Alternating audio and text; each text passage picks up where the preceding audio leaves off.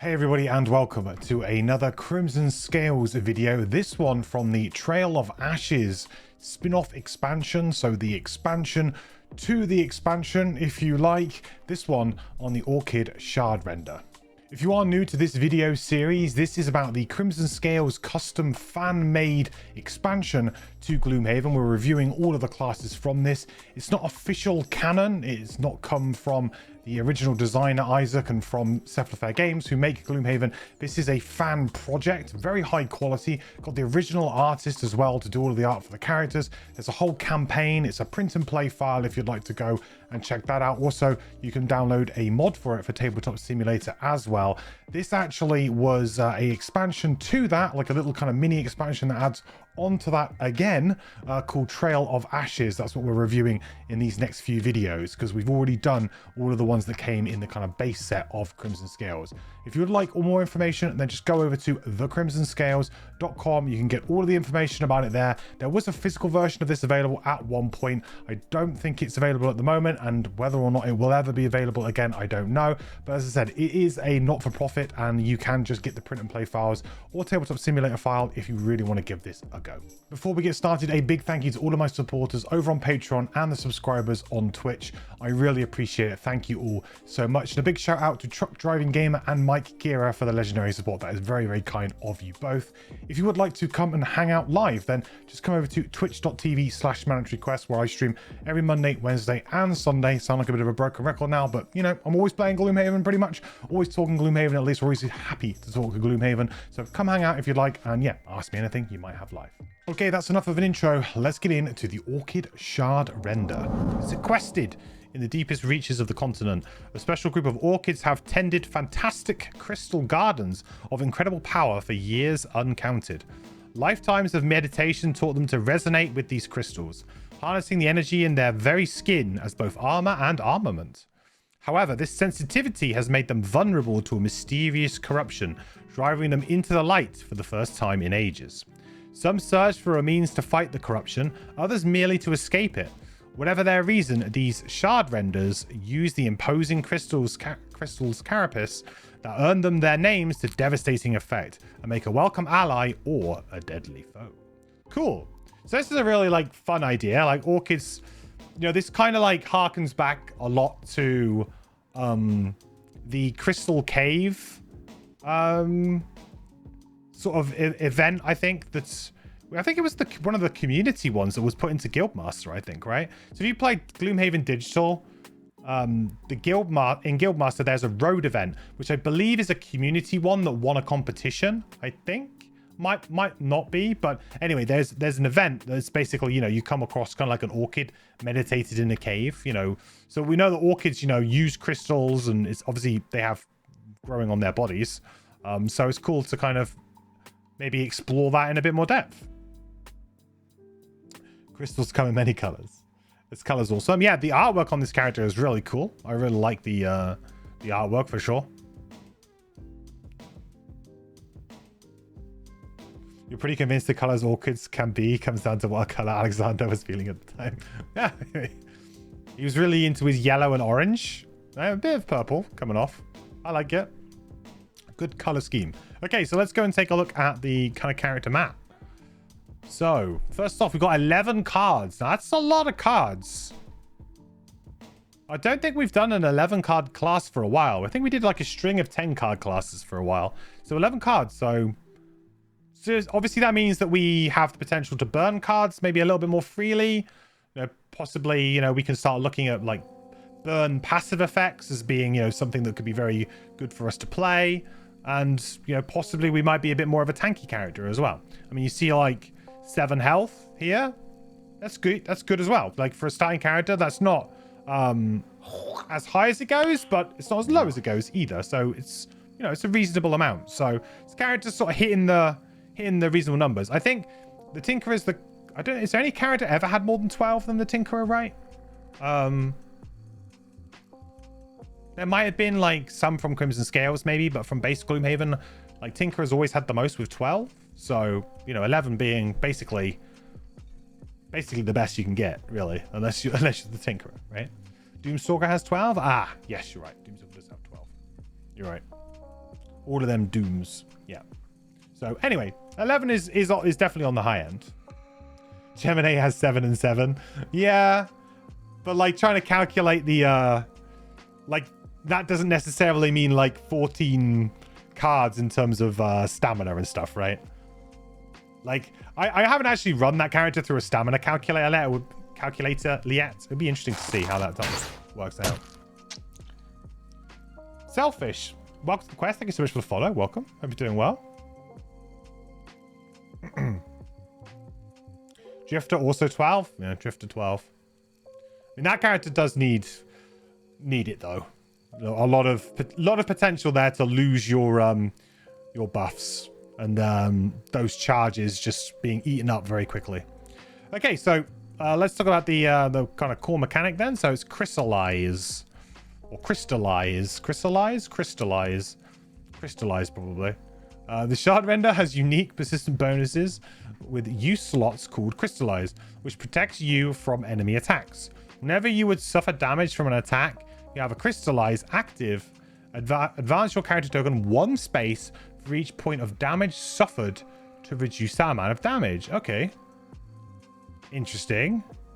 The crystallized bonus is only applied after all other attack modifiers and effects are applied and must be used when possible. Okay. So it's like a shield after a shield.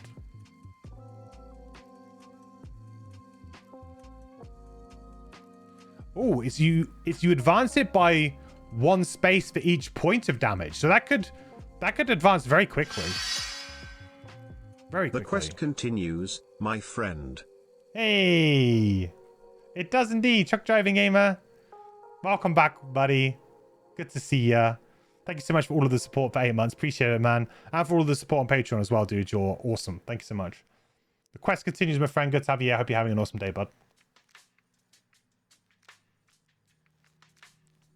Cool. Well, so far so good. That doesn't sound like anything like it's a variation on something that we kind of know already. So, you know, we know about charge-based effects in the game, so it doesn't look like it's anything super kind of crazy for us to worry about.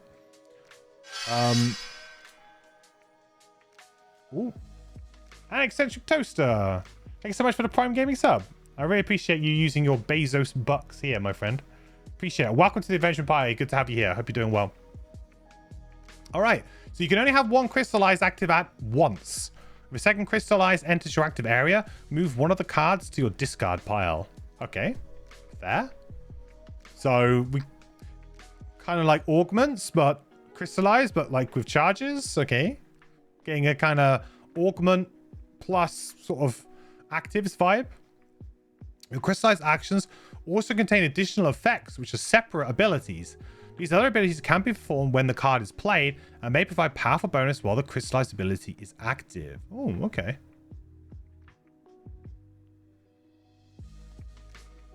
Cool. You also have many abilities with the crystallize and advance symbol, which allow you to add effects by moving a character token on a crystallized ability forward 1 space to keep your crystallized bonus active. Use abilities which move the character... Oh, to keep your crystallized bonus active, use abilities which move the character token back. Okay. So, for example, PS2. Okay. Nice. Okay, so it's like it feels like a bit of a... Yeah, a bit of like a drifter, but Mind Thief hybrid.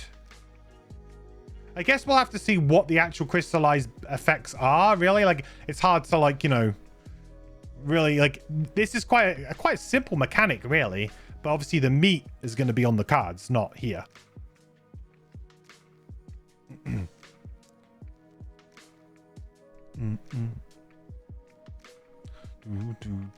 Okay, well, I feel like that's fairly straightforward, right? It does not say what happens when you run out of token spaces. Gets discarded. You figure, but it does not say. Yeah, it doesn't say. I presume that will be on the cards though, right? Because that might not necessarily be true. It might discard or burn, right? Like most of previous charge-based effects, they've always actually had on the card whether or not it's a discard or a burn, depending on what it is, right? So, you know, I assume that that's going to be on the ability card. What race is this? This is an Orchid. So, same as the Spellweaver. Okay, so cards. In terms of perks, I mean, we'll do perks at the end of level 1. So after we've done level 1 and the X cards. So before we go to level 2, unless we feel like we desperately need to look at them because we see a card or something that we need to look at them beforehand. Okay, so first card, Crystal Growth. We've got Ward Self. Whenever you perform a crystallized action, gain shield 1 for the round, 2 XP, and this is a persistent effect. So it goes out. And this is out forever. Okay.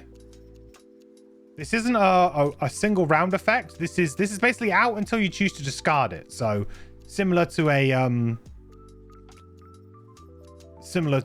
augment, like Divine's Weakness, right?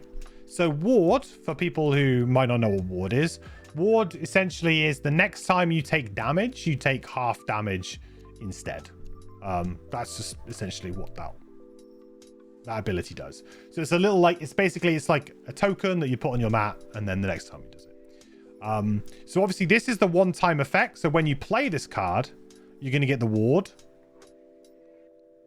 Then this will go into your active area, and then this will kind of be in your active area for the time being. 2 XP for a non-burn too. That's really high. You really want to replay this. That's interesting. I don't think I've ever seen 2 XP on something that's a single round action that's incredibly easy to play. Like there's no, like you could play this if there's no enemy around, you don't do any movement, right?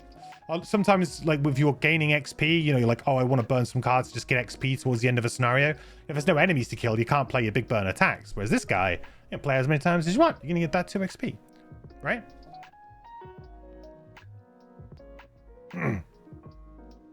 It's a burn? Oh, it is a burn. It's missing. Oh, it's missing. Okay. I was going to say, I was like, yeah, I'm just going to sit here and get like 20 XP. Okay, cool. All right. Good. Okay. All right. It's a burn ability. Cool. That makes more sense. That makes a lot more sense. I was going to say that this seems very powerful if we can continually, play it for 2 XP. So, I mean, I think, Ward is one of those kind of things where I haven't had a chance to play with Ward, so I can't really comment massively on it. The problem that I think with Ward is that sometimes it's going to feel great, other times it's going to feel very meh. Like it's an interesting way of improving tanking. I think it's a fun idea to change, give tanks and damage mitigation another tool in your arsenal without physically having to use shield for everything all the time. Also, of course, if you were to get ward plus, enemy being muddled, there's probably a very good chance that you will take very little damage. So it can be almost as good as kind of don't take damage in certain situations. So we'll see. But also, like, if it blocks just like a point of a point of wound damage, it's not going to feel great. So it's one of those. It scales pretty well. Yeah, I think that, yeah, exactly. That's the good thing with Ward is that, Ward is going to be as good at level 1 as it is at level 9. You could maybe argue even that Ward's going to be better at level 9 because, it's halving the damage that you take. Whereas, if you're playing, low level at 1, you're getting attacked for 2 and 3 all the time. It's going to be negating 1 and 2 damage. When you start getting attacked for like 6, later on, it could be mitigating 3 damage, right? So yeah, it does scale well, and it keeps its relevancy all the way up through the levels, so that's good. So yeah, I mean, in terms of an ability, I think this is pretty strong. I mean, depending obviously on how many crystallized actions we get, if the idea of this character is to have some kind of tanking element to it, I like the idea of this because, the easy thing to do is just to give somebody a defensive stance, right? This actually makes you work for your shield, which will make your character a little bit more interactive. One of the reasons why I really like the red guard is you play shield spikes, but you then have to work for it. Like, shield spikes isn't the answer to everything. You don't play shield spikes and win, whereas I feel like something like defensive stance, you play and you win. I do generally like having to work a little bit more for my shield. because then playing as a tank character, you feel a bit more involved and you get a bit more rewarded rather than being, you know, just a big body in a room soaking up damage for your team. Like, you get rewarded for having to play that style, which I like. What was the HP for this class? It was 7 to begin with, I think, wasn't it? And then it scales pretty well. Not the highest, not the lowest. So yeah, good start. I think in terms of passive abilities, obviously it's going to depend on how many crystallized actions we have. And also, you know, if there are different passives like this coming up as well. We've got 11 cards, so, you know, burning a card like this very early on in the scenario is not going to be a problem. The good thing as well is that the ward kind of gives you sort of like the pseudo shield for the round before you can really kick off, because I'll presume that crystallize, you know, you probably, I mean, you might have some bottom crystallize actions, I guess, but let's say most of our crystallize actions were tops. You know, this does a really good job of just being able to give us that turn of playing the card, get our like active going. You know, we get to soak a little bit of damage for the next attack, and then we're away next turn. So 68 initiative is probably not going to be a usable initiative. Might be, but probably not. The bottom is move 2. Move the token on a crystallized ability back 2 spaces. Now, this, again, we haven't seen any crystallized abilities yet, so hard to judge. However, I'm a big fan of the Drifter and the way that the Drifter allowed you to take little actions, but also interact with your ability. This is something that I think makes class really good, because as a Drifter, I don't want to spend a whole turn sat there going, okay, I'm gonna do this, and I'm just gonna get back 2 spaces and 2 spaces, right? Like, a turn where you can kind of go, I'm kind of doing nothing, is not, in my opinion, a very fun turn in the game. And, you know, so you have those occasionally with long rests, of course. Like, I'm taking a long rest, I'm doing nothing. But I dislike it when people are like, okay, well, I'm just gonna play this and I'm done. And just to get, like, you know, use things back a couple of spaces. So again, a little bit like move 2 is something. Means that you could potentially move into an enemy, move into a position that you need to be, and then play a top, and you still get a bit of value working on your own mechanic, which I like. So yeah, overall, really good start. This card's really great. Hey, Dabba.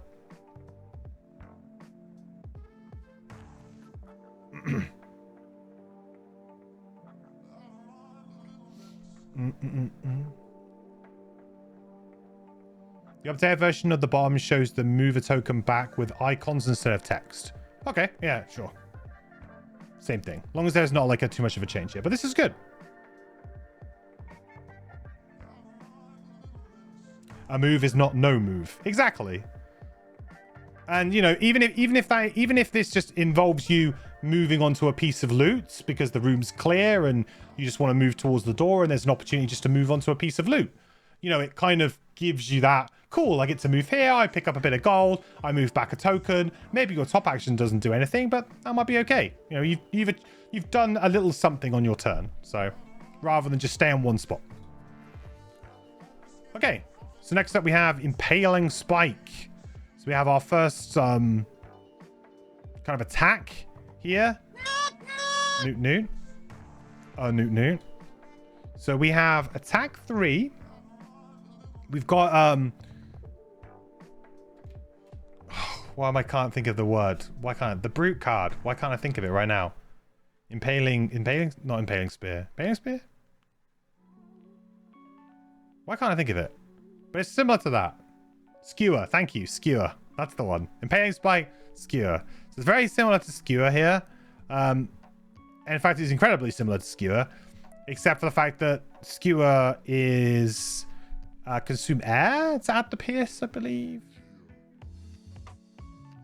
I think it is, yeah. So attack 3, 2 guys behind with this add pierce 1. Very good value attack. You're attacking 2 things for 3 here. That's 6 damage on a non-burn attack. You know, this pierce might not be super relevant, you know, especially early on in the game, maybe. But it's a nice thing to add. It helps the card sort of stay a bit more relevant as you kind of start to go up the levels. We said this before, like Pierce is a really nice way of trying to elevate a card, but not make it super broken. Just kind of, you're trying to increase the average damage of the card a little bit, but you don't want to be as blatant as just putting, here's an attack 1 on it, you know? You know, Pierce doesn't scale with things like, you know, crits. So obviously if you had this being an attack +1, then you draw crits, more damage again. So, you know, it kind of compounds cards as to being very strong. So Pierce is a good way of kind of adding damage, but not really adding damage all the time. Like, it's a very clever way of doing that. Skewer is consume air for +1 attack and Pierce 1. Okay, so it's not exactly the same.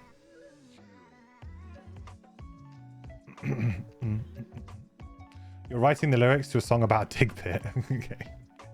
Damn, that's OP. This is a very strong effect. Note that there's no, like, on Skewer, you could enhance the extra hex. You can't enhance the extra hex here. You can enhance this attack 3, though. Would be a pretty good value at things to upgrade. If you're looking for an attack to upgrade, looks pretty good. 25 initiative is a pretty usable initiative, too. So, you know, that's going to be something that you will probably use for initiative.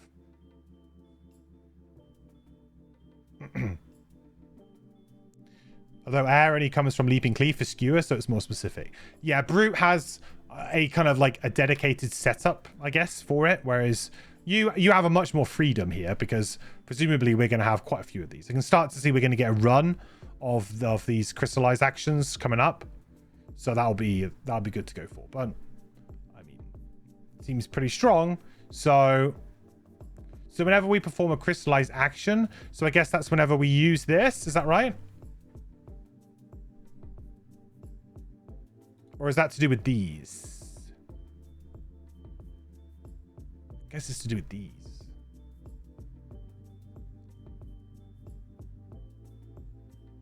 Yeah, I guess this is a crystallized action, right?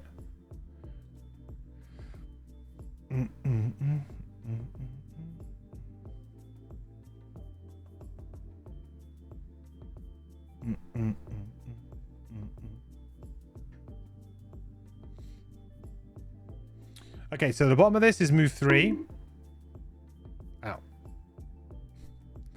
Push 2. Target 1 adjacent enemy. Crystallize, add wound. So spend a charge to add wound. I mean, that's a strong action too. That's a really strong action. I think every character, I mean, not every character can get it, but I think every character kind of needs a little bit of repositioning, like, or can really benefit from it. Like every character in the game, unless you're some sort of like hardcore ranged damage dealer where maybe you don't care about it so much. But if you are more of a melee based character, I feel like repositioning abilities in general are just really important because you need to be able to like avoid retaliate or, you know, push people into traps, move around, you know, affect the battlefield. And move 3, push 2 is very strong in that respect. And potentially adding wound as well. Pretty damn good. You send me a PM DM with a link to the updated files. Did you do it on Twitch or did you do it on Twitch?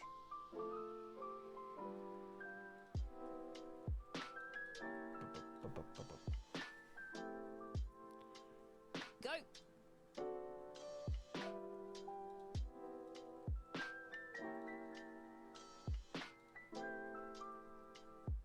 Oh, these are not the ones. These not the ones. You know, I am confused. I thought these were the ones that we were using. They look very similar to the ones that Nit sent me earlier.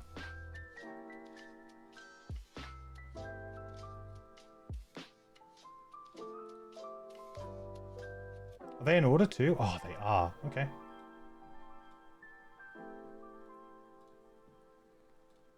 Aha! There you go. All right. Perfect. Burn symbol's back.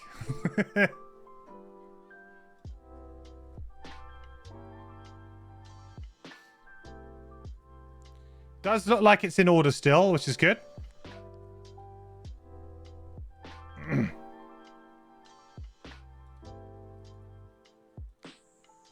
Mm.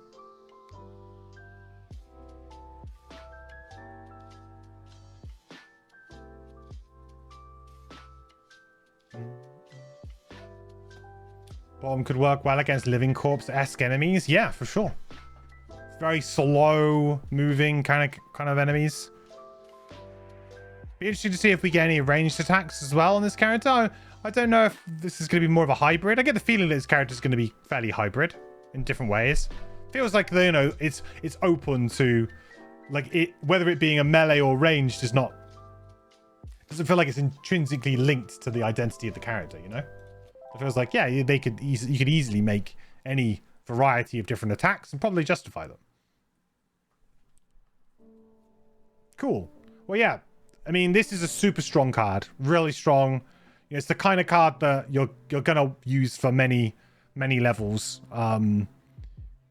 It's going to be one of the best cards in your hand, probably at level 1. I mean, we'll see, obviously, but this you know, would probably to me signify that this will be one of the best cards in your hand at level 1 that you're going to be using a lot and you're going to be looking for.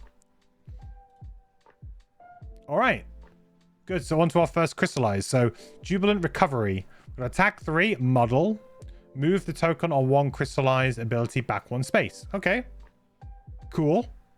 So again, just like a little bit of extra value here, being able to kind of get an attack. And attack 3 is, with model, is, it's very close. Like, it's about bordering on what you would kind of expect. So when we talk about melee attacks, obviously the floor is always attack 2 because that's the default action, right? So a melee attack can never really be worse than attack 2. It could be an attack 1, but then it would have lots of other maybe conditions on it, right? Like it stuns, or it wounds, and it poisons, and it does a load of other fun stuff, or whatever it's to do. But in terms of, like, you know, this is a fairly like bog standard attack. Attack 3, model, nothing like super crazy. It has this nice ability on it though, which is obviously going to be very usable for you as you play. So, you know, you're going to take advantage of this, definitely. So this has some good value too. So it probably equates to it being like a fairly like decent kind of like role-playing type card, but it will be a card that I think that as you level up, this kind of ability will become much worse. Like quite quickly you will start feeling like attack 3 model is so compared to something else. I mean, if you're playing maybe more of a tank build, then maybe this kind of thing like the model also, you know, pays off quite nicely because of you wanting to tank so much. We'll see.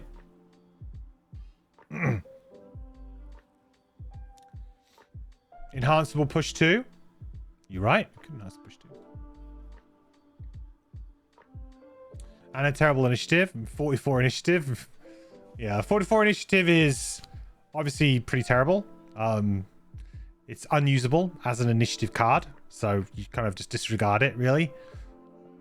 The crystallize action here is 2 charges of heal to self. So how this would work then is it would go out into our active area. Then any time that we take damage, we would resolve the damage.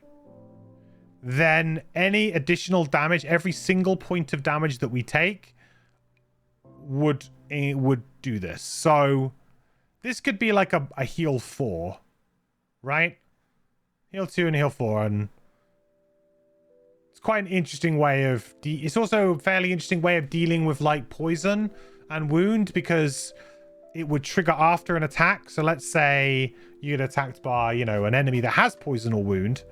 You would take the poison and wound, I presume.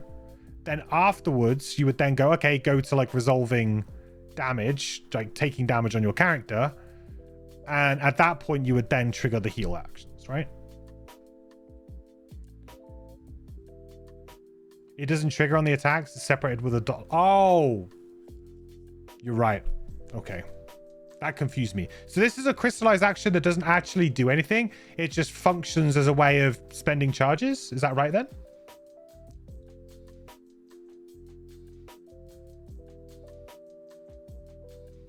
Yeah, so it's an immediate heal 2, and then essentially we just put out like a blank crystallize that for the purposes of hopefully using like Impaling Spike, right? It's just vanilla crystallize. Okay, Cool. So this is like it's like empty crystals, right? That we can then manipulate with different things. So, it would give a shield. It would only give a shield 1 though, right? So this would essentially say, so this card essentially says heal, shield, potentially if you had this up, shield 1, heal 2 self, stay in 1 place, which is pretty good. Then like top, obviously then gives us the opportunity here to maybe do a nice attack if we were in a good position. And I guess we'll have some other opportunities too.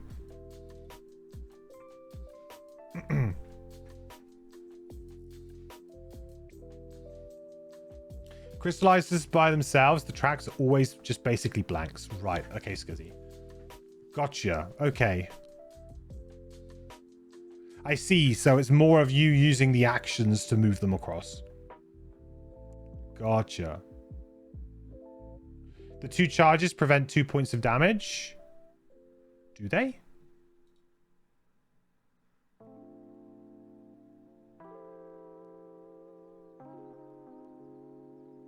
Oh, you're right. To reduce that amount of damage. Right. I got you. Okay, so that's kind of like... Okay, so they're not like vanilla. There is actually something to them. So essentially, it's negate 2 points of damage, heal 2 self, crystallize, which, if you're playing a tank build, it equates to shield 1. However, I guess you would... You need something to pair with this, wouldn't you? Like, that wouldn't be a good opener, in my opinion. You know, 44 or 68 initiative. I guess you could go 68 initiative, but... It'd be a bit of a weird opener. Okay. I dig it. Okay, so maybe the crystallize is actually going to be a lot more straightforward than I thought. I thought there'd be loads of like text on here for these, but if this is how it's going to work, actually, okay, I like that. That actually makes it a bit more different to how, you know, similar style of abilities have worked in the past. Because it's more about like, you just want the capacity than you necessarily care about what they do. So possibly having like these 3 charges, which we're coming up to now, is going to be really important. The top is where the money is, in your opinion, on this card?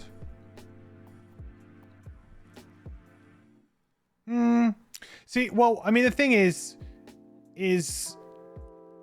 again, maybe this is because of the amount of times I play on increased difficulty, right? I feel like I would be losing all of my charges every single round. You know? So the moving tokens back, I don't know whether or not I'd be in a position to ever have a crystallize like at the start of my turn actually available to me. Like that is where like my reservation would come in with that, because of course if I'm taking damage every single round, and these guys, you have to use them, you don't get to choose. It was quite clear on that. It must be used when possible. So it will potentially put you in a bit of a weird spot, right? Have I gone back to the old ones again? I think I have, haven't I? This is gonna throw me now because I've got them in 2 different windows. Am I on the old ones? No, I'm on the right ones. Okay, we're all good. I just need to get rid of that. There you go. Stop the confusion.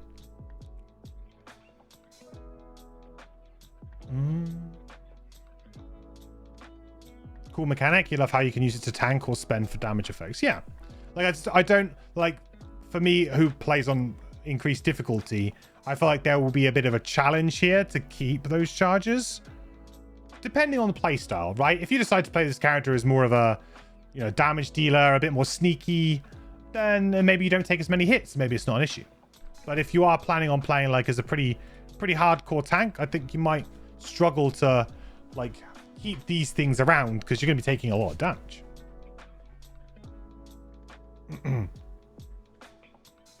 This character being a tank confuses you. Not too much HP, is it?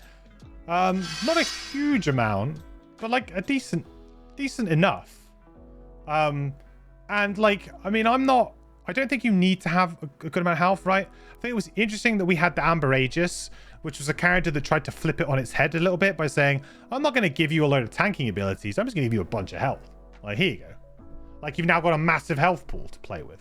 You know, and obviously the colonies interacted with that health pool as well, because when they die, you take damage and what have you, right? So it was thematically worked well for the character, as well as having an interesting take on how to tank, you know. Whereas this character will obviously need to rely on damage mitigation abilities, be it shield or something else that might come up, stuff like that. Andy, thank you so much for the Prime Gaming sub, bud. Appreciate it. 6 months now. The quest continues, my friend. Hope you're doing well. Hope you're having an awesome day, my friend. Awesome week. Probably you don't discard crystallize action if you run out of tokens, and then you can recharge them. Ooh, yes. Is that a thing? That's a very good observation, actually. Because like there isn't a symbol here to say like discard, right? There isn't. And usually there would be. No, you do discard them. That's the Gloomhaven rule. Okay. Is it? Am I just making that up then? Am I just going crazy? I used to think that there was always a discard here. There's never a discard symbol? Oh. I'm just going mad then. I'm just going crazy. Only on losses, they have the loss cycle. Maybe that's why. Maybe I'm just used to seeing... I mean, generally speaking, most charge-based effects in Gloomhaven are losses. In fact, I think probably all of them are. In base. Obviously, there's been a few characters since then that have challenged that and changed that. There's no non-loss charges in Gloomhaven. Yeah, that's what I was thinking. I was thinking, yeah.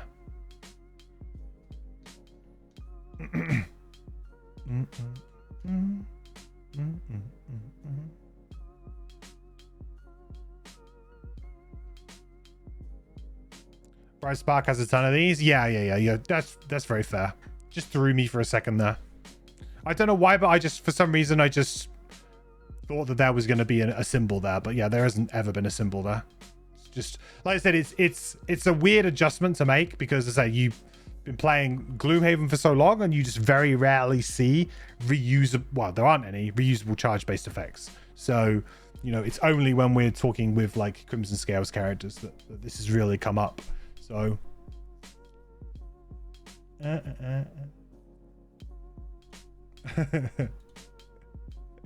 1 hour in and 3 cards done. Don't test me. Right. We're taking time and energy. Gotta love it. Anyway, Jubilant Recovery. I think this feels like an okay ability, like if you're in one spot and you don't need to move.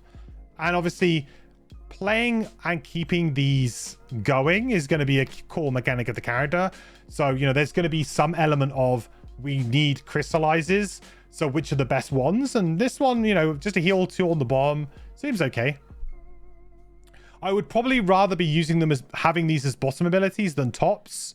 Just personal preference, because you know, top abilities are the most premium slots for Gloomhaven because they're always attacks or, you know, they help push the game forward. So in order for you to take a turn of not doing an attack, the top actions have got to be pretty decent. So let's move on to this and I guess we'll see. So crystallize, 3 charges this time. Well, this crystallize is active. Each time you're attacked, consider any positive and 2 times modifier card the enemy draws to be +0 instead. Interesting. Didn't we have a card? Didn't we have a similar effect to this? On a character not long ago. I swear we did. I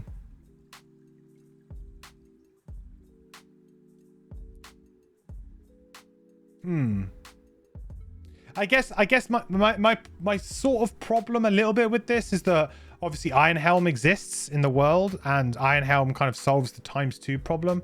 You know, I mean, it's nice to not always have to, you know, rely on Iron Helm, but I don't know. Iron Helm is just one of those items that in general I actually wish just didn't exist because I think it serves a purpose, but it does warp the game. Obviously enemies drawing +1s and stuff. It could save you. So this is going to save you 3 points of damage potentially, or you know, three power up attacks or whatever you're going to be using them for, and potentially save a little bit of damage as well. So it could double down. This is one of those cards where I'm not 100% sure on. Could be a good one to play like before you go into the next room, like between room type card. Iron Helm, that has Shard Helm. Yeah.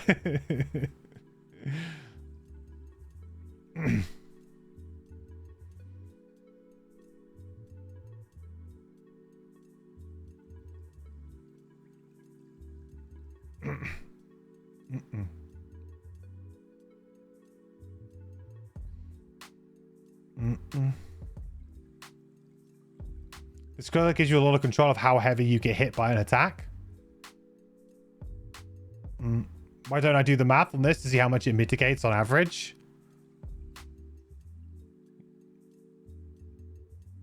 Yeah, I'm not really good at that. It is against the rules a little bit. Yeah.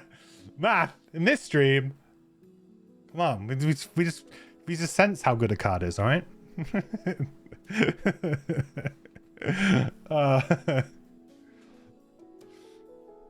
The ability to remove the enemy's ability to do to you what you can do to them. Okay, so is there something to do with the resolution here?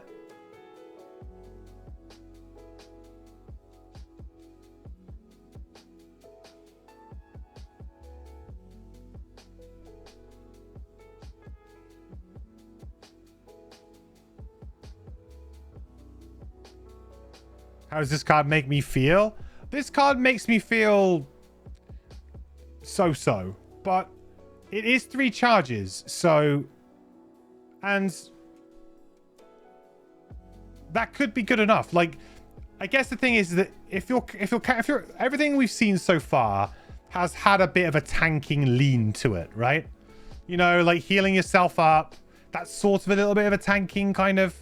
Not always, you know, every character needs a bit of heal occasionally, but, you know, that does sort of indicate that you be taking a bit more damage. Obviously, the crystallized effect in general, this reduces damage by 1. That within itself is playing into a tanking idea or theme, right? So, like, the value of having 3 charges... I mean, that's 3 less damage, so it mitigates 3 damage. So, you know, you could almost say something like, well, it's like shield for 3 attacks, but technically it's better than that because it's just straight damage mitigation. You know, so if an enemy attacks you with pierce, you could still reduce the damage by 1, whereas with a shield, you couldn't do that, right? So the enemy would take you with a big pierce.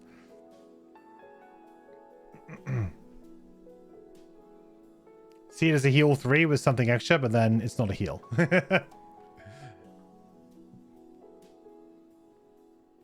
It's an interesting one because my natural tendency is to play aggressive, and my feeling of like, oh, this will mitigate damage 3 times on me. I'm not like super jazzed about that idea, but then it is more interesting shield. So maybe I'm just being overly, because it is, you know, it's a very, like, this could have been a round based shield 1 effect, which would have been possibly better, but possibly worse, depending on obviously number of enemies and type of enemies. Because if they've got pierce, then shield's going to be always worse. Ward plus shield plus crystallize, a lot of prevented damage. Yeah. Interesting to see how this character scales in terms of like difficulty level, because feels like it's going to be quite powerful at level 1 so far on like regular, and maybe even up to like +1. +2, +3, I'm not so sure, but you know, that's not a good benchmark to measure characters against, really. You know, characters you probably don't want to be playing on +2, +3 really, unless, you know, you are insane. And there's going to be, I think, as the game system progresses and, you know, we learn more about the rules and playtesting and, you know, what's fair, what's not, what's balanced, what's not, as that moves along, we're going to see, you know, +2 and +3 be very difficult to play at. Very, very difficult to play at, because, you know, the abilities that you lean on to play on those difficulties just aren't going to exist because they're too good. So, you know, the way of balancing the game before was to play at +3. You know, if you were worried like, oh yeah, Gloomhaven's like a bit too easy if you use these things, we play on +3. Then you have to get it right every single round, because the one round that you screw up, you lose. So, but if all of those things are taken away, are we even going to be able to play on those difficulties levels? So this card, if you get hit with an attack 3 with a +0 modifier, then the free charge would trigger and the card would be discarded. Are you understanding that correctly? Yes. Yeah. You don't know if you can play CS or Frosthaven on +3 since the classes aren't broken. Yeah, exactly.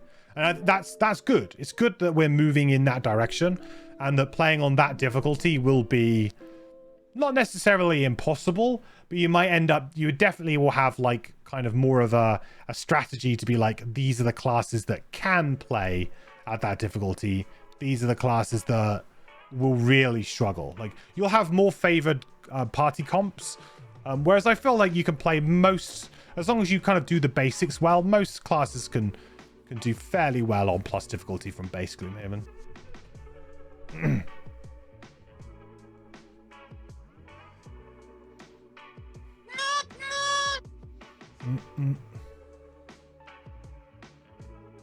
A newt.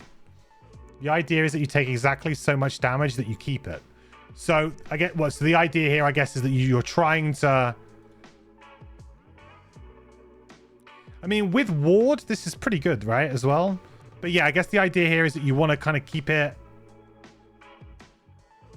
So you take 2 damage, and then you want to start like moving it backwards on next turns. It's interesting. Let's move on to the bottom action. Move 4. Consume a charge to bless one ally move through with this ability. I mean, it's a good move. 85 initiative. 85 initiative is a very usable late initiative too. And this could be a fairly good kind of, guys, I'm going to go late. You know, this wouldn't be necessarily a bad ability to go late. Certainly not one you'd want to go early with. Unless, of course, I guess you want to do like one really big tanking round, maybe. But it doesn't necessarily scream, you have to play me early, or, you know. So, and move 4, always going to be usable. Feels like a lot of characters get like a fairly late initiative move 4 nowadays, and I'm a fan of that. I think it works well. And getting an extra bless makes you a little bit more supporty. Well, yeah, free bless on an ally with a move 4. It's probably worth a charge. So far, I would say it's probably worth a charge for that. The top, you'd want to go early. But, I mean, like, you want to go early, but then, what, burn all of the charges? I guess it depends on what you play with the bottom. Maybe if we find a really good bottom ability that synergizes well. But I get the feeling that, I don't know. To me, I don't feel like a good feeling would be, I go early, I play Luminous Glow, and then I just lose all of the charges immediately and it gets discarded. I mean, I guess it's kind of the same deal as going early and playing a shield like Bright Aegis or something, right? It's kind of the same deal. It's interesting. It's one of those kind of, so I'm like, I don't really know how to really view it.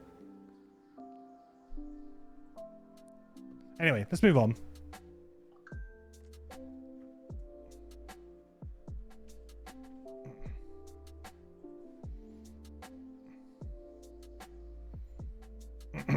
Okay. So penetrating fragments, attack 2, range 3, target 2. Another consume charge to add Pierce 1. This could be quite a good little card to play against some annoying kind of skeletons and things like that. Things that just kind of get shield 1. Like the 15 initiative shield 1, skeletons and bandits. I could see like a good use for this. I mean, this is a great value attack. Like the numbers are just good. You know, they're good to great. For a level 1 card, it's good. Penetrating fragments as well. Good idea for the... I guess Pierce is probably going to be quite a common theme because of the... I mean, these are shards after all, right? I think Pierce is pretty much a given.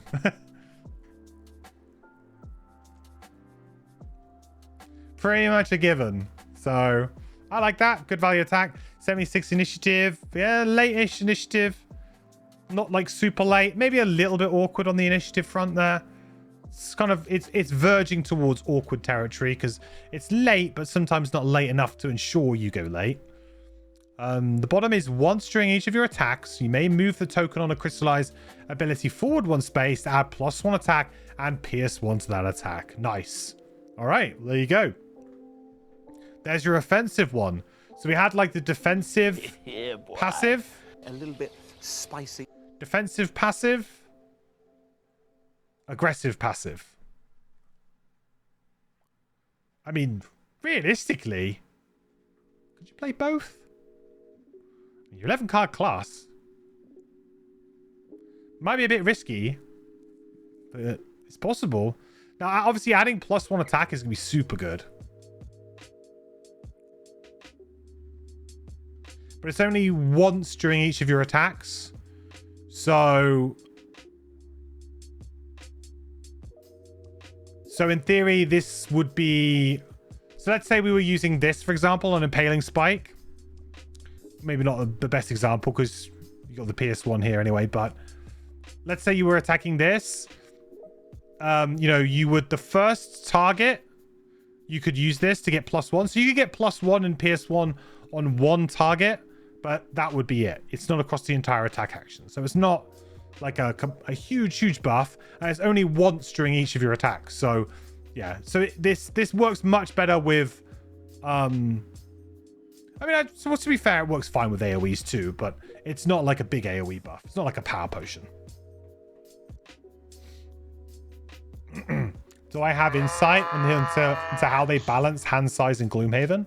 I don't have any like particular like super good knowledge of it. CGM, I'm sure Nits and chat does. And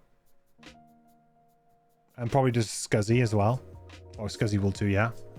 But I assume it's... I mean, it kind of depends on the class type, but obviously some of their mechanics and things like that. There's obviously like kind of like a minimum amount, and there's probably an upper level as well. I think you probably... Geminate with 14 is the most we've ever seen, but there are there are wrinkles to that character. So we'll see. You also don't really want a weird...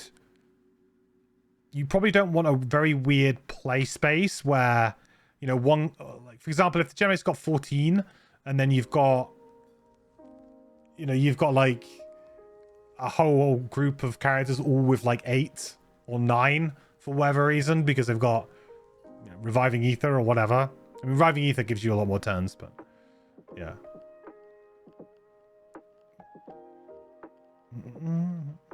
Because you said that you can use the bottom twice on that AoE. You just use 2 triggers. Oh, okay. Okay, because it says once during each of your attacks, not once during each of your attack actions. Okay. I just sort of read a little bit between the lines there. I think I added a word there, which I shouldn't have added. Okay. So once during each of your attacks. Okay, cool. Oh, it's much better then. It's very flexible then. It just means that you can't... It's just so that you can't just be like... You know, you're attacking like this, and you're like, right, I'm going to pump this up to like 5. You know? Like, no. That can't happen, right? That's why it's written in that way.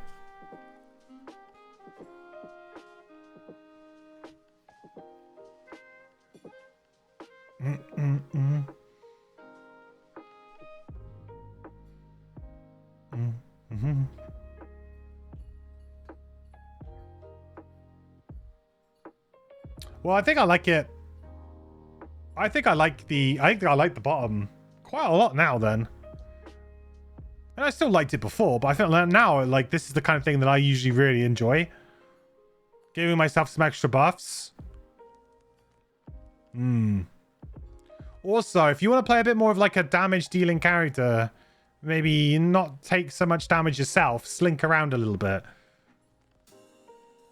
This character's an interesting tank character though. So I wonder if that's going to be the kind of like the 2 styles. We're going to see like more of an in-your-face tanky character. And then we're going to see a character who maybe is a bit more damage focused. Obviously, the fact that you can just reduce this by 1 damage for having these makes you potentially a very strong tanking character. And that mechanic already leans itself well into that, but If we can also get really good bonuses for offensive abilities, then I'm all in.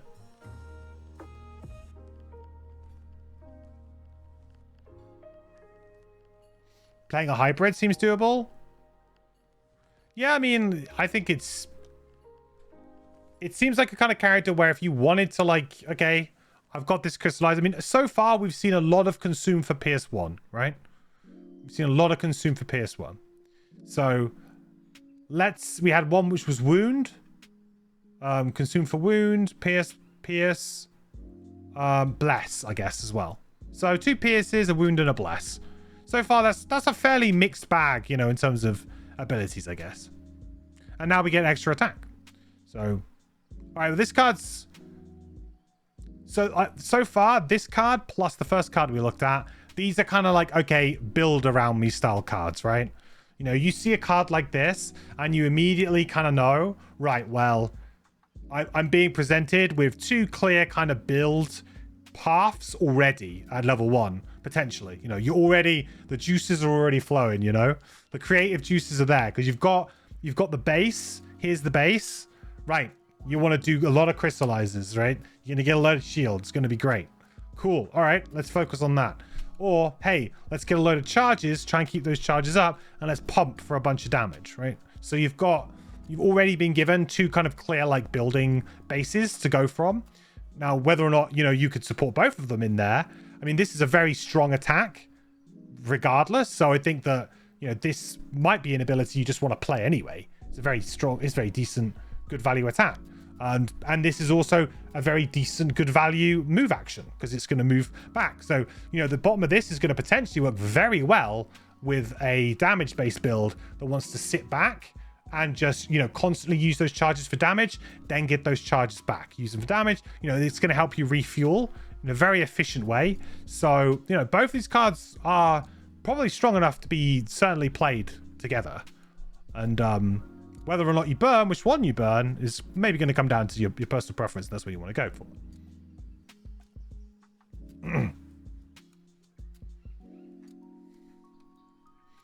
Cool. Nice. All right. We're doing good, chat. We're doing good. Prismatic Ward. Crystallize. So strengthen self. Now, this is a bit of an interesting one. So, you know, Chris, we need a crystallize. We do.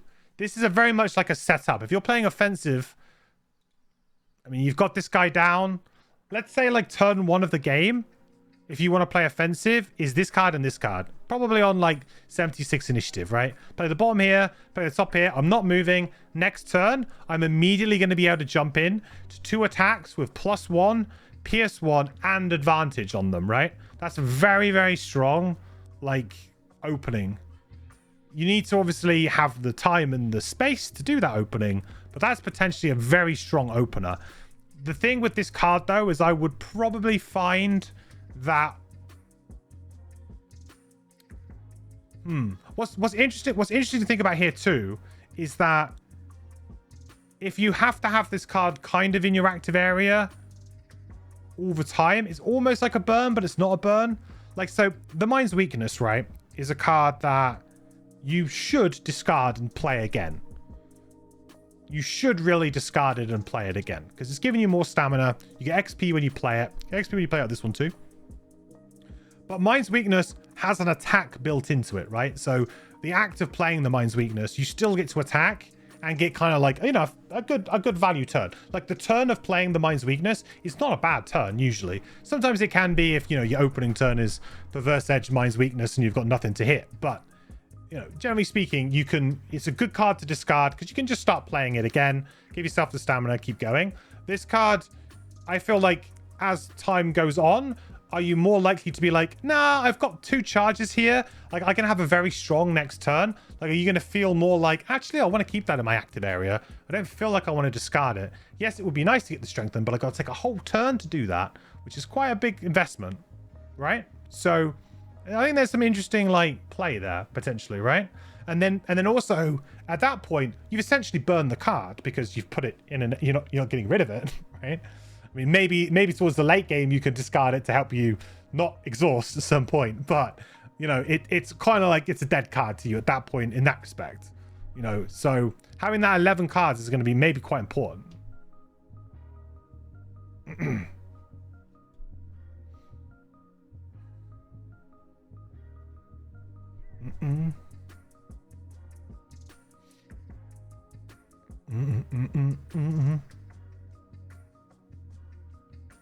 It's a strong opening attack. Attack 4, Pierce 1, target 2, advantage. Could well be. And in theory, if we play things like this, right? This suddenly becomes attack 4 with muddle. With Pierce 1, attack 4, Pierce 1, muddle. It's pretty solid attack. And we get to move the token back, so we don't even kind of waste the charge, if you like, on the attack. It's like free. So that's cool.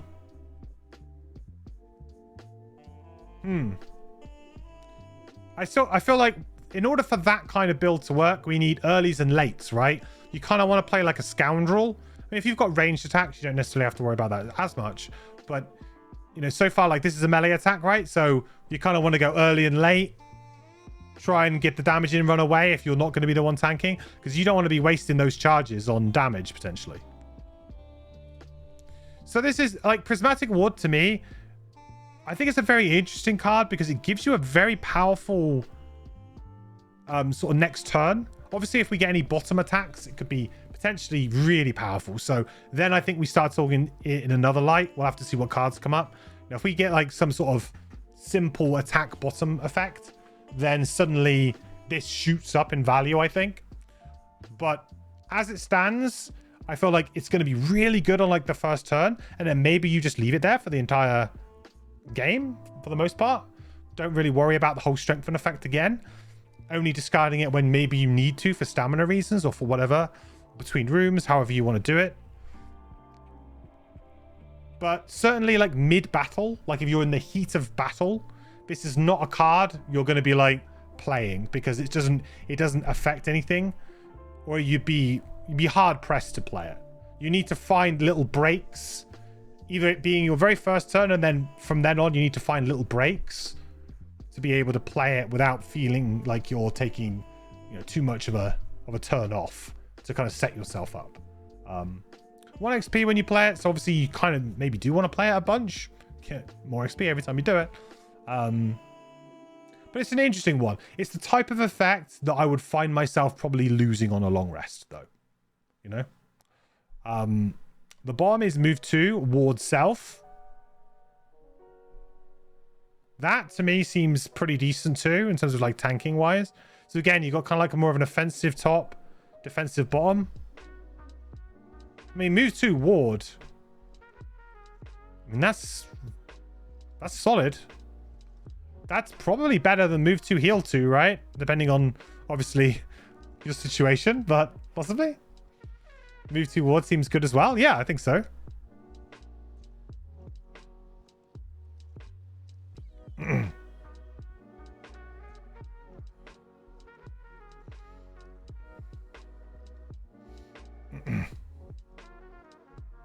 But the token will fall off anyway from damage or advancing. Yeah, well, I think the idea here is that, and what I quite like is that there's a build here, or maybe a play style that these things are going to fall off, right? You intentionally kind of want them to fall off because you're trying to use them as damage mitigation.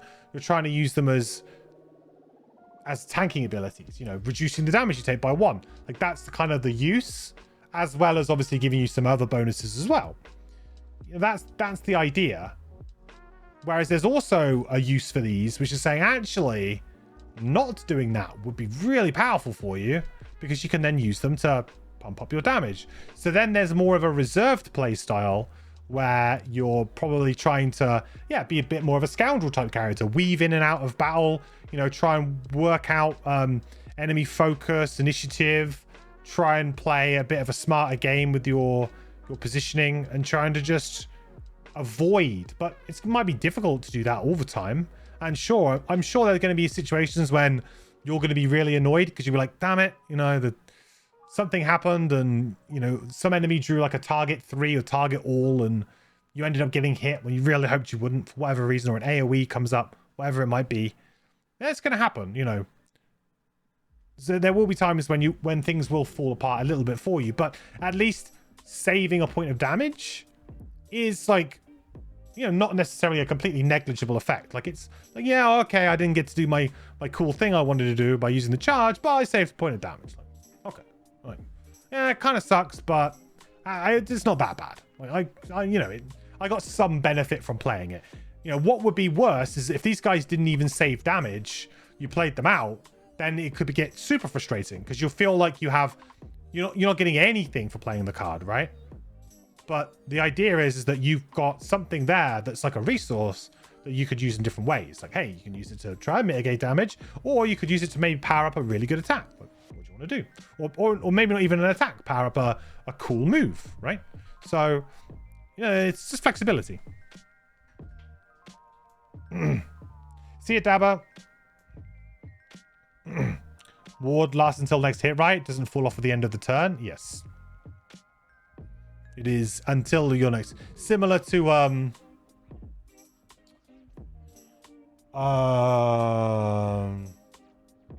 shoot. Regenerate, but not regenerate. That one. Same deal. Kind of doesn't fall off until it happens.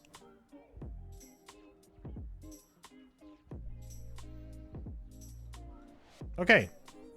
Radiating Crust, next card. Shield 1. Retaliate 1. 1 XP. 17 initiative. Bristle. Yes, you get Bristle. Obviously, Bane does fall off, but it's a different time. And... God damn, why can't I think of it? The heal one. I can't remember. I've been doing bad with my words today.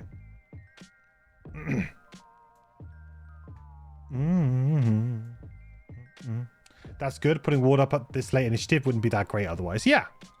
Yeah, no, the good thing about Ward is that you can kind of like, it's like you're just preempting some damage at some point. Like it's not wasted. It's a shielding based effect, or, you know, damage mitigation based effect that isn't initiative dependent necessarily, which is nice. Regenerate was right. I don't know why in my brain I was like, regenerate doesn't seem right. Okay, take it.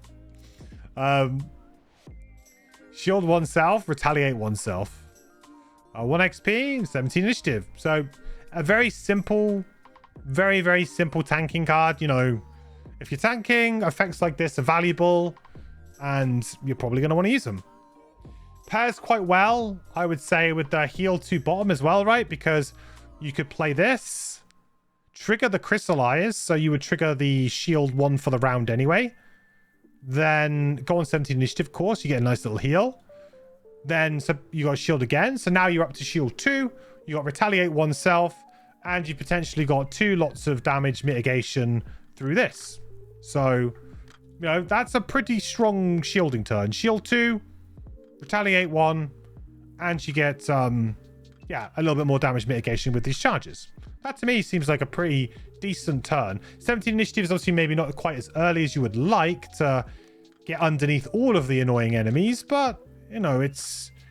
Maybe this might be a character we would consider using initiative boost or something like that with.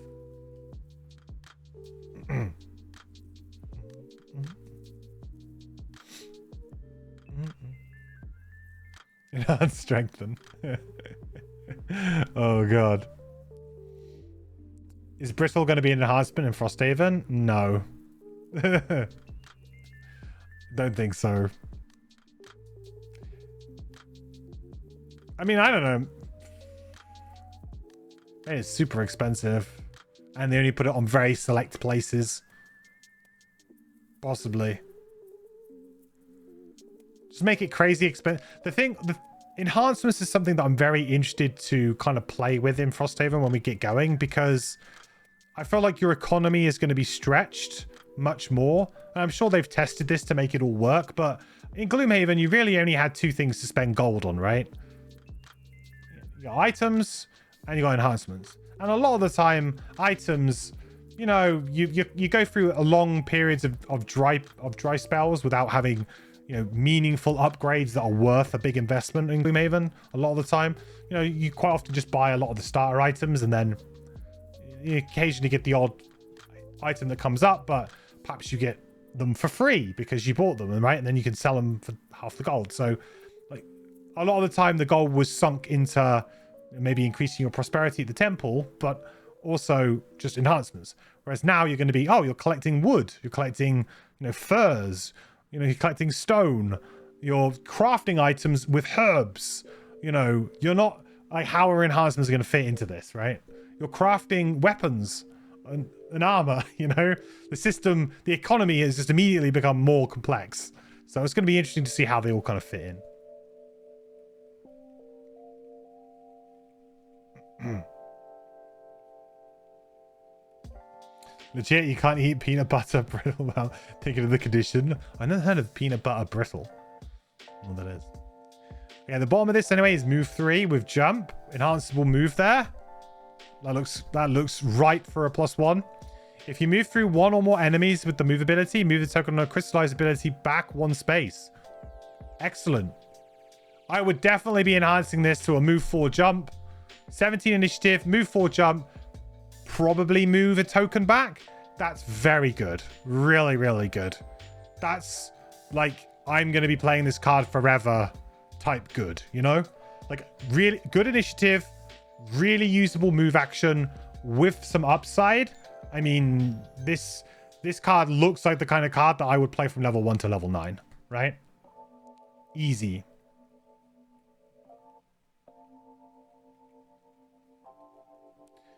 Would be fun choosing more core Gloomhaven bosses with brittle because they aren't immune.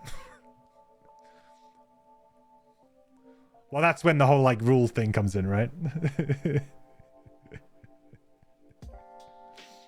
Lightning's probably better than against bosses than any brittle. Yeah, it's true. She just kind of just assassinate things. So yeah, this card in general, I think it's kind of like a similar type of, you know, we've seen this kind of effect before, obviously. We've seen this effect, very common effect in the game for characters who want to tank. Very common kind of range of initiative for this type of thing. Maybe a little bit later than you would like. Personally, though, this is really where I'm at with this card. Move 4 jump, move something back, I think is very good. Of course, if you want to go for a stronger, you know, more of a tanky build, then this is a no-brainer. Very good. And we've already seen one great single turn use for this. The only thing, you know, is retaliate. Like I said before with retaliate, it really depends on the enemies that you're facing and the situations whether or not retaliate can be great or not. It's a nice little adder added on here, nice little sweetener, but it's certainly not something that I would be like, you know, depending on, if you like. If you get like 2 or 3 retaliate damage out of this, I think you'd be very, very happy.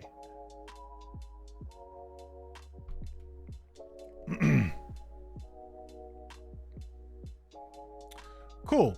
All right. On to the next card, chat. Remineralize. Okay.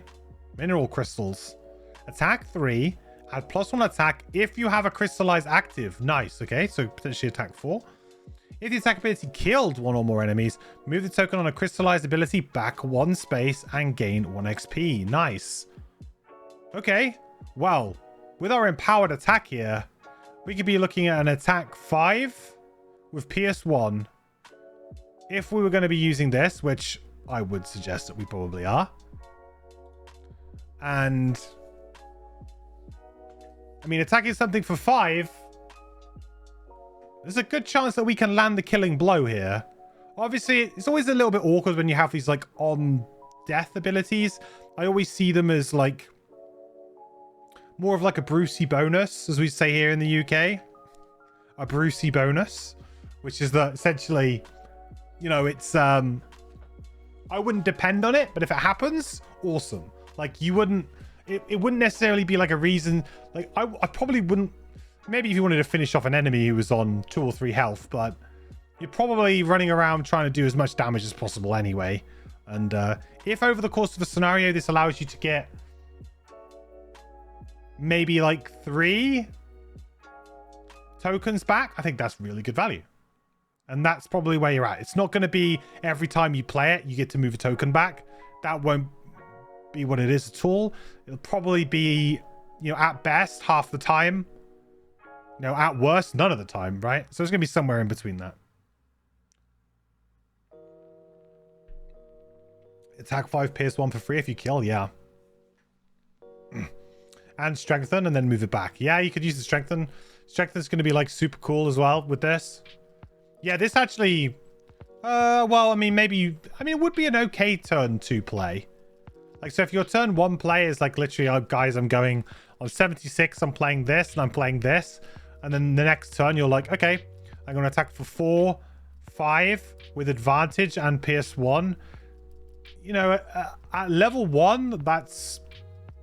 I mean, you can still draw really poorly from your level 1 attack modifier deck, right? You could draw like a -2, -1, miss -2, you know, -1 and a +0. You know, there's some very average draws there. But if your allies had maybe started to attack some things already on the previous turn, maybe they've already taken some damage down. If you go super late here, that could have potentially given you, you know, your allies 2 rounds of play to have started to do some damage and chip the enemies down. So then you could just, you know, come in and take all the glory, I guess. Then, yeah, why not? Yeah, they've done all of the work, chipping them down, and you come down and then you just destroy them. But again, like, the thing is that, you know, is this sometimes going to be overkill? Like, spending the charge?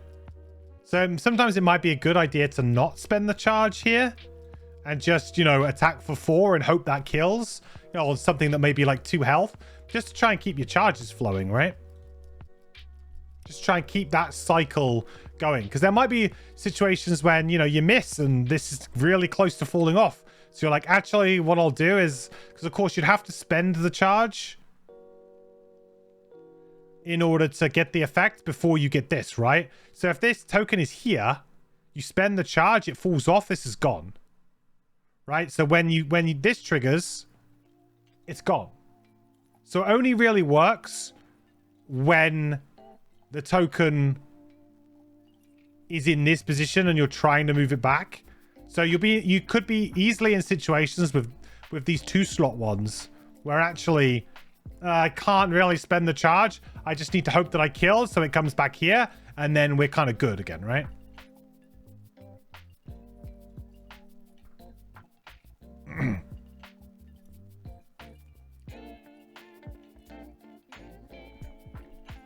Why are you guys going on about penetrating? I'm concerned for you today, chat. I'm actually concerned. What are you going on about? It's a family stream.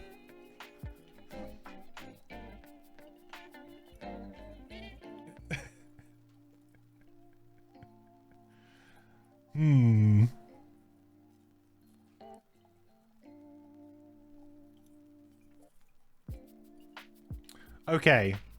So, I think we're happy with Remineralize, though. Top. Very, very good attack. Happy to see it. Looks like it's going to be a lot of fun to play with. And hopefully we get this trigger. Hopefully we do. But a lot of the time we might not be able to do that. So the bottom is loot 2. Move the token on a crystallized ability back 1 space for each hex looted. There you go. See, this is... I mean, it's a burn, so... I mean, it's a big loot. It's a loot 2. But I like, there's a little something. This is what I say. Like, you do your loot actions... Give me a little something along with it, right? And this, you know, potentially, I mean, so far this is the best we've seen. So we'll be literally moving it back maybe 2 spaces. So you would only need to loot a couple of hexes to get max value out of this. Really? So ultimately, you know, this is going to be very, very easy to get multiple charges back. Helps you reset for the next room, but I'd also kind of like counter argument here. You know, is it better to just let the thing go? You know, discard it let it go into your discard pile and have a turn of playing it than it is to refresh at the end of a room when you're probably just looting and then you're kind of done, right? This is kind of like this. This is almost like more of a mid-room loot. Whereas I always feel like, well, a loot too, it's a big range. You probably want to position yourself and do it like towards the end of a room, right? Because there'll be more loot on the ground, more opportunities. But the way that this works makes you feel like it's more like a mid kind of game loot where you're mid-room, enemies are, everything's flying around because you immediately need the charges back to do something. Because if you were about to long rest, you're like, yeah, guys, let's loot, let's move towards the door, then we'll go into a long rest. Then really, you probably just want to discard this and put it into your hand. Unless, of course, you've got like an odd number of charges or for whatever reason.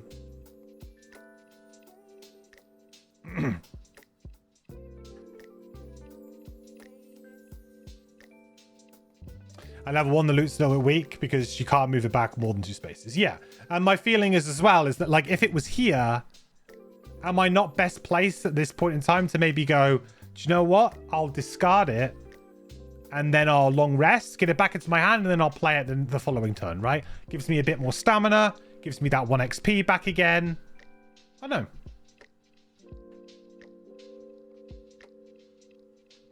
know. Nothing more glorious than going fast to loot stuff just so you can take a hit and burn through the charges again. Yeah.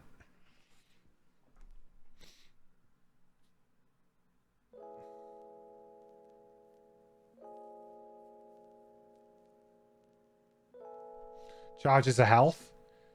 Yeah, charges are health, but like there's a cap, right? The cap at the moment is essentially 2. So you know, the best this is 2, but obviously, sorry, not this. Best this is like 2, right?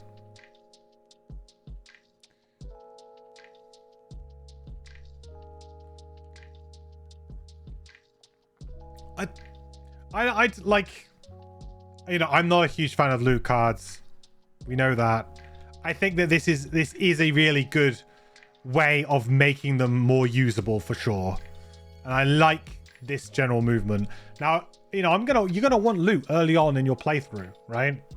You're gonna start a character, you're gonna be kind of poor, you're gonna want items, you're gonna want enhancements, right? So, you know, the fastest way to improve a character is, well, in Gloomhaven it might be different in Frosthaven, I don't know, but in Gloomhaven it was loot. Loot is the fastest way to improve your character. Like, you can level up and get an extra card, sure, but you know, not every card and every level up is a guaranteed big power spike that suddenly makes you better. Plus, enemies scale with you. Enemies don't scale with loot. So, in terms of, you know, what you get. So, you know, you could be a level 1 character running around with all of the best items in the game, star earring and stuff like that. You just hose them because you're playing on easy mode at that point in time, right?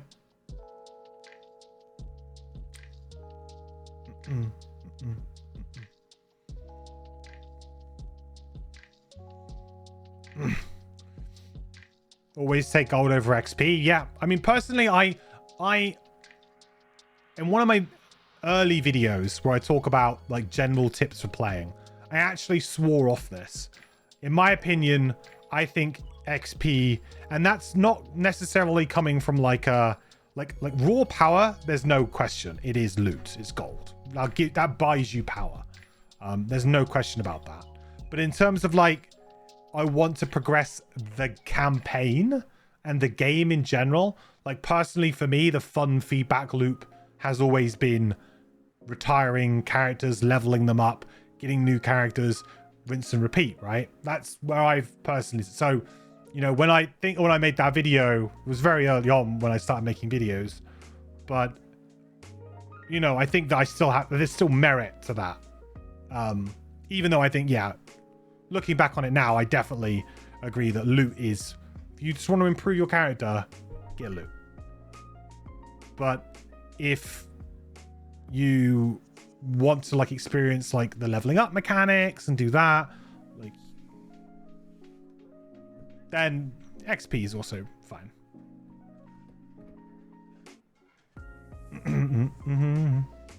Up until now, I think we've only seen one crystallized with permanent effect, so having them spent seems the way to go.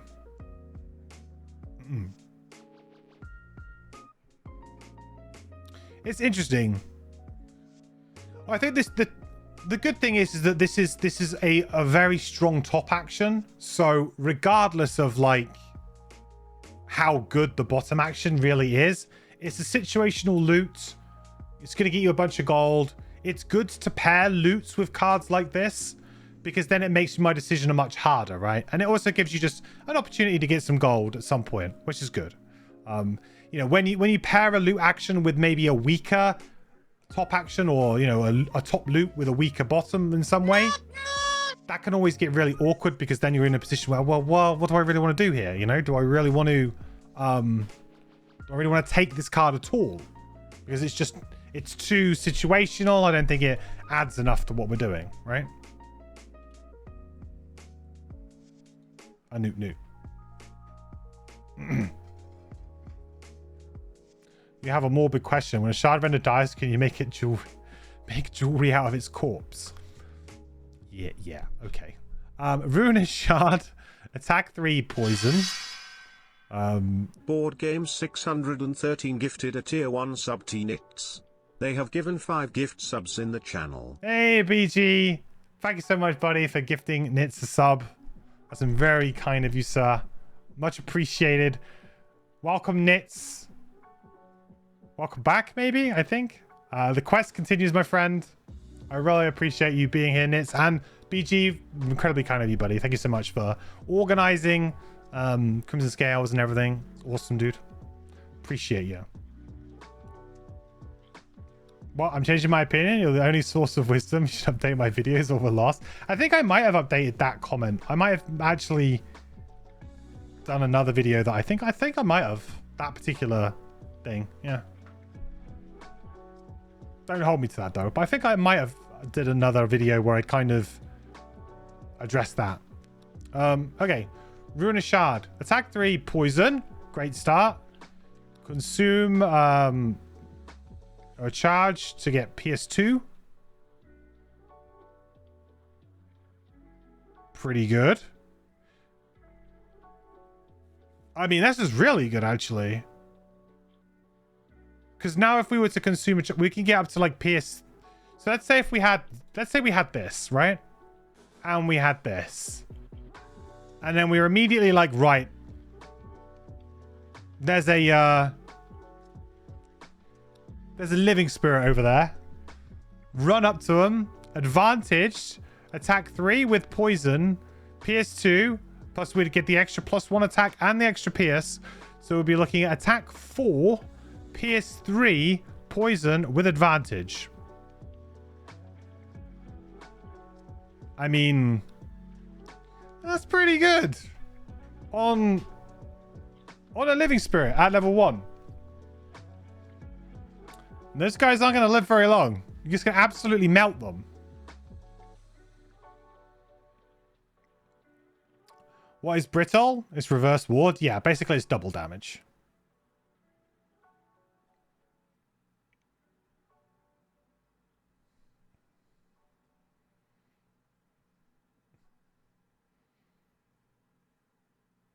Attack 4 against a shield 1 target will do 6 damage. Yeah, because it will be 3 doubled to 6.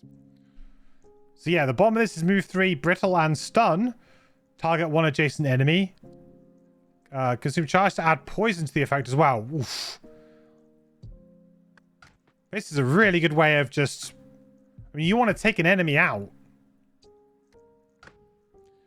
You probably take them out on the next round. Because obviously the stun. But if you want to basically mark an enemy for death, this is a pretty good way of going about it. I think this... I mean, it's a burn ability, so obviously, like, it's got quite a high cost. But the thing is that something like this... It's a bit of a get out of jail type card. Like, it's quite a swingy effect. Which can really... turn the tide of a difficult room, right? Let's say you're in a room and you open it and you're like, oh my god, there's like an elite. There's an elite over there. There's this guy over here. Like, you can't deal with everything. A card like this where you could just kind of move brittle and stun like the elite or something like really troublesome, you just don't have, you can't deal with it that round, right? Add the poison hopefully as well. Then you kind of, then, you know, you and your buddies, you deal with the other enemies and hopefully kill them or get very close to killing them, get them low, make a good impact. And on the next turn, you know, potentially you could all just focus down this guy as quick as possible, you know, or you can at least do a big chunk of damage to him. So although I don't think it's not like a burn effect that you're like, oh yeah, this is crazy powerful, it's useful because it just gets you out of a problem sometimes, you know, and actually has a really nice follow-up effect with the brittle and the poison to like the next turn.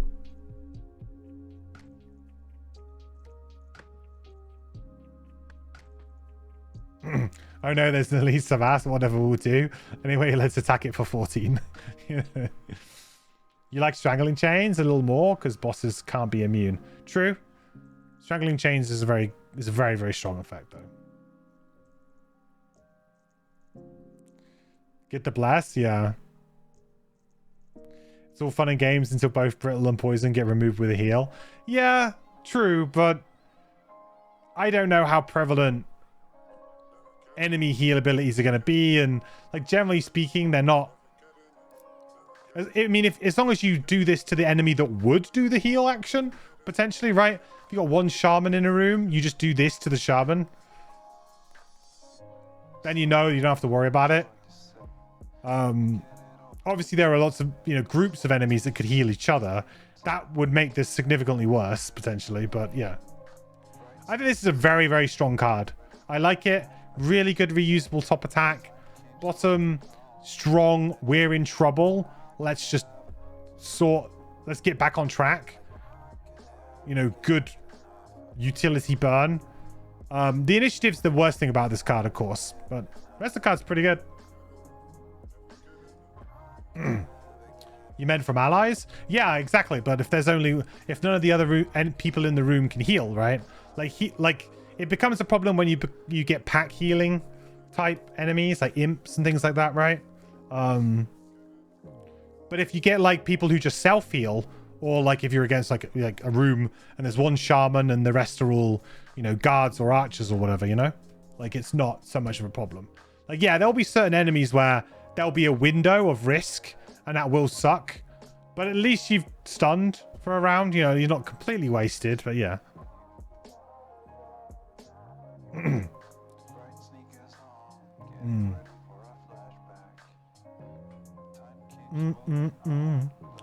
It happens rarely enough that it won't catch you off guard. Yeah, I mean, it is what it is. If it happens, it happens. Can't really account for everything. But yeah, I mean, Runic Shard, very solid. So far, to be honest, there hasn't been any card where I've been like, this is just, I don't think, not good. Like, everything has been good. Like, pretty powerful or usable. Like, there hasn't been any card that's been like a dud, you know? Like, oh, it just doesn't really, like, you know, I could, so far, you know, we're up to card 11. I could happily play with all of these cards. I think the only thing that I might be a little bit concerned with is maybe our initiative being a bit wonk right now. Yeah, like 25, 85, 76, 54, bleh, 17, 33. Yeah, I mean, I think our initiative needs some work, but I felt like the abilities have been good.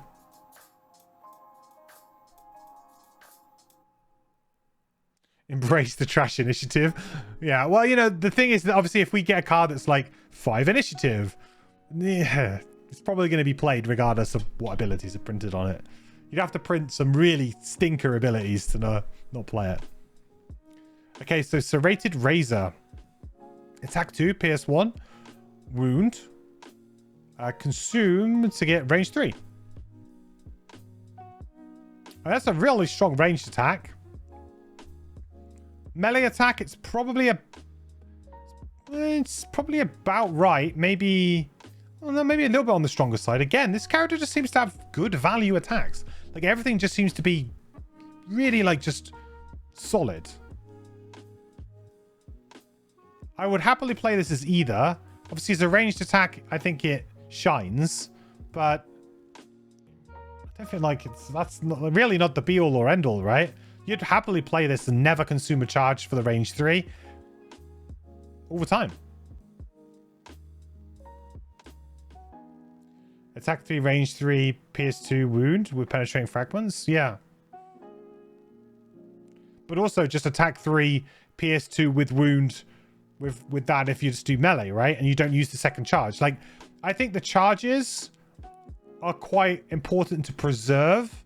So realistically, yes, it's nice to change this into a range 3 attack, but how valuable is a charge? And I get the feeling that consuming a charge for range 3 doesn't feel like the best value here. I mean, like, if you look at all of the other abilities, you know, give an ally bless, +1 attack and pierce 1 for us. What else do we have? Wound to a move, right? I don't know if, like, it feels to me like maybe the weaker use of this. And of course, the reason why this is consumed to get the range 3 is because then if you did want to go for the penetrating fragments, you're kind of like, you're done. You know, you've spent all your charges in one ability, right?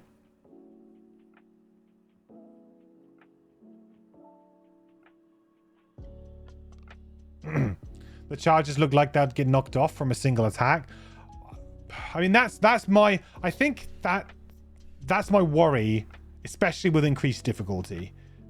But I don't feel like this class, and I don't think any class really should be designed with increased difficulty in particular in mind. You know, it's up to players to try and figure out how to play characters on increased difficulty. But I think, like, with the amount of ward and shield and stuff like that, like, there's potential there to, you know, get the enemy to, especially at level 1, to be attacking you for, well, nothing, essentially. Now, if you have, like, ward, shield 2, you know, potentially some of these effects as well, like this basically negating everything to +0. You know, early game, this in itself, with shield 2, well, shield 1 at least, I guess, up, you could end up not going through them quite as quick. It's very hard to tell, though, just by looking at the character, for sure. So while stacking, spending charges ups becomes juicy. It does require a bunch of setup costs. I feel like I'm sure we'll get some way to kind of bust this system open at some point.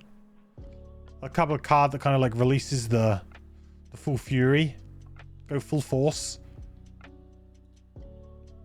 But yeah, this to me, I'm not. You might need to do this to get the attack off, obviously, but I mean, I'm happy to play in a melee version of this, really, and save the charge. 33 initiative is pretty unusable, I would say. I can't remember any time I've ever led with 33. Move 2, pull 1, range 3. Move the token on a crystallized ability back 1 space if the target is pulled adjacent to you. Really good for melee characters, right? Which, you know, so far we've seen one good ranged, but it was actually on top of the burn, right? So we are a melee character by the looks of things. So far, at least.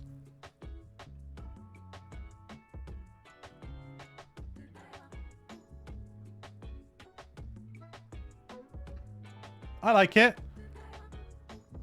Bit of trap interaction, maybe. It's only a pull 1, though. That's weird. So it's move 2, but it's pull 1, but at range 3. But then we only get to move the token if it's pulled adjacent to us. That's a little bit odd, right? This would usually be a pull 2. Right? Because you'd need to go, they're 3 away. You would need to pull them 2 to get closer to you. So this... Is this like one of the first times we've seen a pull ability like this? This just seems really strange to me. Like, it's odd.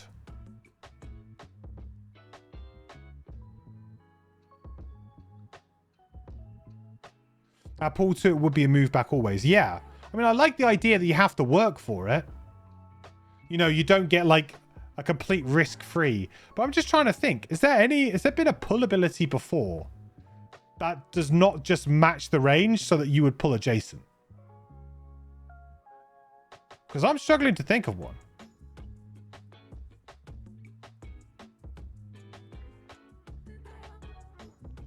Of course, with the new rules, it is pull up to and push up to. So it doesn't really make a difference anymore, except for like this purposes, right? Like, you know, for if you want to try to avoid things, it kind of, the rules have changed. But I'm just trying to think if it's, I don't think I've ever seen it.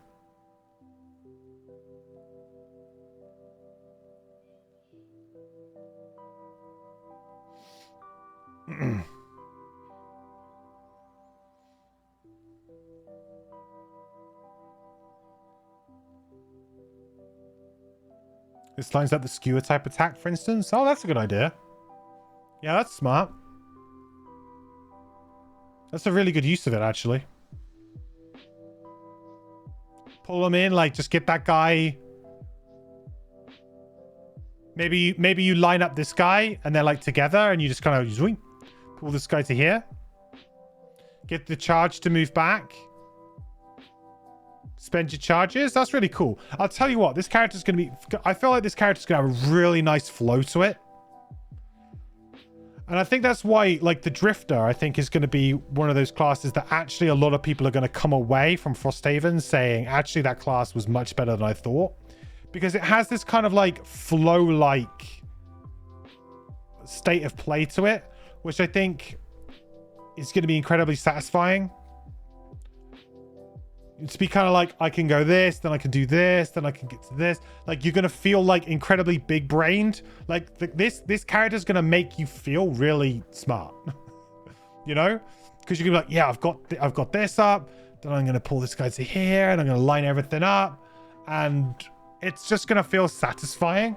And then, you know, you're like good to go for the next round. And, yeah, it's just going to have a really nice kind of play order. But my problem with some of the characters that have been like that in the past is that they've been too rigid. So, you know, I'm thinking Triangles. Like, Triangles has that, but it's so rigid early game, like low levels, where it's like, well, if you don't play this, then your next turn's going to suck. And then if you don't do this, your next turn's going to suck. So you're kind of forced into like a combination of cards in order to kind of have success, which means that, you know, if you were ever forced to deviate from that, you're kind of in trouble. Whereas I feel like this character has got a really nice bunch of different sort of abilities, utility things, stuff to do. Like, I can't see you ever really looking down at the moment and being like, oh man, I can't really do anything, or oh, that really sucks that happened. Like, no, I just feel like you'd be able to like magician something out, you know, to get a good turn that you'd feel good about.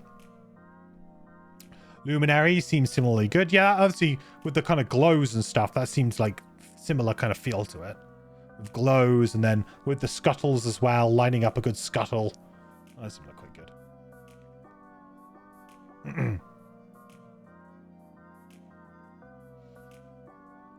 Tell you about it, a lot of the general public is alarmingly dismissive of the Drifter.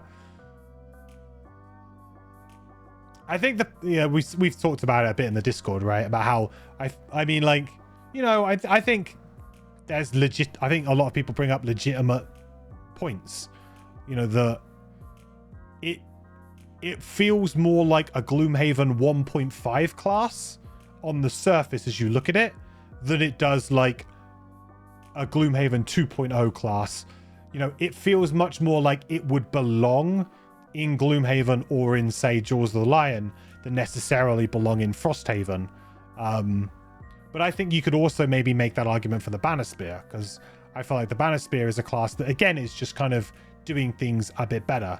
But I'm a fan of that design philosophy. I have been. I've said that many times.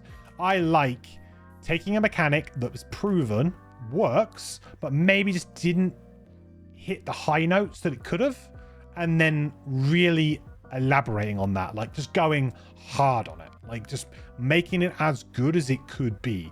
Like, let's not make it simple so that people understand the rules. If it needs to be complicated to be better and fun, make it a bit more complicated, you know. Don't worry about that kind of stuff. You know, with the Hierophant being a great example of that. You know, med packs, great idea, but ultimately, mechanically, were kind of boring and actually didn't really do a lot, you know. Sure, it gave people extra stamina, but that's such a, it's not a very obvious thing to players, right? You don't immediately kind of, the value of that is almost hidden. It's obscured. It's not obvious. It's not flashy. So prayers kind of solve that issue. Here's a bunch of really cool, interesting ones. You give different ones out. All right, great. Now suddenly I've got loads of more decisions to make on who am I going to give what. Made the game immediately more interesting. Made the whole mechanic much more interesting.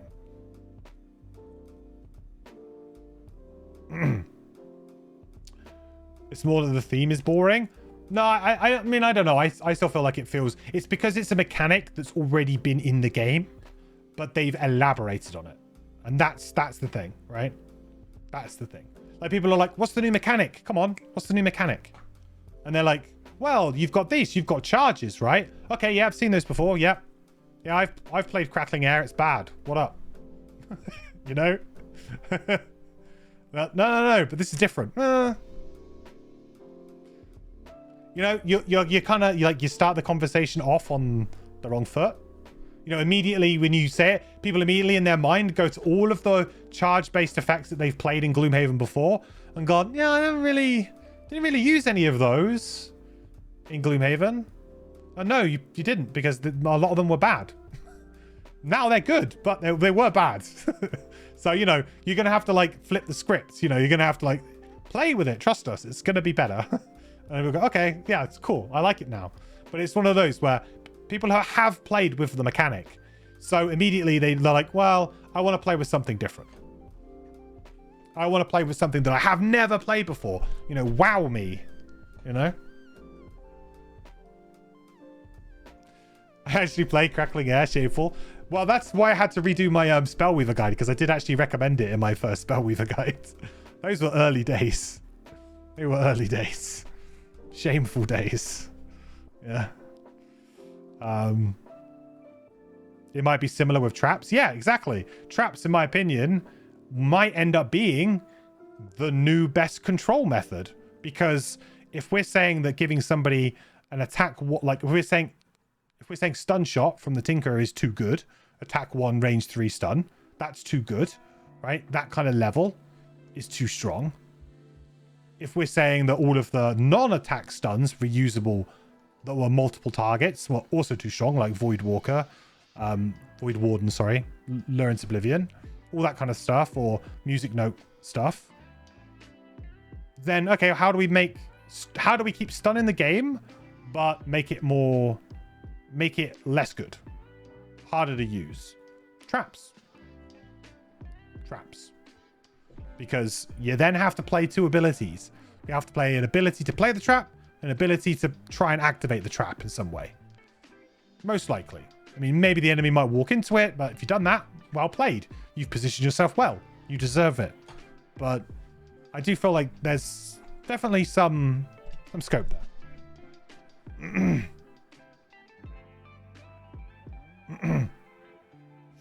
Did they fix the bug with Crackling Air and Digital? It was marginally better with the bug, but still, man, I honestly don't know. Like, a lot of cards that I never play with, because I don't think I haven't played with Crackling Air in years. I think I might have played with it initially when, like, there was nothing else to do in the game. Like, there was literally just the Spellweaver, the Brute, and the Crackheart or something. Like, there was literally no characters in the game. Right. Anyway, moving on. Where were we? We were on 12. No, we're on 11. So we're moving on to 12 now. So, Triboluminescence. Triboluminescence. Nice. Try saying that name fast when you're playing with your buddies. Push 2 and stun. Target all adjacent enemies. Move the token on a crystallized ability back 1 space for each enemy targeted. Okay. I mean, it's a push 2. It's pretty good. I mean, yeah, it's a one-time thing. Traditionally not a huge fan of one-time stuns, but so this is... We're in a new world now, right? The word stun is not printed very regularly. So when you see it, maybe you got to jump on it. Like, maybe this is where we're at now.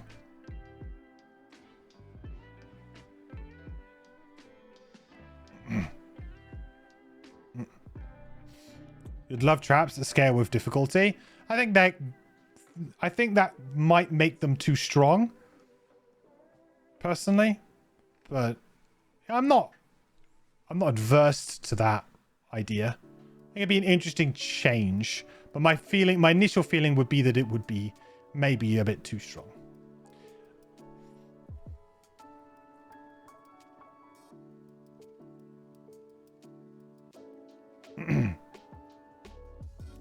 You're quite averse to that. I mean, I like... The problem is that, you know, traps can sometimes make some scenarios very easy anyway. If, you know, there are scenario traps in it. So I feel like if you then let players do it, the pure damage would be bad. You'd maybe have to change it so it wasn't pure damage or something. I don't know. And then I guess you're changing the whole rules of the game in many different ways.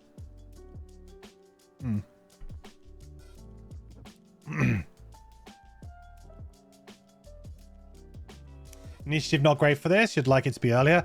Yeah, 30 initiative, really not great for this kind of thing, right? I guess what you'd be ideally doing is you'd probably be playing it with the 17 jump, move into a pack of enemies on 17 initiative, and then bring it out. I mean, it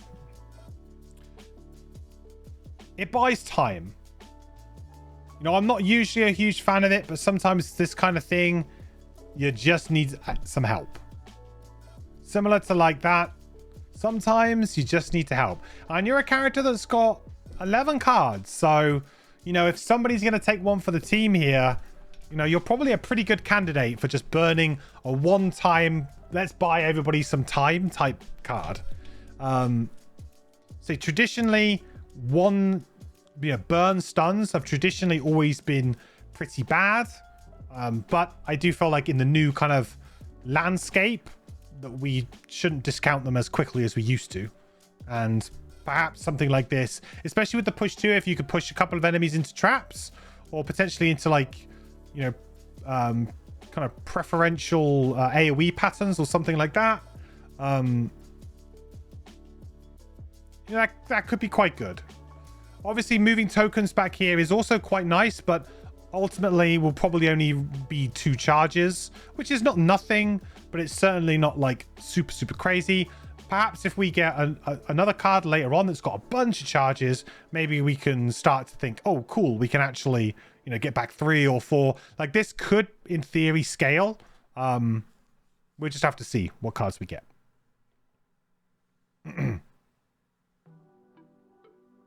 This bomb doesn't let it be faster than 30 initiative though, to be honest. So move 3, muddle, target one adjacent enemy, consume a charge for disarm. Okay, yeah, well there you go. Yeah, that's the one, huh? So yeah, I mean this bottom. Ooh. What this allows you to do is this allows you to kind of comfortably 1v1 somebody without losing charges, which is nice. I guess what you would do is you'd move... This would actually be really good for both the tanking and the attacking build. Because you could move up. If you're tanking, you move up, you model one guy. You know, you could, in theory, leave it that with the model if you wanted to. Nice. Leave it just model. And then take your chances with the charges, right? Because the charges are going to be damaged. So, you know, spend the charge to negate 1 damage. Spend the charge to disarm. I mean, you're probably going to spend the charge to disarm, but, you know, you're running the risk there. But, you know, possibly. If the enemy's, like, really weak, the attacks aren't very good. I don't know, maybe. If you are playing the more aggressive build, you're probably always going to go for the disarm here just to keep yourself safe, because you're probably not playing the shield. And you probably want to preserve charges. Although, you know, having to spend a charge versus losing one to damage. I mean, the problem with the damage thing is if you take 3 damage, you lose 3 charges. So, you know, that's the way that'll end up shaking out a lot of the time. Just spotted an error. This is meant to be an X card, gone forever. Oh, on here? Okay. Yeah, fine. I mean, I don't think that really changes the evaluation of the card. Just stops shenanigans, right?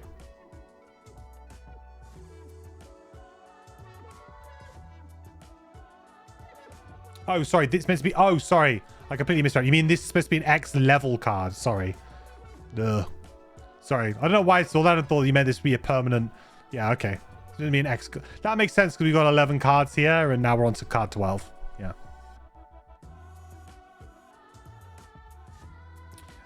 Yeah, so I mean, this is incredibly solid. Very, very solid. Top tier controllability.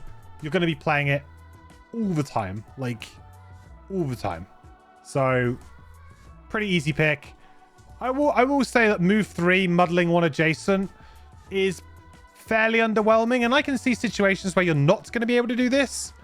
So, you know, it's an interesting way to kind of nerf this effect in a way, because, you know, it's forcing you to spend a resource that is valuable to you, and it's not like an element. It's like spending an element. Elements come and go. Other characters can make them.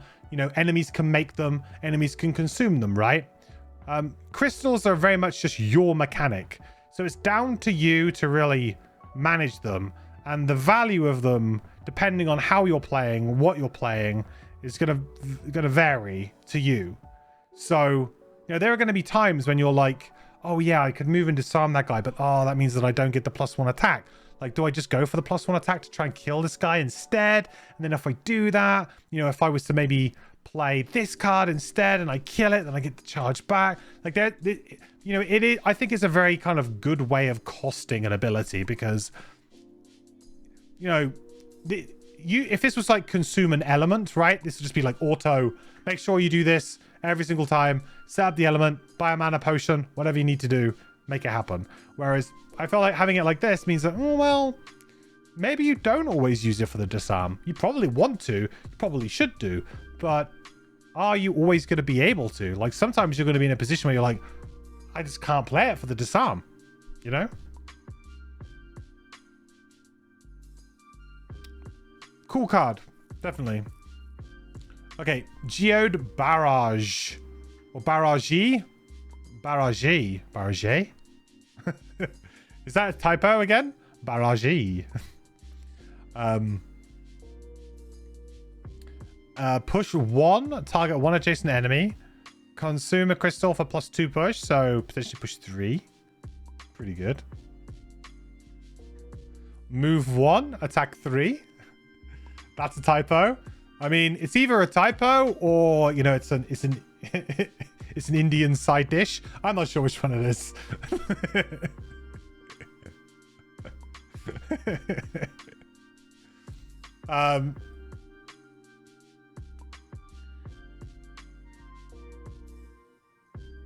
The move 1's interesting because, of course, you can't really get to the enemy that you pushed. But let's say you just use this as a push 1. So push 1, move 1, attack 3. Push them into a trap for 1, move into them, attack for 3. I mean, that's good. That's real good. And actually, this has some really sweet synergy with that pull card, right? Feels like it does. Because you could sort of like move, pull them next to you, get a token back, hopefully, then push them 1 away, or maybe even 3, you know, 2 extra away if you wanted to, move and then attack them.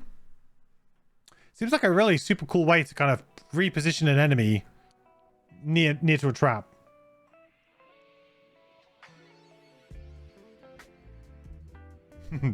Chef Paraji. This is an action that Nitz inspired and pretty much shaped to what it is now. Oh, awesome. Yeah, I like this. Oh yeah, some really cool synergy with the pull ability. And of course, there's going to be some situations when we're not going to be able to move, you know, like... Well, it's saying that there's only one card, really, isn't there? Like this, I guess, which we might play and not move. Also, it just works well with this too. Potentially turn that attack 3 into an attack 4 with Pierce. And then we also get a heal 2. And we potentially get a little bit of value from one charge of this, maybe, as well, on top of that. Seems like a pretty good kind of 2-card combination as well. There's a couple of good 2-card combinations with this. That's always a good sign. I think when it move, obviously having a move action on the top is always going to be pretty premium as well. It's always going to make you go, ah, because, you know, that means you can get away with more greedy bottom actions. So suddenly, like, this loot 2 is now a little bit more switched on.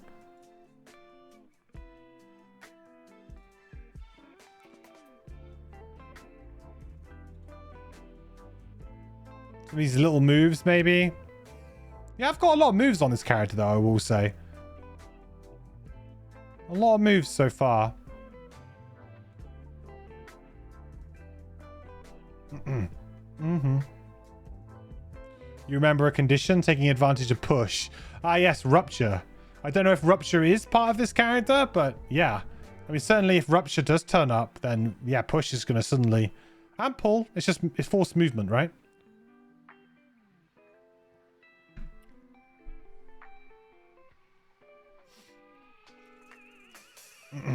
Fun fact, a very early version of Shardrender adopted Rupture to go with the push. Nice. Rupture would be...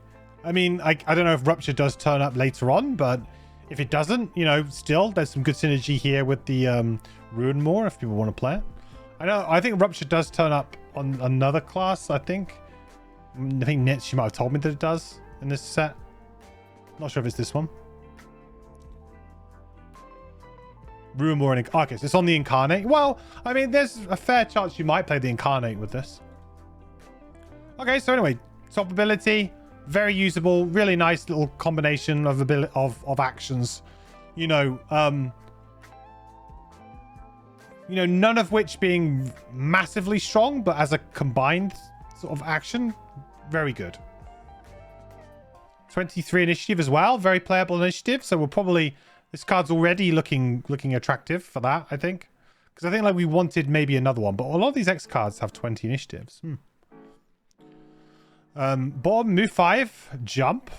Consume a charge to get +2 move. 7. Okay. All enemies move through with the move ability suffer 1 damage. Okay. Huge move with jump. And potentially some upside. And it's a good ability. If enemies are low, you can obviously maybe pick off a couple of enemies, which would be nice. If not, it's a good way to earn 2 XP. And it's also a really good way to go get a chest. It's right, in a really annoying place in the room. So, I mean, having one big burn move, I think is always generally just like a nice thing to have on a character because, a situation might come up in which you really need to move a huge amount. Move 7 is verging on overkill, especially if you have something like Boots of Striding anyway. That could be turning this move 5 into a move 6 or 7 anyway. So, that's to me, you're verging on overkill, but sometimes you might need it. It might pay off. And obviously, with the more movement, the more likely you are to be able to kind of trace a nice path through enemies to do more damage, right? With move 7, maybe you only need to move 4 hexes, but with that move 7, you can trace a route to get, an extra enemy or 2, and then you move to the where you need to be. So it's not completely wasted here where, on something like Ride the Wind, where it's just like a big, move 8 jump burn. Often you find yourself just moving 5 or 6 and the rest of it's wasted. At least here, potentially the move isn't wasted. Yeah, run over all the enemies with the move 7 jump and get the chest. Yeah. And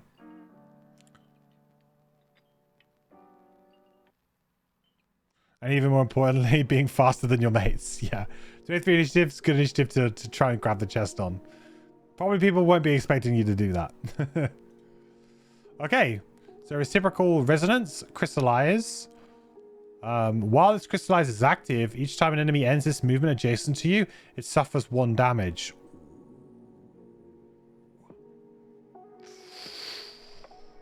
Ooh.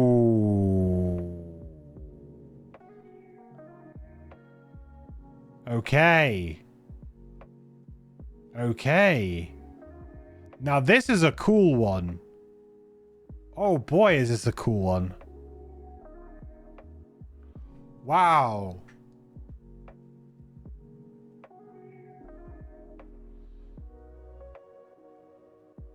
I'm trying to think like what I mean, we've got pull already, right? We've got pull, but it is each time an enemy ends its movement. I think the wording of that is quite important. When it says they end its movement.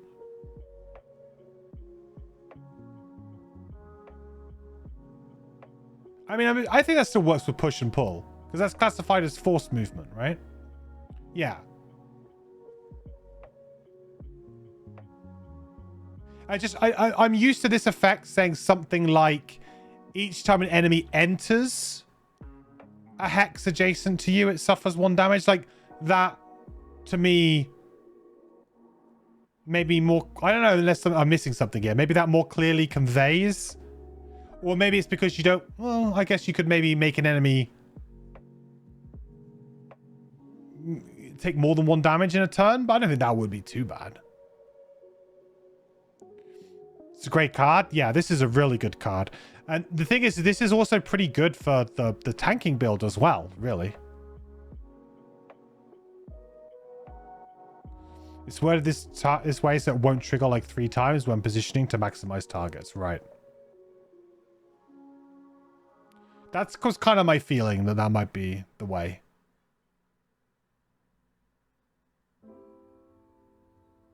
Although I don't know. I mean, I don't know. Maybe you guys have play tested it and you thought that was maybe a bit too good or whatever. Like personally, like I feel like giving up charges. My feeling is that giving up charges is kind of like its own thing, right? You're kind of. I'm using a charge here. I mean, not necessarily. I guess.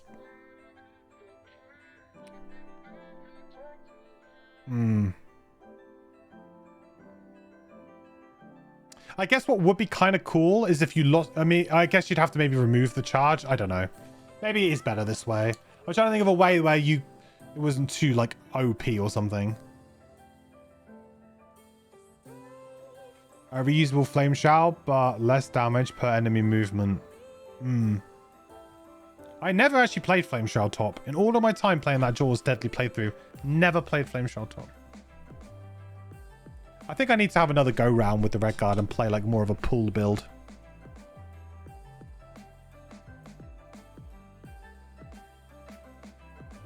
I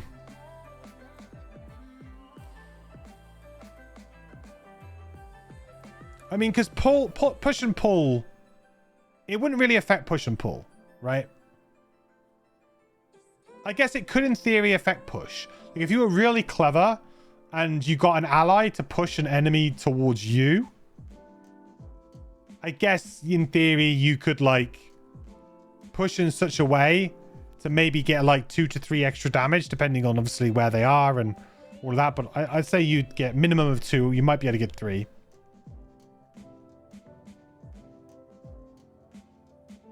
Maybe that would be too good. It's too good. It's not like necessarily good on you, but in terms of like what could be possible with another character interfering, could maybe make it too strong if it was just every time, right?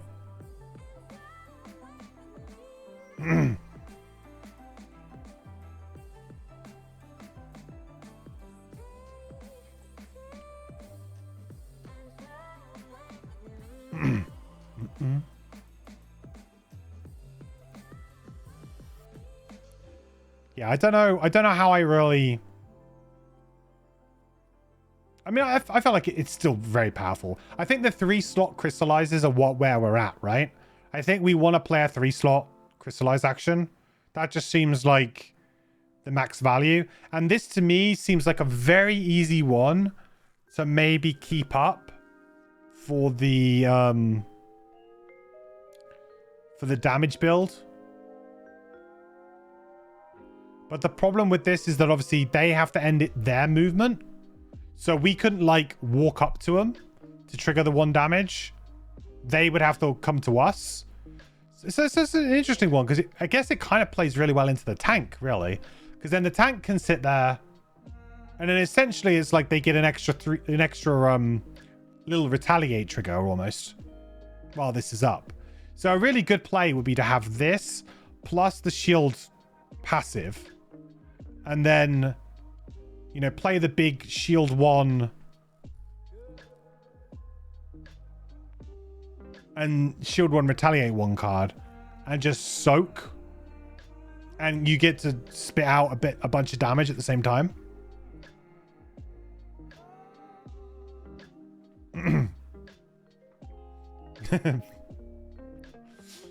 Initiative 21's good anyway. Yeah, good initiative too.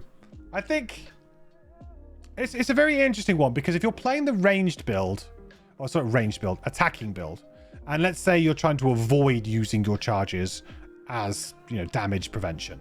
You're trying to keep them because you're trying to use them to power up your attacks.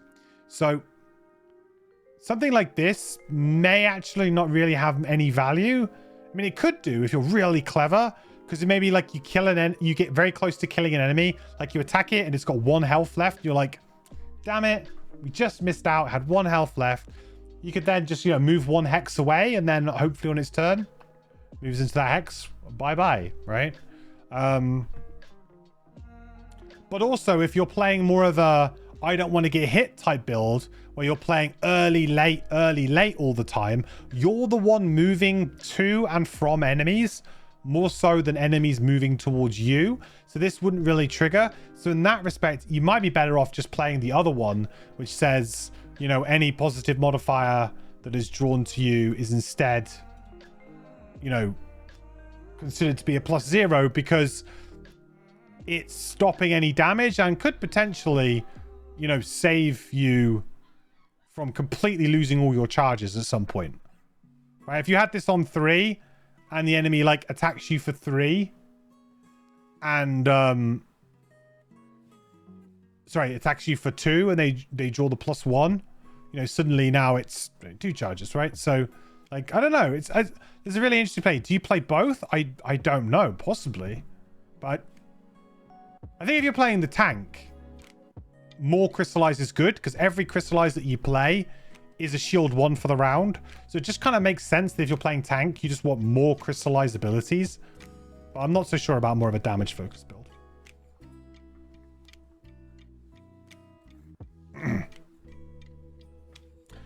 The bottom is move the token on a crystallized ability back 1 space, shield 1 self, 1 XP.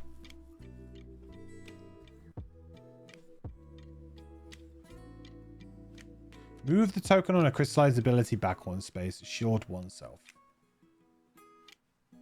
I mean, that's good too. For just more of a shieldy thing. It kind of works okay for the attacking build. I guess if you wanted to use the charge for the ranged, right? Like, so suddenly if you wanted to change this serrated razor into a ranged attack, like, this is a pretty good bottom, like, to get a free, basically to get a free charge, to turn it into a ranged for free, as long as your timing's right? You have to be missing a charge to replenish a charge. So, turn this into a range, and then you could immediately just spend a charge to make this actually a +1 and a PS1 to make it an attack 3 PS2 at range 3. Not bad use. Days of Radiating Curse Top, Shield 2, Retaliate 1. Yep.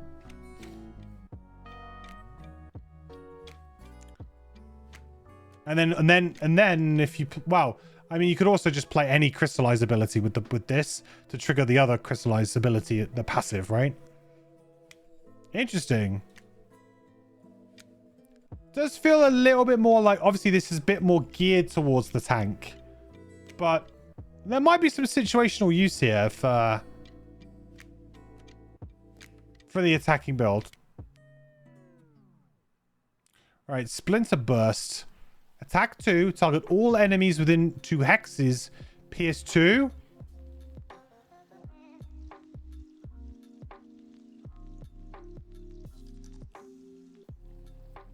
Warhammer? Hello? I mean, as far as, like, burn attacks go, pretty good. I mean, I like the way that it's within 2 hexes. Like, there's no way to increase the range of this. Smart.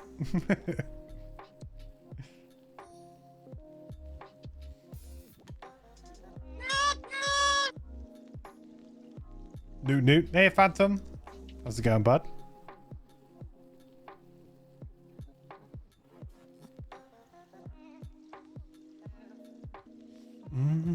Wait, a 4th X card? Is this supposed to be level 2?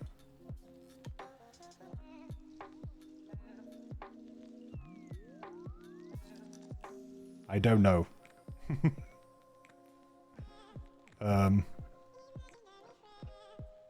I mean, more cards, we'll take it.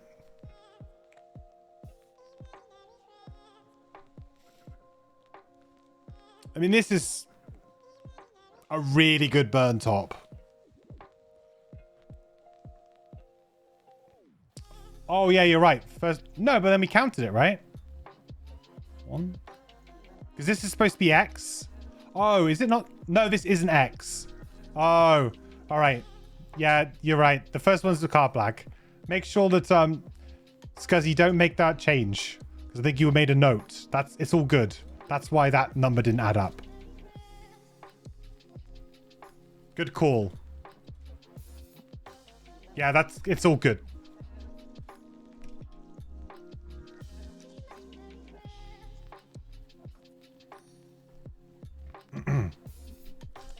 Need a high level crystallize with this. Hey, don't bonk me. Not my fault. Not my fault.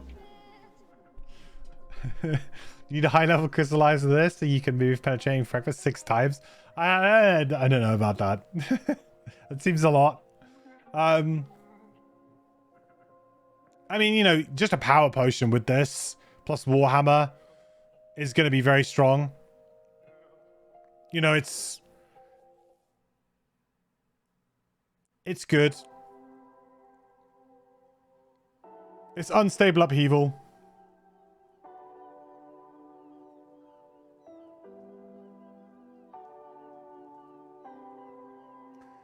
I mean, Age of Drill. I mean, you could go for Drill, but you've got PS2 inbuilt.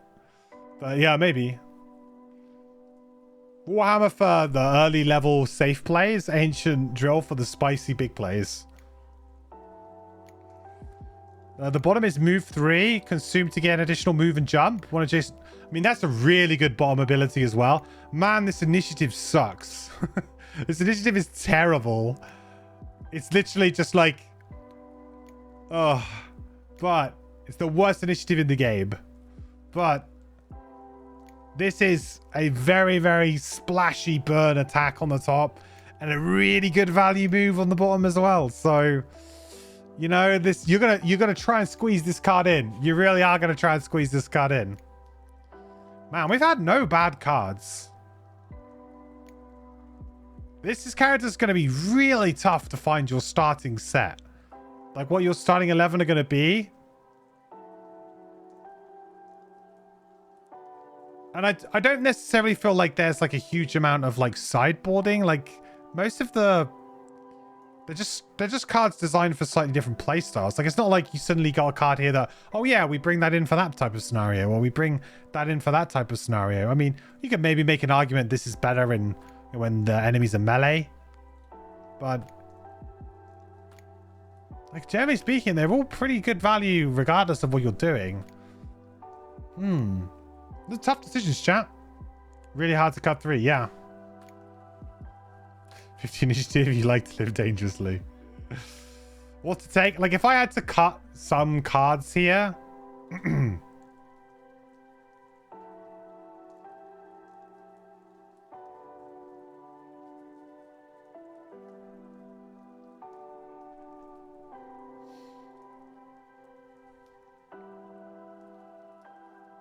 Okay, so if I was playing an aggressive build, like attacking, really, then I think you'd probably lose 85 initiative though.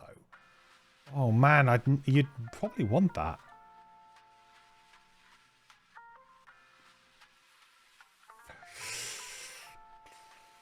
God, it's tough.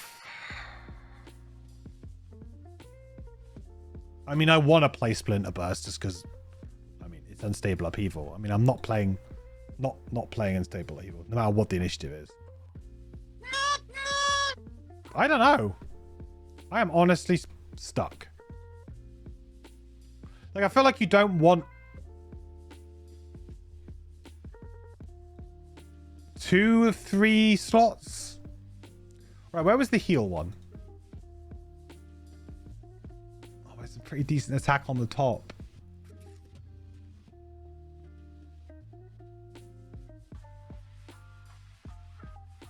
Okay, like, controversial opinion. I'll be cutting Prismatic Ward. Hot controversial take. My reasoning for this is I think Prismatic Ward will be insane the first turn you play it. And you'll be like, oh my god, this is so good. But I feel like as the scenario develops, this card is going to feel more and more like a drag. And more of like something that I just want to long rest away. Because it doesn't directly do anything. Like, you'll have an incredible first turn. But then after that, I'm long resting and this thing's gone. Let's see if my opinion holds after we see the perks. Yeah. Yeah, maybe the perks are really... It's really worth being strengthened. But, I mean, we're level 1, right? So, you know, even so, we're going to have a pretty bad perk deck for a fair amount of time at this point in time. Let's check perks before we go to level 2 then. But I really don't know. Because there's so many good choices here.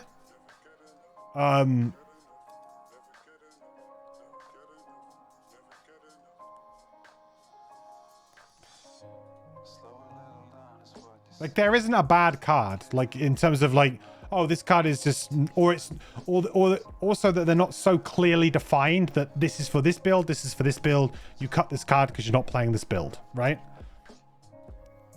Because even the cards that are maybe designed a little bit more for a certain build have some value to the other build in some way. Because this is valuable. Regardless of what you're doing. Okay, let's look at perks. Right, remove 1-2. Replace 1-1 with 1+1. Nice, so do that twice as well. So straight up, really good damage swing here. Straight off the bat. Replace 1-1 card with 1 rolling shield 1 self card. Again, thinning the deck. Technically thinning the deck there because this is a rolling card. So that's all of the -1's gone, right?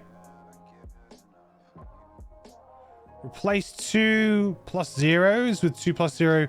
Move 1 character token on a crystallized back 1 space. That's pretty nice. All but 1. There's 1 more.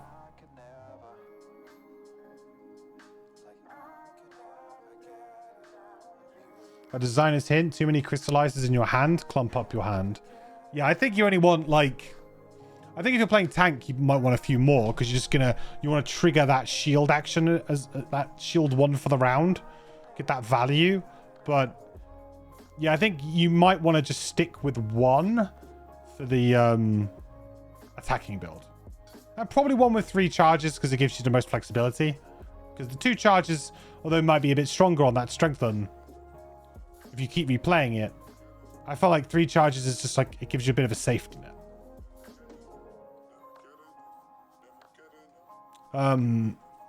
Okay, so this is one of those things where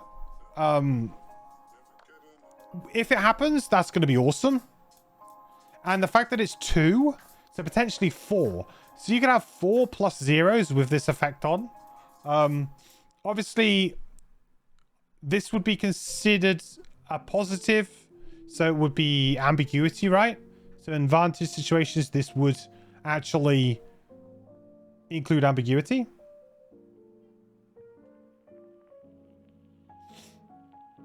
Perks are awesome. Yeah. This one is very good, but you know, if ambiguity starts to creep in, then strengthen definitely loses value too, I would say. Like if we have a generally a strong deck and we don't care what we draw from it, then you know, strengthen becomes less important. Like, you know, a character like the Spellweaver really wants strengthen a lot because her deck isn't that great at level 9. You know, all perked out. Well, it's swingy. It's got good cards but it's still got like the -2s chilling out. Still got some bad things in there, and it kind of helps you to keep those +2s flowing. But this character might not necessarily care about, you know, well, get rid of all of our worst cards. I mean, missing, yeah, that can suck.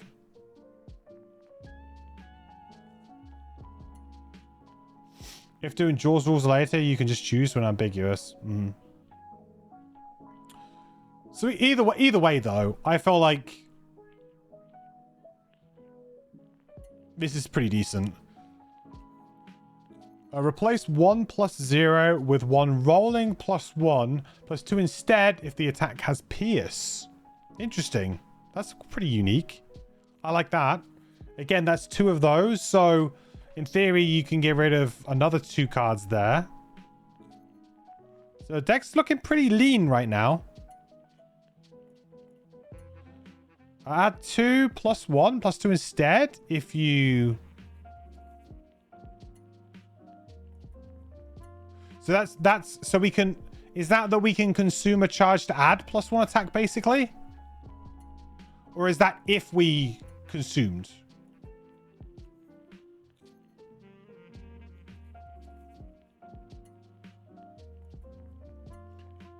Right? Is this +2 if we spend a charge? Or is this +2 if we use to charge? If you choose to consume when you draw this. Cool. Okay. Nice. All right. So again, I mean, that's adding cards though, so maybe not so exciting.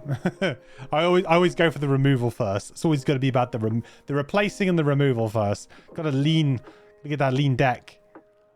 Add 1 plus 0 brittle card. I mean, brittle's a great effect, so it's obviously not like maybe as good as stun, because you could maybe draw it when you don't really care.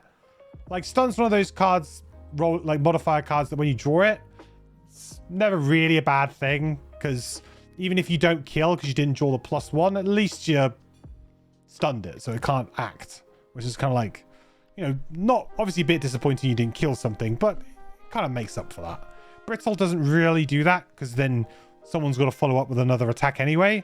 So like, I would say this is a pretty weak perk. But obviously brittle is a strong mechanic, but maybe a bit of a weak perk. Because like just randomly drawing a +0 brittle won't always be very useful.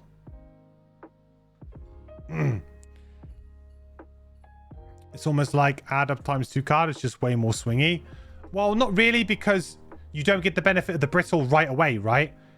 Like the good thing about ×2 or bless is you immediately double your attack. Brittle then asks you to then attack them again. So if your attacker's already killing them, brittle's wasted. If the enemy was on, you know, if you did a good amount of damage and the enemy goes down to, you know, a very low amount of health, then brittle is kind of wasted. So I think I like brittle as an effect, but I'm not convinced about it being in an attack modifier deck, unless maybe it's in greater amounts, maybe. But like adding one, like there's no consistency to the drawing that, so I don't really think that it's a particularly good perk. Ignore negative item effects, and at the start of each scenario, you may play a level 1 card from your hand to perform a crystallized action of the card. Ooh, double check mark. I think this might be the first double check mark we've seen from like expansion characters, right?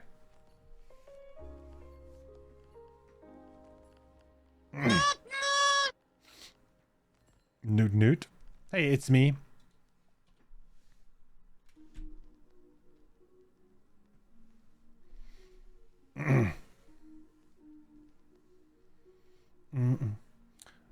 It's like advanced poison, brittle. Yeah, it's like advanced poison. It's a good way of seeing it.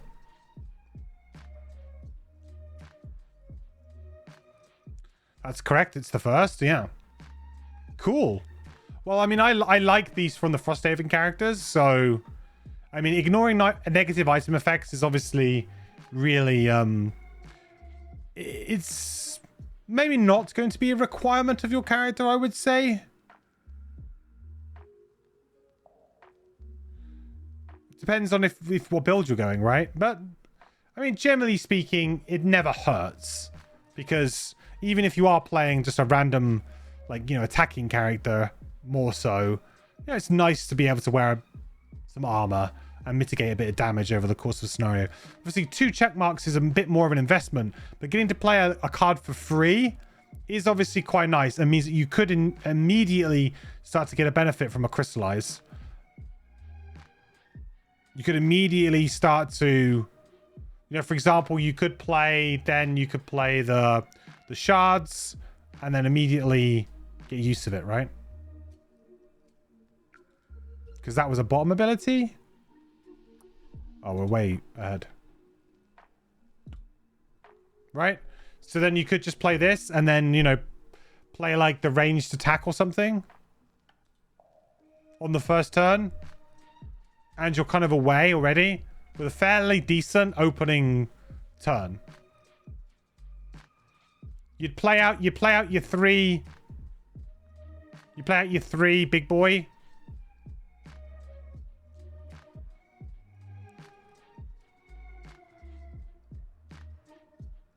Then you just, on your turn, maybe do it on 33 initiative. Use 2 charges, bam, bam. Then on the next turn, you start getting charges back.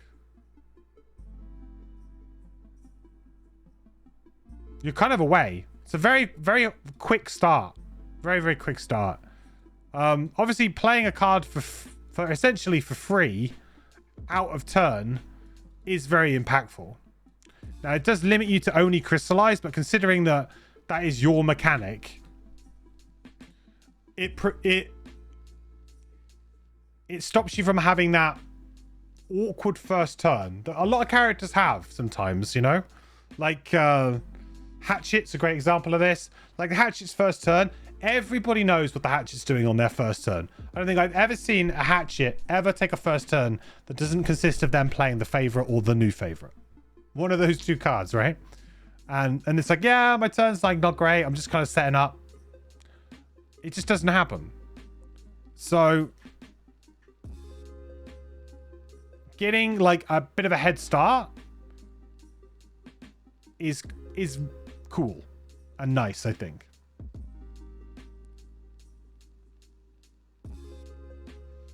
Shield items are stronger on Shardrender than on other classes because of crystallizes.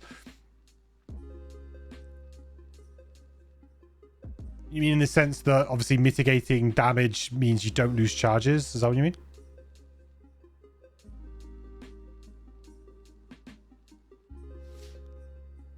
Melee plus an offensive build will also love a free crystallize. Oh yeah, like the tank character will absolutely love that too, because it means that they can start getting to work straight away on the first turn. Although having said that, they do benefit from playing the crystallize. Like, you know, their passive is when you play a Crystallize, gain shield 1.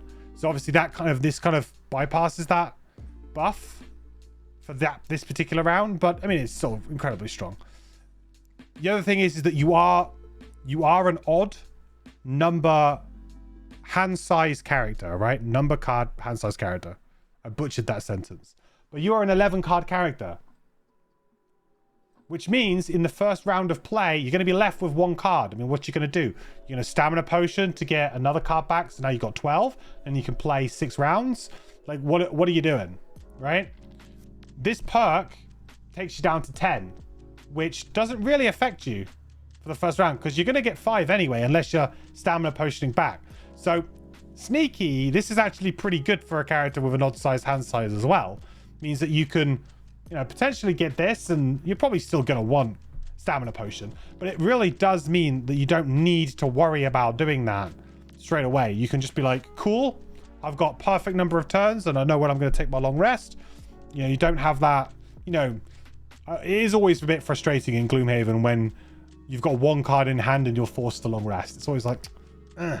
Like you always feel like, oh, I didn't do that right. Maybe that's me playing the Demolitionist a lot recently. It always feels really annoying when I'm like, damn it, I forgot to use my stamina potion. I'm going to not get my full value mech suit. What am I doing with my life? You know? But that's another important thing to consider. It doesn't really affect your stamina for the round, really. Unless, of course, you're playing on stamina potions. But then major stamina potions exist too. So, you know, use those.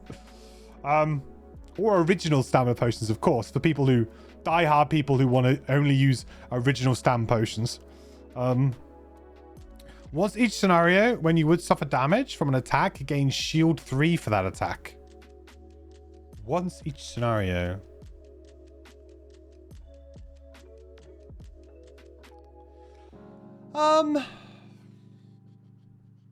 So this is kind of interesting because if you're a tanking character, you ain't playing attacking cards.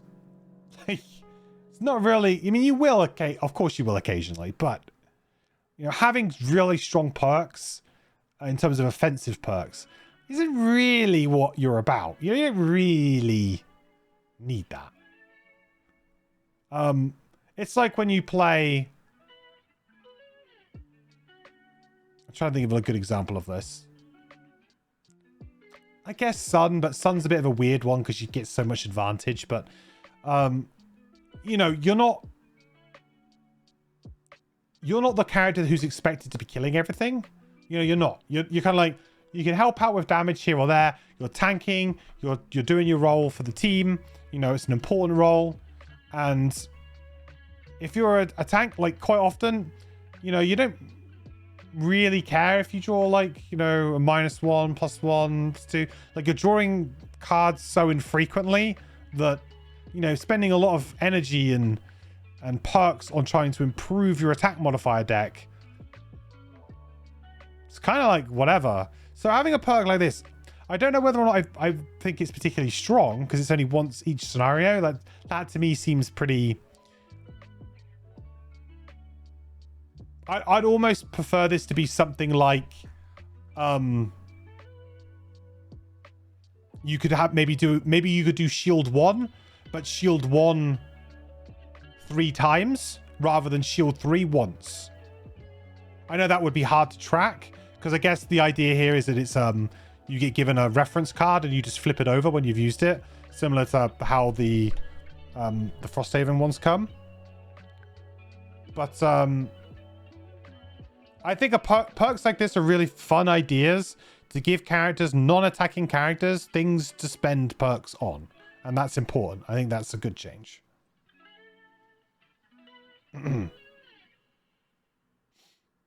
Shield 1 every long rest. Yeah, maybe. It's only like for 1 attack as well. Don't make it like round long. Like, to be honest, this almost feels like it could be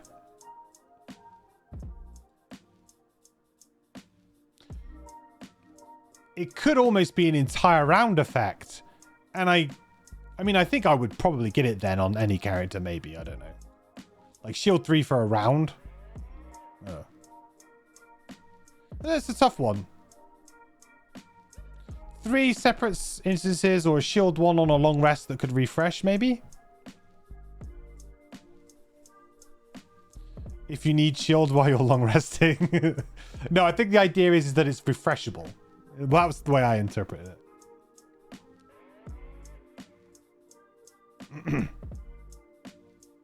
Banner Spear has a shield 2 round as a double perk. Ah, okay. So single perk, shield 3 for attack. I mean, that's fair. Like, that's a fair balance with those 2 effects, sure. I don't know, like, for me, it's still a bit of a, like a, you know, you do it one time and it's gone. You know, it kind of, it addresses part of the problem, but it doesn't address it fully because, you know, my buddy who's put a load of really cool +1s in his deck and spent all that time doing that, he's going to get to draw those cards multiple times in a scenario. You still have a perk that's a one-time effect. And I don't know, I just felt maybe it would be cool to have something that was a bit more persistent. The bottom though, this one's really cool though. Each time you long rest, perform regenerate self. I mean, it's also an instance of making this different than this and different than this too, right? You know, you want to make 3 different perks here that are distinct. Each time you long rest, perform regenerate self. That is an incredible perk. It is an incredible perk. So good. Getting the regenerate.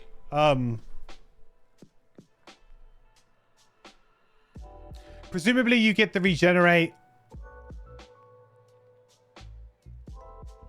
You get the regenerate after you take your turn, right? So the regenerate would basically come onto you during your long rest action, which means the first time that the regenerate would trigger would be the next turn.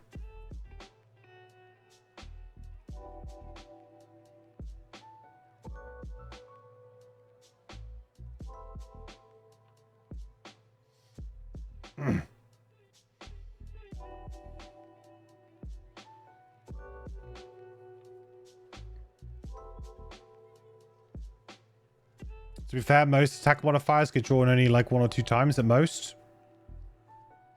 Yeah, maybe. Like, I feel like it's not like this kind of perk I really like because it's giving you something unique, like super unique to you. Like nobody else around the table is going to have this, right? Like nobody else around the table is going to have any way of doing this, replicating this, having this kind of thing. Like it's just, no, it doesn't exist.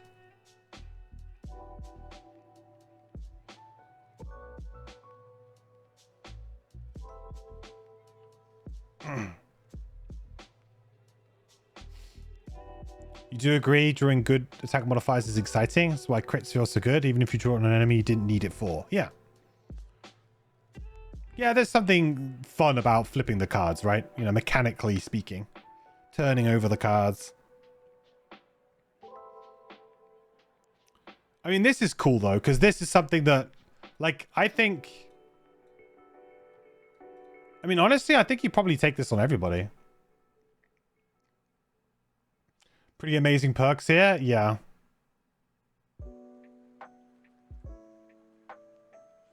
And you're at full health. Yeah. I guess, yeah, the regenerate could do nothing. But the good thing is the regenerate will stay there, right? I guess if you take damage, though, the regenerate would immediately remove. So, but it's nice that if you've had like a tough room, you've taken quite a bit of damage. You know, maybe you're at half health. Being able to go into a long rest, regenerate and get your 2 health. Then on your next turn, heal up again. You know, potentially play safe, heal up again. Like, even this just being an additional, and I guess that's probably where it will fall most of the time, is it will fall somewhere around healing 1 to a maximum of maybe 2 points of damage. Of course, you've got Crystallize to help stop you from taking damage to remove the regenerate. So, you know, there is those crystal charges could come in use there. Maybe you can make the regenerate stick around a little bit longer. Of course, if you're a ranged attack character, or you know, you are playing the melee attack, the kind of jump in, attack, leave, run away type build, then regenerate could stick around for a longer for you, but you're probably in less need of regenerate in general.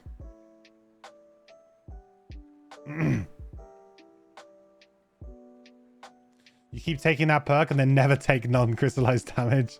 Struggle's real.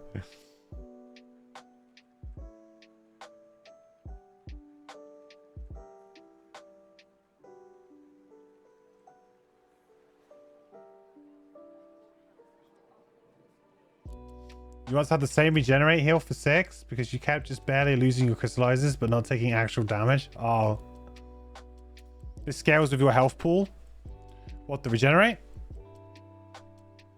Well, yeah, I mean, it does, but I mean, regenerate is only heal 1. But yeah, I mean, sure. When you're like level 1, you know, enemies are only doing so much damage to you. You've got 7 health.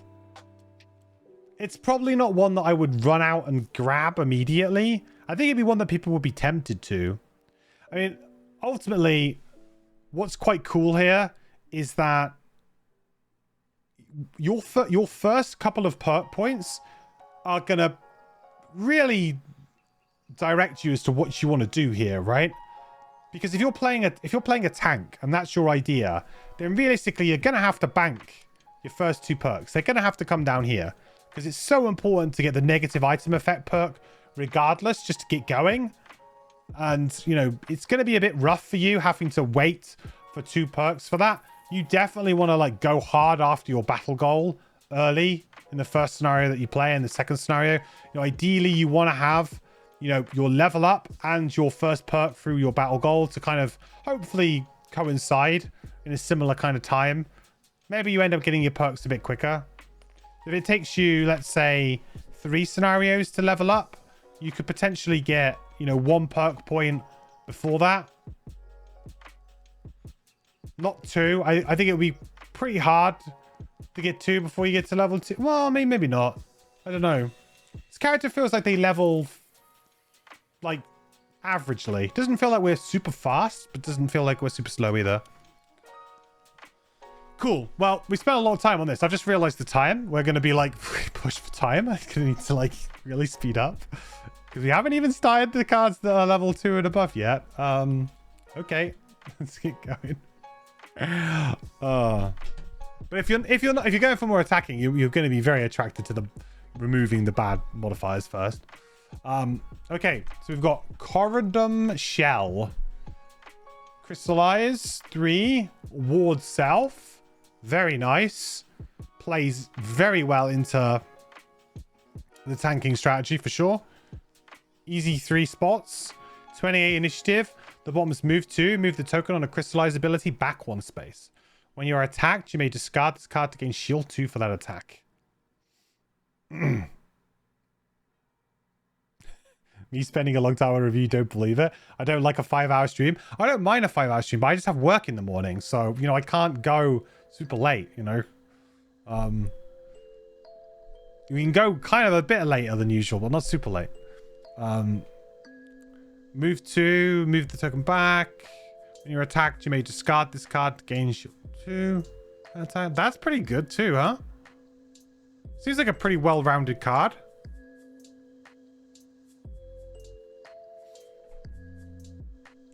Protects your charges.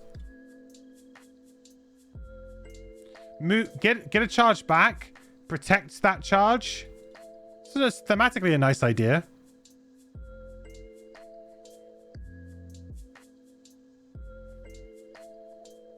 How does shield and ward have anti-synergy?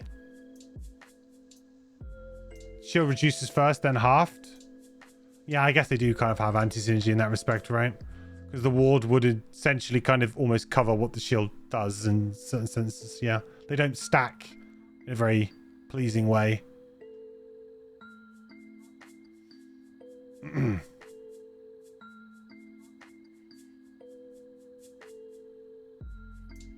Yeah, it would be almost better if ward triggered before shield. But then ward would be like OP. It'd be crazy. Nice effect for a card named Shell. Yeah. I think this is clearly a more of a tanking ability in general, this card, but again, like just moving stuff back, it's kind of cool. And protecting, not bad. What's the other level 2? Something attacky. Yeah, so something more defensive, more attacky. The real problem would be how OP brittle would be against shields if it worked that way. Oh yeah, I suppose, yeah. You'd have to make an exception. Yeah. Perforating Bore. Attack 4, pierce 1. Consume charge. One enemy adjacent to the target suffers 1 damage. Okay, a little bit of splash damage. I mean, to kill something, it's definitely worth it. Might not be necessary. Oh, well, I don't know, because you're consuming a charge to just get +1 attack and pierce 1. And this is direct 1 damage, which is, you know, arguably better. So it's probably worth always doing that if you can. Probably worth always doing that if you can.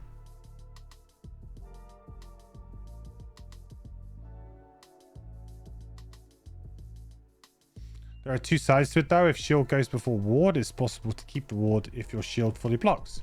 Oh, yeah, I suppose there is. You have to have a pretty high shield, though, I guess, is the caveat to that. Oh, a pretty damn big shield. I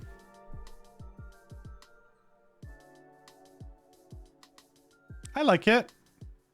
Good value attack.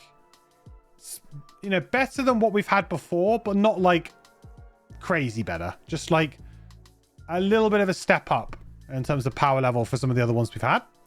Add Brittle and Pierce 1 to your next attack this round. Ooh, baby. Now that is good, though.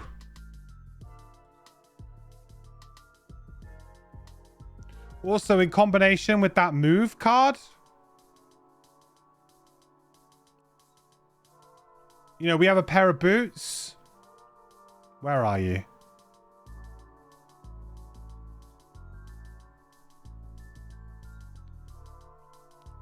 I mean, Geo Barrage suddenly looking pretty damn spicy.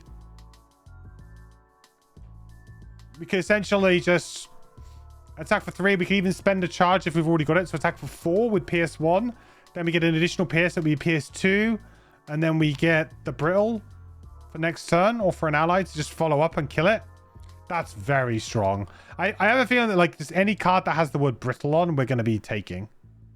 Like, that's my general impression. Yeah, I mean, I want to play an aggressive version of this character, and I feel like this is, you know, this is obviously way better for it. Even with the ranged attack too. Oof. That could be very, very good.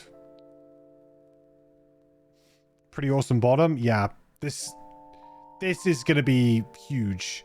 Brittle is the new, it's going to be new MVP. So all in. I think I choose Perforating Bore. And if I was playing tanking though, I think I would go with this for sure. Seems like a really fun tanking card.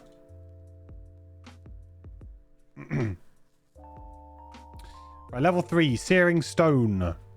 3 hex pattern. Attack 3, range 3, muddle wound, 1 XP burn. I mean, it's a good attack. I see, maybe a little bit, like, compared to other... I think you could easily compare this to other cards and maybe say it's a little bit... Well, I mean, it's level 3. I guess it's fine. I mean, wound's really good. Got the model there too. A little bit of extra value. I mean, you know, I'm instantly going to be comparing this to things like Net Shooter. And, you know, I like Net Shooter because the Immobilize also really helpful. Wound is obviously extra damage, so really this could be a bit more. We could consume all 3 charges for fun, just to add +1 attack and pierce to the whole thing. You know, why not? It's better than Ink Bomb.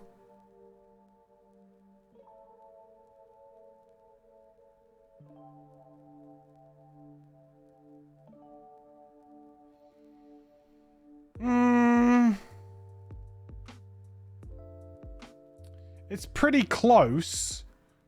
So the advantages for Ink Bomb is that it's, well, it's, you know, extra damage, right? So wound is usually better than an extra point of damage. You know, obviously when you do it to a certain group of enemies, but not always, because sometimes you just want to kill things.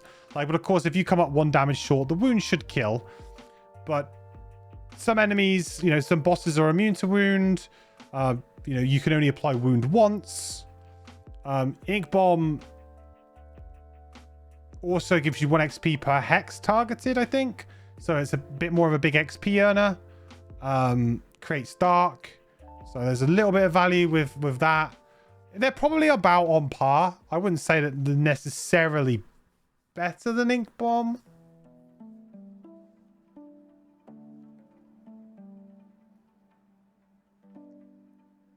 I think that they're on the same kind of level. But again, it's not like, you know, there have been things have been learned and changed with the game since that card. That card was probably one of the first cards ever made. Or close to. Worth mentioning that if you go for a DPS setup, you are less likely to have to burn cards to negate damage. So you can lose losses a bit more freely. Yeah, that's fair. 13 initiative though, that's our earliest initiative we've seen yet. So, and it looks like we got a spicy bottom here as well. Attack 2, range 2, wound. Force the target to either move 1 with you controlling the ability, possibly. That's a bottom attack. You know what that means. That's strengthen. Uh-oh. Uh-oh. It happened, chat. We had to wait until level 3, but it happened. So now we've got basically strengthen across at least 2 attacks, which really is good.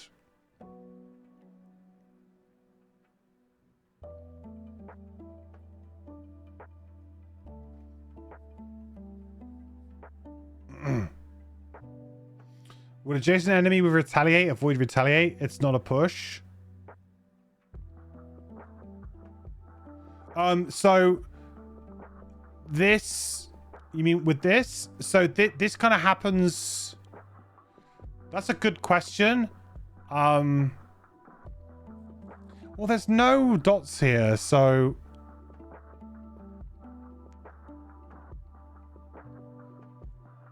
I would assume that retaliate would be part of resolving the attack action. This is not necessarily part of the attack action, but maybe it is, because there's no 3 dots. Like, you'd expect, you know, this kind of thing to separate. But it's not. So it is part of the attack.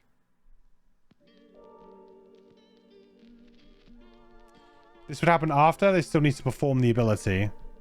Okay. Like, it seems like it's part of the attack, but yeah, my gut tells me that it's not. But, you know, I think you could argue the way that it's currently formatted that it might be. But if you chuck those dots in, Scuzzle, I think that clears the whole thing up.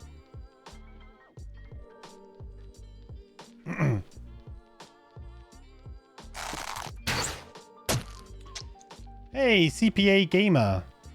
Welcome to the quest, my friend. Thank you so much for the follow. Hope you're doing well. Welcome, welcome. If it's more clear with separators, you can opt to change that. I think it's, you know, I mean, if it doesn't, you know, change the ability too much, which I don't think it does, because you specified force the target, you know, so you're kind of already kind of forcing you to have to have done the top to do the bottom anyway. Cool. Well, I mean, now that strength and enhancement's looking tasty again. It really is. Vital Outburst. Move the token on a crystallize ability back 2 spaces. Then attack 2, target all adjacent enemies. Oof, my 4 favorite words.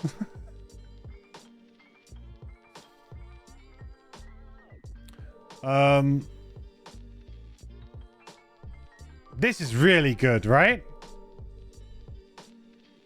Move the token back on a crystallize 2 spaces. So before we've had to burn cards for this kind of value, right?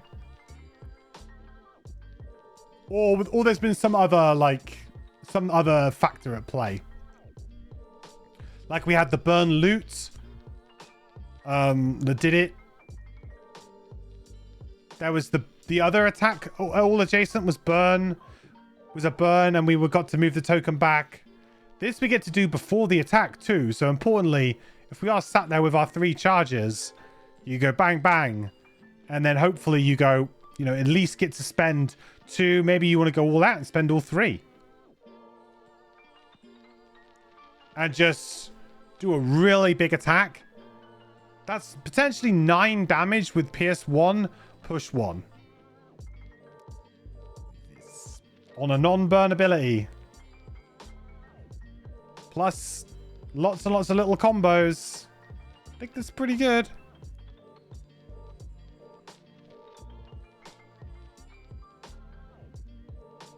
That level 2, you choose was brittle or next attack or next attack. Yeah. Otherwise we would be, yeah, otherwise, oh my god. That's it. We can retire at level 3, everybody. We just retire at level 3. It's all done. We're done. Character created. Mission achieved. maybe like that'll be like the level 9 or something. I don't know.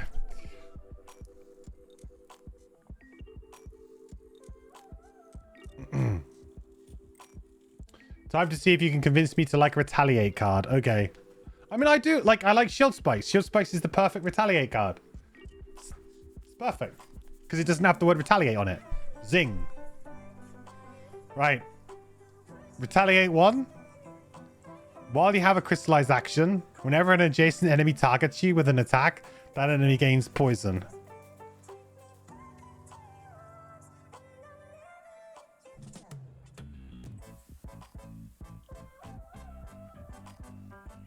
Okay. There's a permanent ability. Permanent retaliate. No. Yeah, permanent retaliate 1.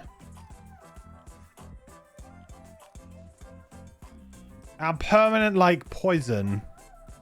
Splash. Acidic skin, right? Vital out. It's like, yeah. Acidic skin or something like that. I can't remember the name of it. There's definitely a like a D&D thing.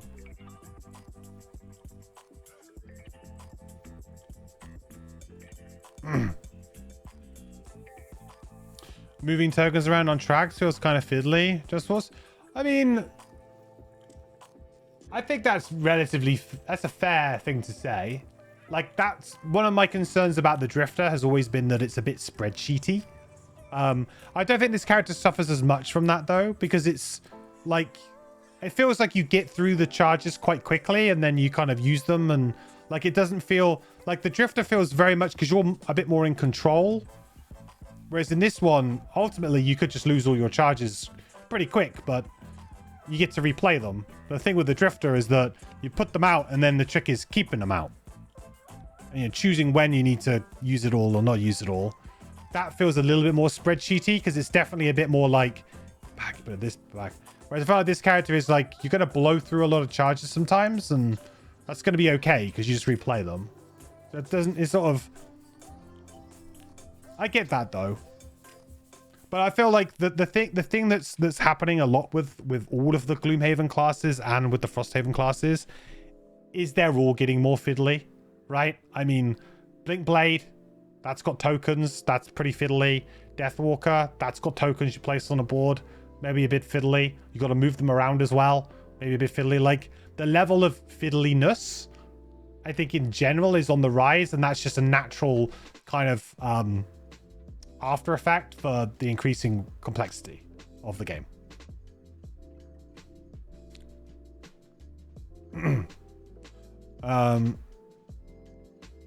You are that frog that poisons when touched. Yeah, what is it like? Oh, I think it's like acidic skin or whatever. I really don't know what it's called, but I swear there's like a D&D like type spell or ability that does this kind of thing. I like the idea though. So, I mean, I haven't seen there's muddle. To be fair, this character has muddle. So there are avenues for us here. There are avenues.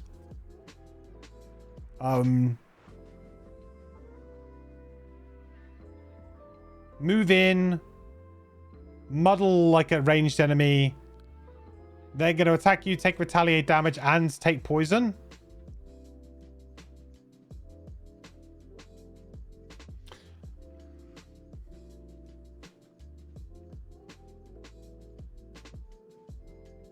But it's only when you have a crystallize active as well. So, I mean, you know, we're going to try and have one active all the time, or most of the time anyway. So that hopefully shouldn't be too much of a downside. But I guess in a way that if we were, you know, if we were blown out by a bunch of enemies and our crystallize gets removed, you know, halfway through a round of enemies attacking us, then we might not get the full value out of it.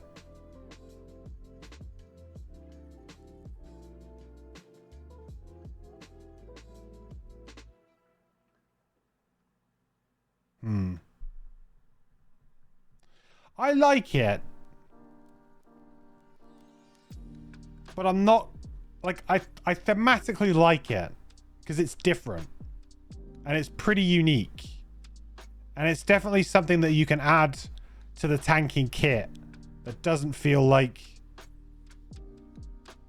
you know, it feels very natural. It'll just fit in, but power level wise, I'm not convinced. But I think it's a fun card.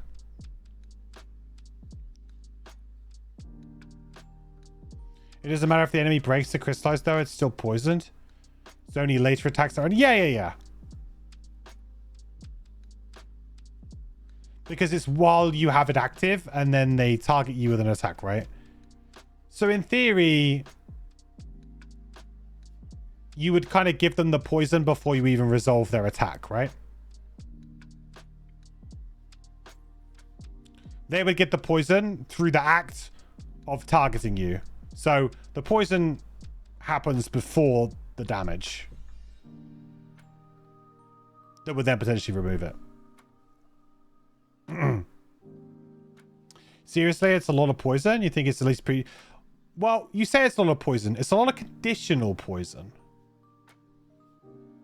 And it's not poison on your own terms. Yes, it's a lot of poison, but there's also, you know, many characters have poison, and many characters use poison as a very, you know, integral part of their character, an integral part of their theme. Like, poison is a very thematic ability. Same with wound as well. Like, you see a lot of characters who will use, you know, that as it's a very easy kind of way to add something cool to an ability or an attack.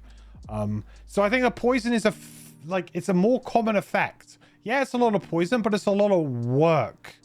And I feel like, you know, yeah, it's going to give you some value over the course of a scenario. Absolutely. And the Retaliate one will probably do well. But, you know, I guess over the course of a scenario, you might expect to do somewhere in the region of 7 to 10. No, actually, that's being too harsh. Maybe somewhere more in the region of about like 8 to 12. Maybe even more, upwards of 15 retaliate damage with this, which is, you know, that's a lot of damage. So I guess you could say that would be worth it. Like, this is one of these cards that's it's so incremental, and it's a very, very small increments. There'll be some scenarios where you'll come away and you'll be thinking, man, Vital Outburst, MVP, right? There'll be some scenarios where you'll come away and you'll be like, I just didn't really get my Vital Outburst thing going this, this scenario. It's just, it did a little bit, but I didn't really get it going, And that's my impression of a lot of, like, passive effects that I personally don't control, right? Like, the problem with this is it's a passive effect, but I have no control, really. I have very yes, I can do things like move close to enemies. I can muddle them, immobilize them, but I'm having to kind of, like, go after that, right? There could be elements that the scenario throws up, abilities that the enemies throw up, different types of enemies that really that kind of nullify the card, and make the card less good. Enemies that have heal. Enemies, ranged enemies that constantly keep running away from me. Or enemies that don't even attack. Just summon and do other stuff. There's good bits, but it's just like it's not going to work in every scenario, which always makes me feel like, oh, I don't know, Any heals around, or we go Gemstone? There is you can get a perk that can help you healing with regenerate. Free regenerate when you long rest, and there's also a crystallize that gives you a heal too. You guess when you don't play the bottom, the top is fine though. Yeah, I mean the top is great. The top is fantastic. So, I mean, personally, I'm probably more excited to play like maybe, I don't know, maybe the top, because the top seems like fun to keep fueling things. Hey, Basils. Just got into Gloomhaven Digital after having it sit in your library for 6 months. My guides have been great to get you started. Awesome, dude. I'm glad you found them useful. Welcome to the live stream, man. Glad to have you here. Hope you're doing good. You're enjoying Gloomhaven. the difficulty curve that is Gloomhaven. Gotta ride that one out.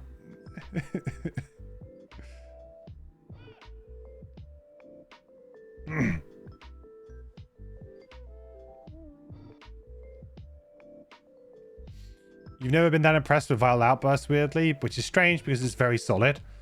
I guess, like, for me, I always like really open-ended attacks. Target all adjacent enemies. Like I said, it's my 4 favorite words on a Gloomhaven card, because immediately I'm like, oh my god, the possibilities.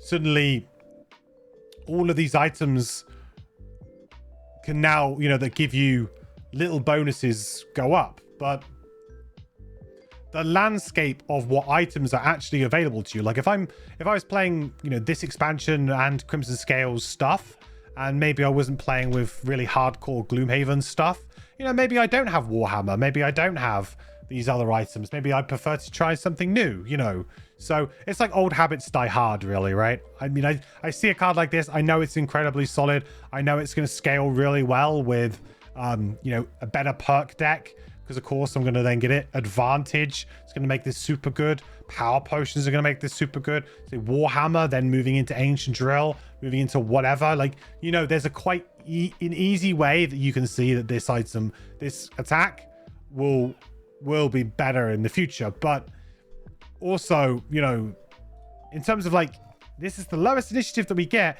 and it pairs really well with the strengthen. So you're kind of like looking for, wow, this is going to be kind of broken in its own way, but this is also kind of broken in its own way because it's allowing you to get that strengthen train going. So I think that's a tough choice. You've kind of got 3 abilities, I guess, that are a little bit more maybe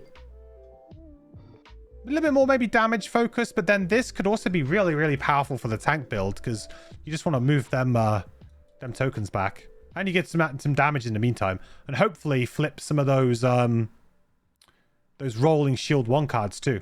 That'd be sweet. Right, 4. Attack 3, range 2, target 2, pull 1, consume charge for muddle, 1 XP, 58 initiative, value, attack 6, range 2 though. Ah, no slot to enhance that range as well. Damn.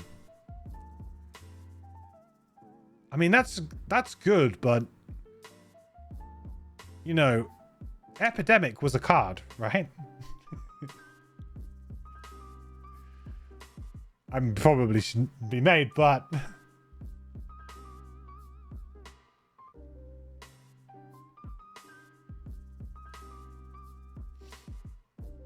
another nice thing with penetrating fragments. Yeah.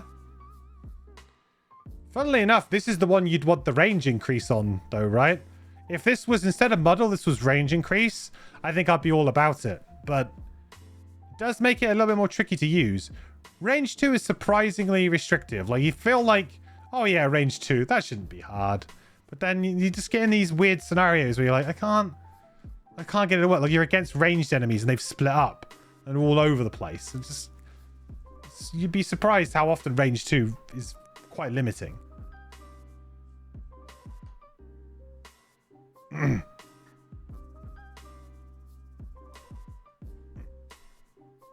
Not that hard. Yeah, but I mean, it's worth saying. I think it's doable a lot of the time, but sometimes it's not, which maybe it's a fine way to nerf the card, right?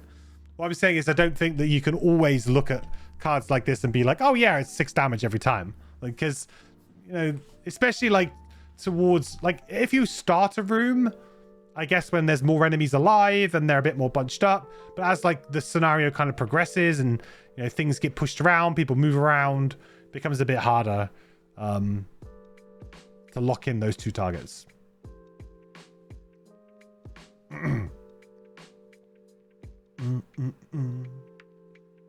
Quick, somebody create a retaliate card called Death Touch where enemies get Bane or Brittle. I can't refuse then. I mean, that would be insanely cool, but also way too good.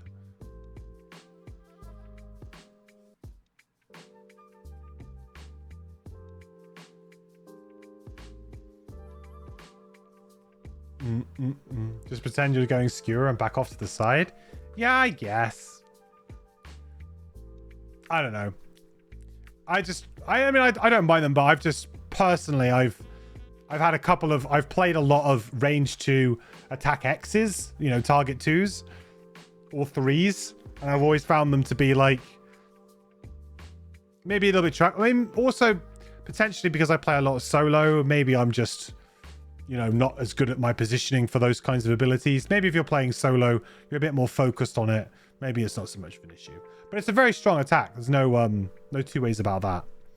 58 initiative is obviously a bit meh. Move 4, jump. Loot up to 2 hexes you enter with this movement. Hello. Free loot. Immobilize 1 enemy move through. Ooh, that's a pretty spicy ability. Is this a good loot ability? Uh-oh. No, it has to be bad, chat. It's got the word loot written on it. It's a bait. It's bait. It's bait. This can't be right. Mistakes were made. Yeah, boy. A little bit spicy. I mean, it's free loot. Let's be honest. Like, I mean, 2 hexes is probably all you need. Like, how many times, you know, it's not quite scoundrel level for just running around collecting everything, but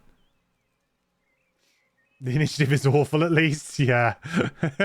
at least you might be the first to that loot, maybe. Range 2 and loot, my worst nightmares together. Yeah, it's like cardless, like, let's see if we can push him. This is probably like an in-joke. It's becoming a bit of an in-joke now. I think this is a pretty good action, though. The thing is, we got a lot of decent moves, though, already. Like, I feel like this character's not really struggling for moves. So, you know, taking a card on the basis of it just being a good move, I don't feel like is really needed at this point. Like, we got a top move action. Granted, it's only a move 1, but we've got a top move action. We've got... we've already got a move 3 jump on, like, 17 initiative, so... You know, we're doing okay in that department. Doesn't feel like we need them massively right now.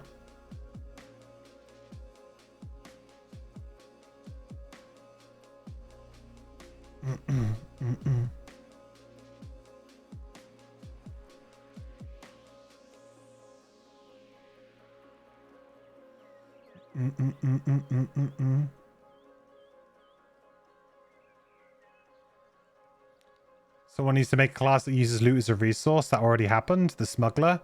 Yeah, I thought I heard something about that. But yeah, it does sound like it could be a bit anti-friend. You know? I feel like the quartermaster is walking that line sometimes. Got to be a bit careful. Everybody should be able to get loot, but perhaps in like more of a cooperative setting like Frosthaven, it might be a bit better. But then thematically, it doesn't really work if they're using gold to like buy stuff. I feel like there's an interesting idea where you could actually spend gold inside of a scenario to do something. Kind of a neat idea. Like, hey, spend 2, but it has to be gold tokens. Maybe that's how the smuggler worked. I don't know. It's kind of a cool idea. Let's look at the other level 4. I think this is a pretty solid level 4, but I'm not like swooning over here. Right, library quartz. While this crystallizes is active, all attacks targeting you gain disadvantage. That's the one, huh? Ooh, that's the one. Move 3 shield 1 on the bottom too. Oh, that is definitely the one. With your shields as well, you got a bunch of shield. Maybe you got some ward going on in some turns as well. Also with the disadvantage, is this specifically to try and make that retaliate good? Okay, all right. Better now.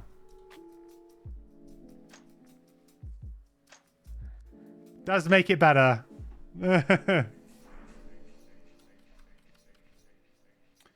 4 charges, shield 1 disadvantage for that round. I mean, this card is just good regardless. Yeah, it's very strong.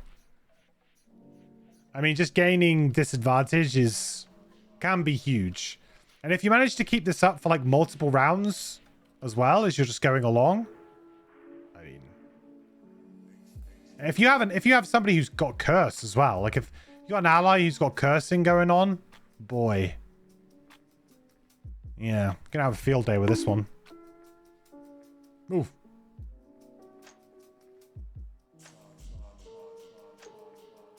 It's good anyway. No, it is still good. I'm not. I think this is. Yeah, you don't need the. Sorry, you didn't need to retaliate to make this good. What I'm saying is that this dramatically improves with the presence of this.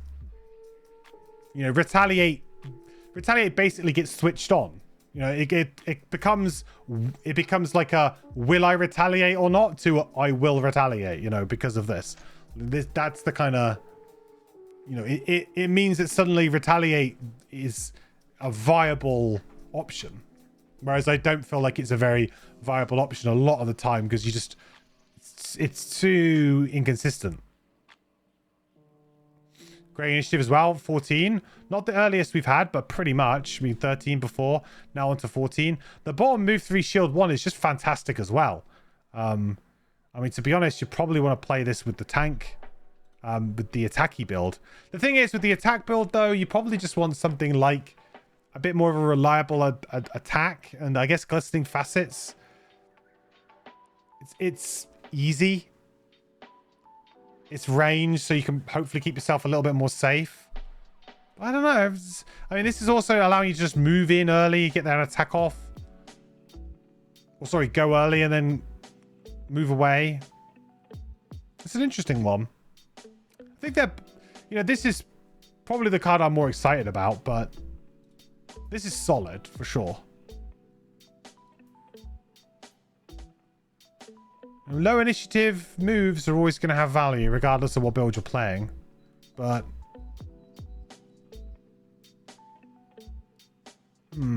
difficult choice for me on this one. Like this isn't particularly impressive, but I guess at this point in time you just sort of feel it out and see like, well, how am I doing, you know? Do I feel like I need more do I feel like I need more attack cards? You know, am I managing with 3 crystallized charges? You know, or am I is it being discarded really regularly? You know, Is it just not really going the distance? Because, you know, the argument could just be play this because it's 4 charges. So, you know, suddenly like your 3 charge AoEs, right? Don't drop off. 1, 2, 3. Suddenly you haven't lost it, which means on the next round when you're like, cool, I'm going to recoup some charges, it actually keeps it around. You know, the charge doesn't fall off. I feel like 4's the breaking point for that. So it's interesting. It could just be this is the best pick because it's 4 charges. We'll see how we go. Like if there are other 4 charge options that come up, then you might say, okay, maybe we should wait until a higher level and we'll pick up that where it's maybe a bit stronger or something like that. But if this is the only 4 charge we get, then that could just be, you know, unique enough that we should go grab it, right?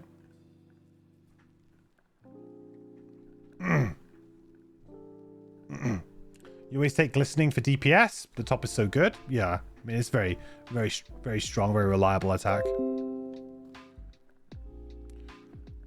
Thanks, Keith.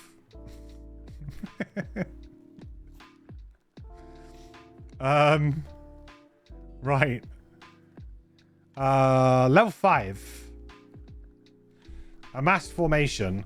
Play 1 card from your lost pile with a crystallize and perform the crystallize action of the card. Ooh.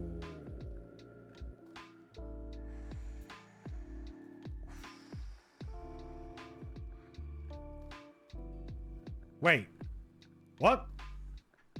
Okay, I gotta get my head around this one. Yeah, boy. A little bit spicy. Okay, so I guess so how this would kind of the tempo of this is basically, let's say we played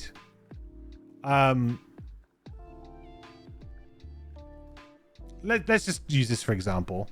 Let's say we played this, right? And then we took a long rest, and because we're stupid, we burn this card. Okay. To a long rest, right? Then later on, we play a master formation. We get to play 1 card from our lost pile with the crystallize and perform the. So we choose this. This comes out of our lost pile, goes into our play area. We then get shield 3 for the rest of the round, 2 XP. Then once all said and done, at the end of the round, you know, this is going to go to our lost pile, and this is essentially back into our active play area. You know, it's now, you know, back into our active hand, if you like.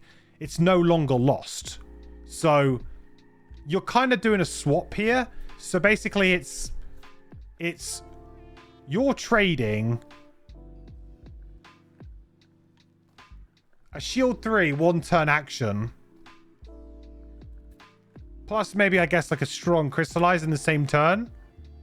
This is really hard to judge the value of this because it feels pretty strong, but actually I feel like it's probably pretty fair. 1 round big shield, get your crystallize back, right?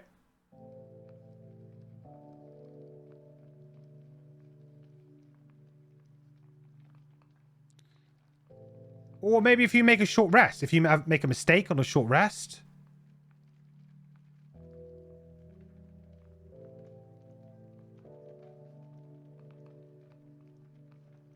I tell you what, are any of the burns...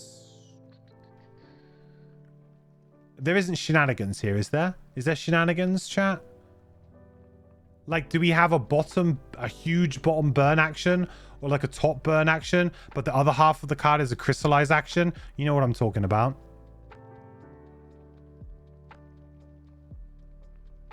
Where are the shenanigans? Oh, looks like there's definitely been a hedge to shenanigans. Because like the idea, right, would be like you could do something stupid. Like, say, for example, this is a burn, right? But the bottom of this was a crystallize action. So you could play this for the burn, get the huge benefit, goes back to the pile, then you get it back for the crystallize action, comes out, and then you've basically got this card back again. So in theory, you get this action twice, which would be Mwah, chef kiss. Looks like there's been serious shenanigan hedging so far, though. Am I trying to break that one ring? None of the burns are crystallizes? Well, that's no fun. But probably understandable.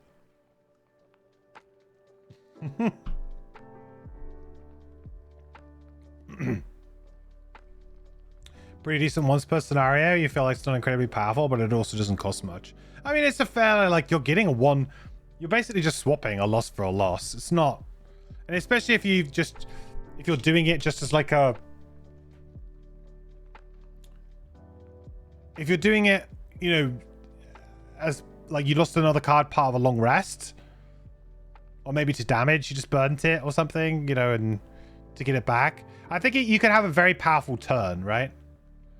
I mean, some of the best crystallizes to play would be something like this. Because, I mean, if you've got the shield crystallize, if you've got the passive shield buff up anyway, that means you're going to go up another shield. So technically this shield 3 is actually going to be more like shield 4. Plus, you've got the bottom action on your card that you've played. So you might have played another shield. So you could have like shield 5 or 6. You could basically just be invincible for a round. Like...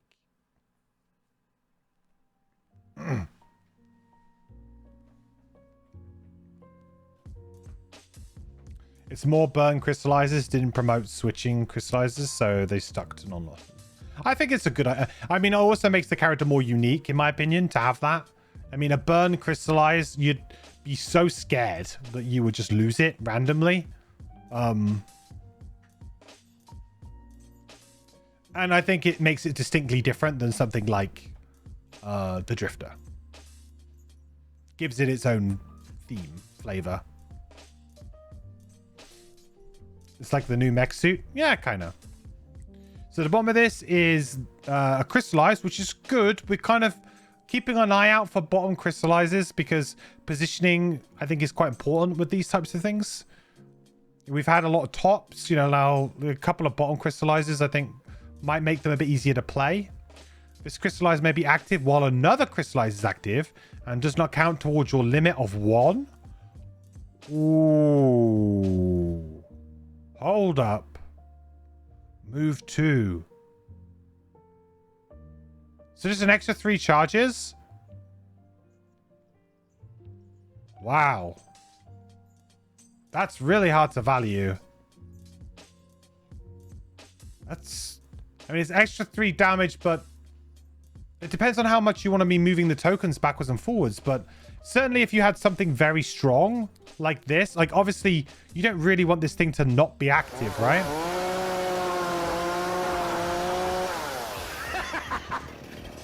No, that's a lot of damage. It's a lot of damage. Yeah, like you really want this to be active. So like just extra 3 charges just means that this thing will hopefully not drop off if you have like a really bad round or something. I guess also would work really well with the bottom of Vital Outburst if you want to keep that going, because it just means that you're much more likely to have this active for the entire round or longer. The ones that recovered like X amount of charges, is it on one?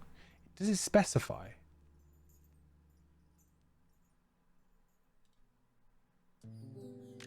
It does, on a crystallized ability.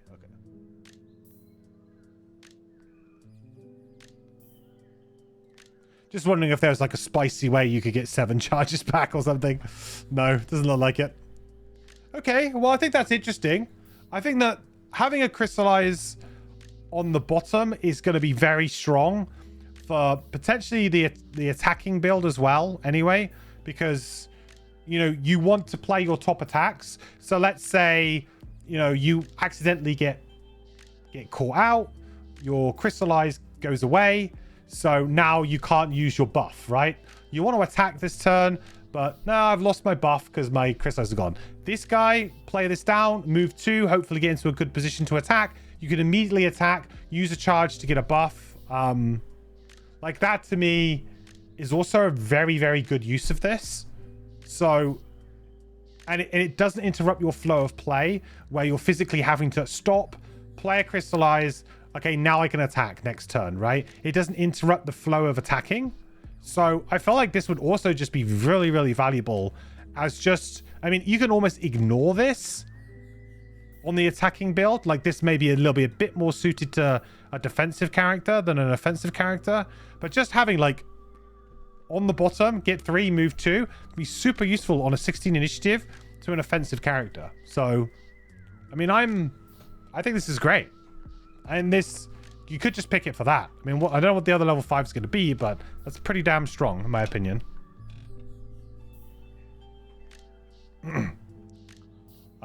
Cinnabar Seeding.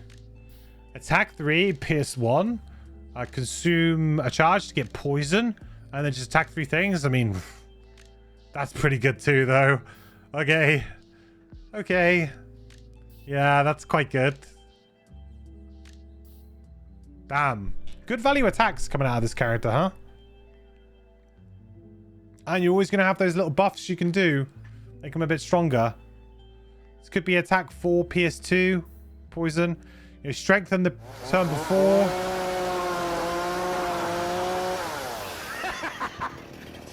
No, that's a lot of damage. It's a lot of damage. It is a lot of damage.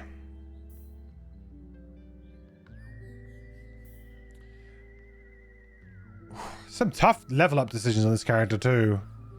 The bottom is move 2.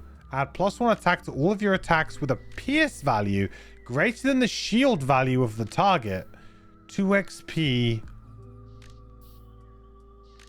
Permanent? Is it permanent burn? Ooh.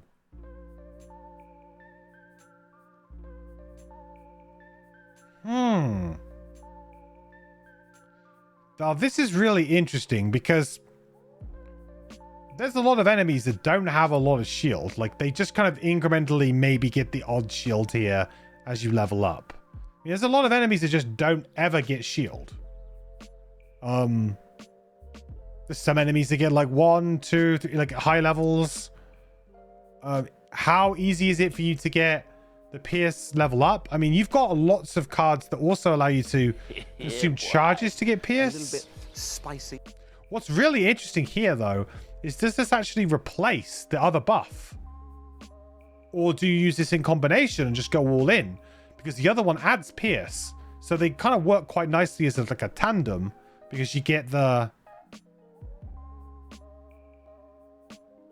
You then potentially get the pierce one from the other one, which then maybe unlocks this. Really interesting idea. Hey, Demo Man. Welcome. Thank you so much for the follow. Welcome to the quest, my friend. Hope you're doing well. Oh, who let Roger in? Roger. Bye, Roger. What are we talking about? So we're talking about, so this is Crimsonscales, which is a Gloomhaven spin-off, like expansion. It was all fan-made, very highly produced, freely available as a print and play or as a tabletop simulator mod.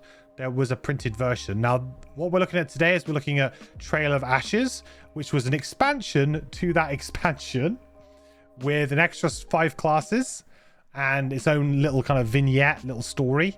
And so this character is called Shardrender. And this is like the first time, I think, this character's been properly like looked at publicly, because I think the I think they've only just got to like finalize the files and stuff. So yeah, it's so far it's been really interesting character.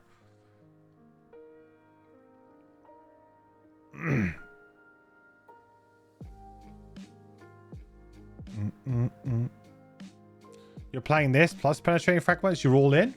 I think that you could go all in with this. It would be kind of an interesting idea. Like you wouldn't really have to get a lot of pierce to get above the value of a lot of enemies. Plus, you've got a lot of cards that allow you to increase attacks that increase the level of pierce already.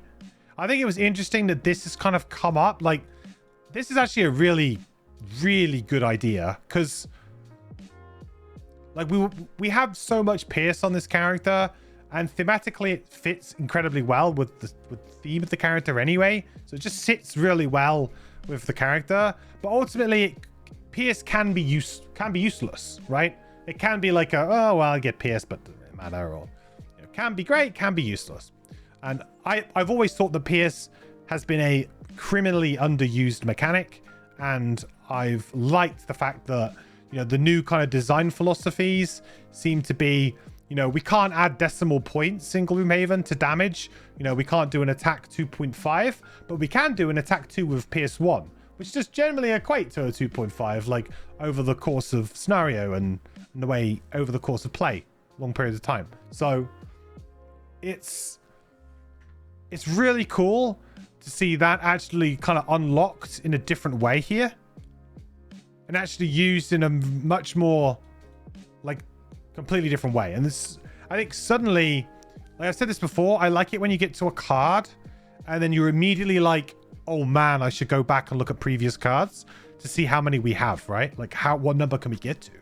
Like, I like it when you get cards like that, because it's like suddenly you're like, oh, this actually unlocks cards before that maybe I wasn't even really considering. Like maybe I was sort of given up on a card and I haven't been playing it. Like, you know, suddenly, like, you know, Impaling Spike, maybe a card that, you know, you've been getting some really good attacks. Maybe you've been looking at this card going, well, it's good value, but, you know, it's, you know, we're level 5 now. You know, we've got some other good attacks.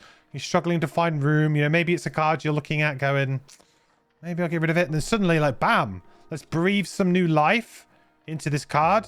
Suddenly, you know, consuming this, you know, against, you know, 2 enemies that don't have any shield, suddenly is actually turning this into an attack 4. Like, this is now an attack 4. With the Pierce 1 against an enemy with no shield, it's an attack 4. So it just immediately kind of bumps some of those numbers up and makes you look at cards that maybe you've sort of forgotten about, or perhaps you haven't really been using as much.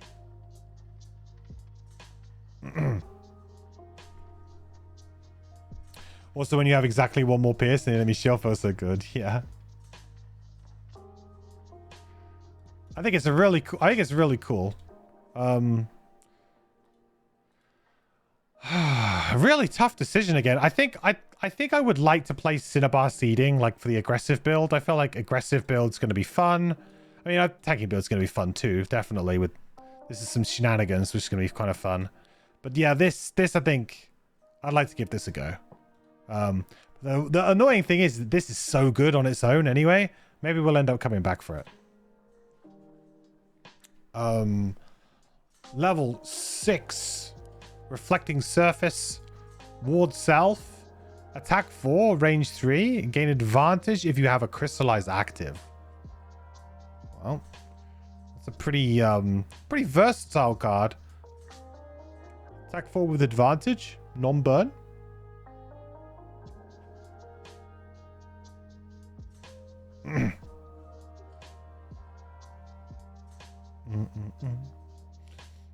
You actually did use both sometimes, the level 9 card. Ooh, we'll see.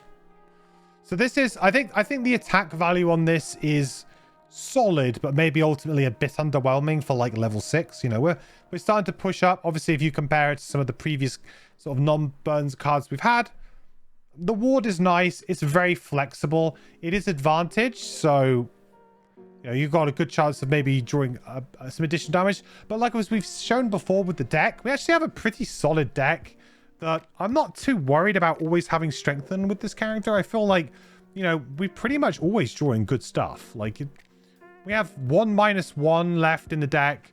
We have the miss, of course. But everything else is pretty much like, you know, a hit. So, I don't know if advantage is really something that we're massively pressing on. And it's not like we have loads of like we have a couple of these like +2s and things, but these are all like kind of ambiguous type cards that depending on the rules that you play, it's not like we just jam a load of like +2 or +3 cards in here. So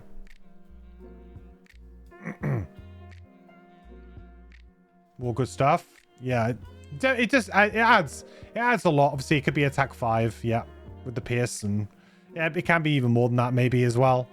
Like, obviously, there's a room for it to grow, but I feel like it's maybe a little bit underwhelming. And the ward self, of course, does make it feel a little bit more like of a hybrid type card. Maybe something that either type of build might be interested in. You want to still do a bit of damage on your tank. You still want to have a couple of good, decent, reliable damage cards. When you would suffer damage from an attack, you may discard this card to suffer no damage and perform attack 2 instead.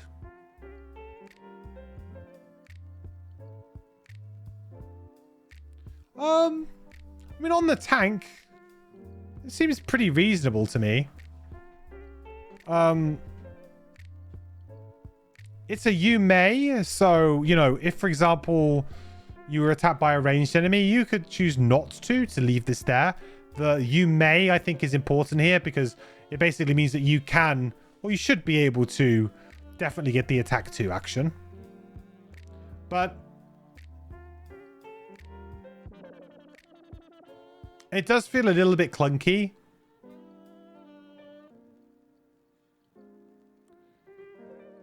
You know, negating damage is generally, I would say I'm generally pretty low on that effect. I'm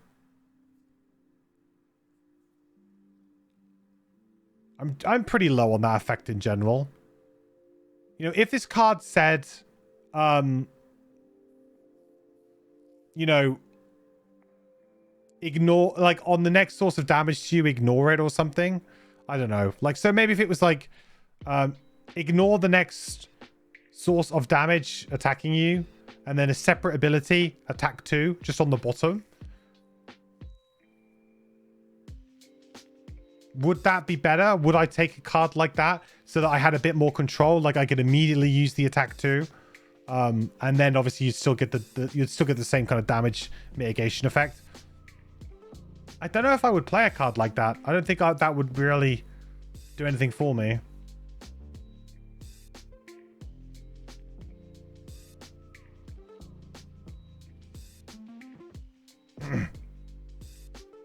You mean if this is like heal 5 attack 4 due to other things, it's pretty insane. Yeah, but I think again, like this is like you're suffering damage from an attack. I don't know. I mean, I don't like the direct comparison between, you know, heal and damage mitigation. I don't think that that's always a good way of seeing it. Like just saying, oh yeah, because you know, heal doesn't take up your entire turn sometimes, you know. This can sometimes be better than heal. Because, of course, if you don't have any health, you don't really want to take any damage. It's kind of like an attack 2 disarm. That's an interesting way of putting it. Kind of is, isn't it? Yeah.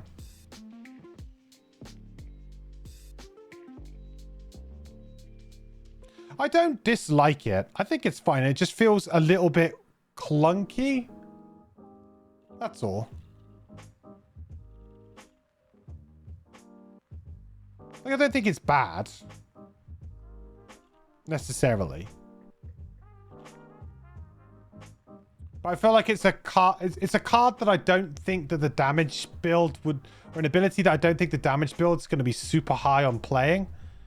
And the tank build, I guess, could play it a bit. But then they're probably only doing an attack 2, like no more, because they won't have the passives to really take advantage of the attack 2.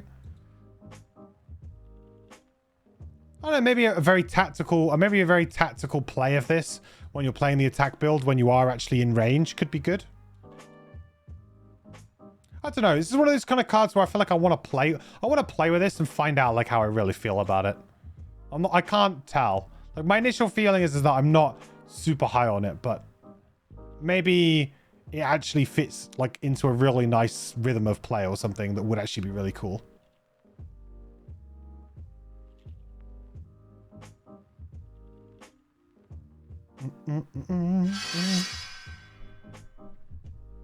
Hey, here's Katana. Welcome back, my friend. Good to have you here, buddy. 5 months. The quest continues, my friend. Thank you for using your Amazon Prime Gaming sub. I really appreciate it, man. Thank you, thank you, thank you. And anybody else in chat, if you have Amazon Prime subs, you don't have to use them on me, but please do ensure that you use them on a stream of your choice. If you have an Amazon Prime subscription, you can link your account and you get a free subscription to a streamer a month. It is literally just a way for you to say thank you to any streamer, and it costs you nothing, but it really, really helps out streamers. So even if you're not going to give it to me, please make sure you use it, because it's a waste otherwise. And Jeff doesn't need any more money.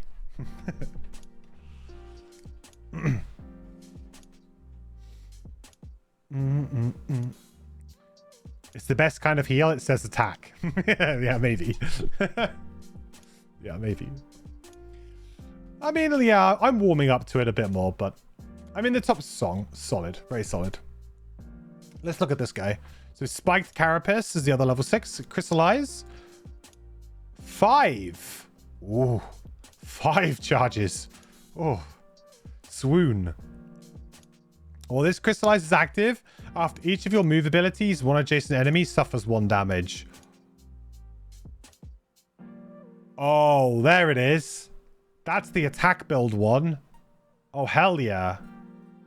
Oh, if you're playing the attack build, this is going to be the one. This is going to be the one, right? 6 charges, so plenty to play with. An extra 1 point of damage every time you just move up to somebody. That's pretty good. Like, I think you could play this in the tank build too, but I mean, I think the attack build, that's one thing we were searching for. Like, all of the kind of crystallize, like these bonuses here, were all kind of a little bit more defensive focused. Or at least were aimed to maybe preserve your crystals rather than, you know, consume them. So giving the enemy disadvantage, making sure they can't draw the positive modifiers, you know, those kinds of things are all to, you know, kind of preserve your crystals. Whereas this is more like, we're not preserving the crystals, we're just damage. We're going for damage. And I like that a lot. Yeah, this is, yeah, I'm all over this. I like this a lot. 26 initiative. The bottom is move 3. Add Pierce 1 to all your attacks this round. Oh. Attack 2? Oh, yeah. With this as well. Ooh, Cinnabar Seeding.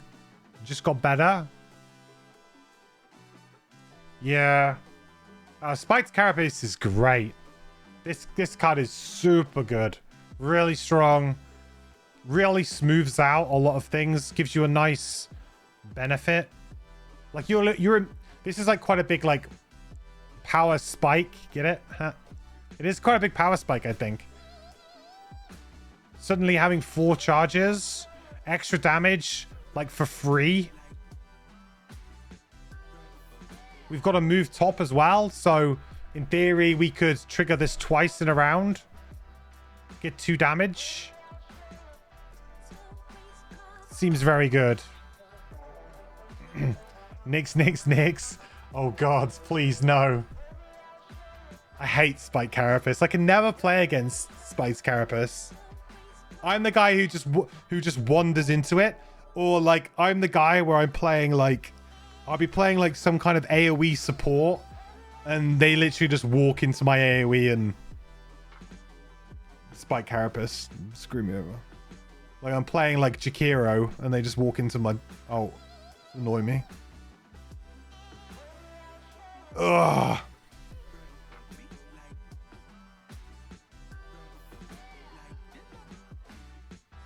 Or you play puck and get pucked. Yeah.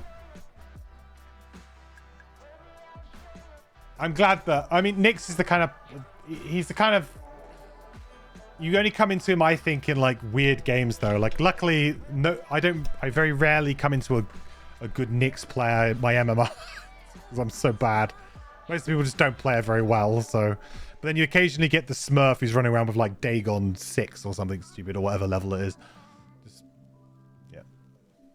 pain in the ass. We're talking about Dota now, by the way, if no one, everyone's like confused. Dota characters. Anyway,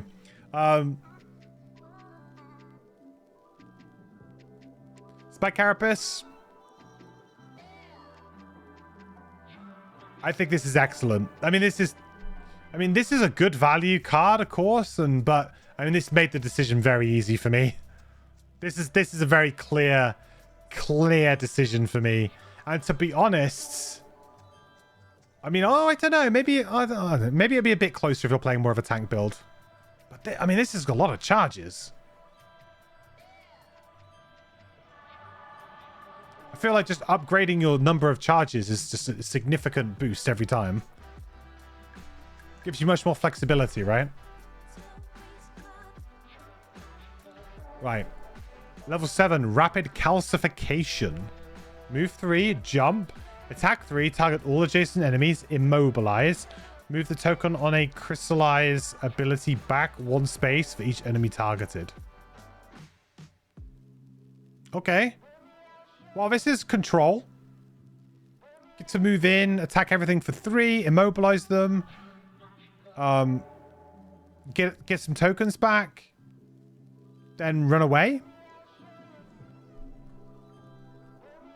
This is pretty good to me.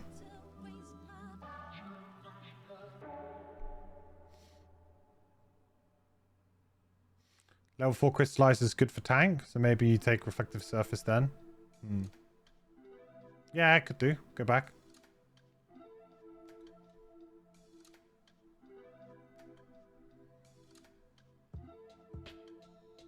It is a burn, but it's a very powerful effect. So, you know, it kind of does everything in one. Like, it's an ability that kind of does everything all rolled into one, right? You know, you even get the move to just set this up really cleanly and then move away. So, it does feel like it's very... Especially if you've just got this up. So you've got 5 slots. You know, potentially you just go in and you just burn through a bunch. Go 1, 2, 3, 4. Maybe burn through 4. And then boom. Move it back 4. Right?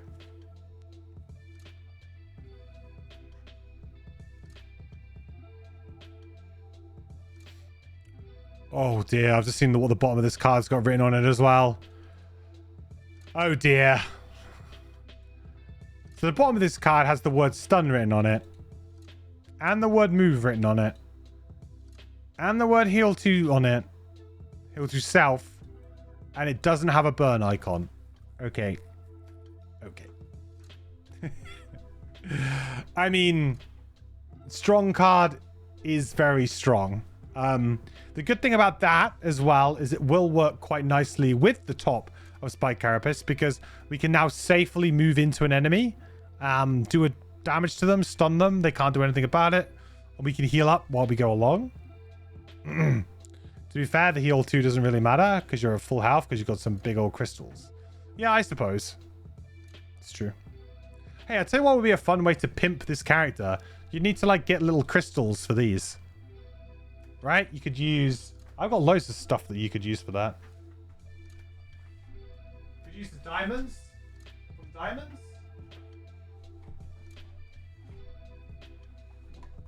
Pimp your game. See these? I'll show you.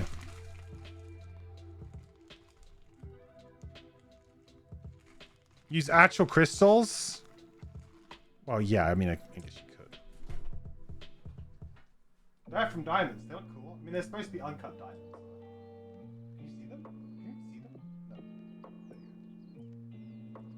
Kind of cool. There you go. Pimp my game already. Use literal diamonds as trackers. Yeah.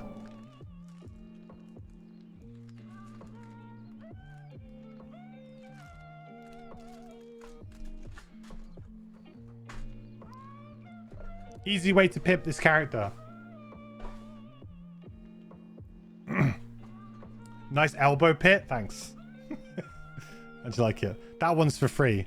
If you want more of that, it's onlyfans.com/manage requests.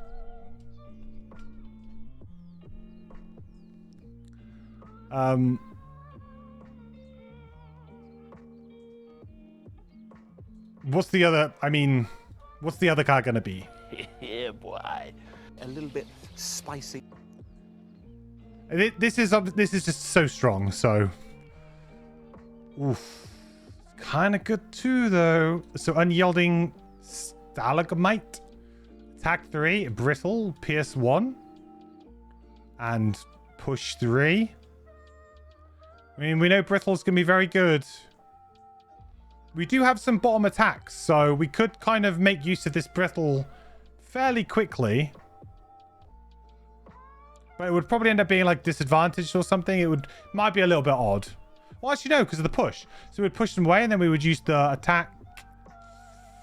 What's the range on that? Is it this? Range 2, but it's push 3. I mean, I guess you could make it work. With the new rules, you absolutely can, but I guess you'll be playing new rules. Push up to 3, just push it 2 away. Trap damage. Oh yeah, of course. I guess you would apply the brittle, then the... Well, what order do you do this? Do you do that in?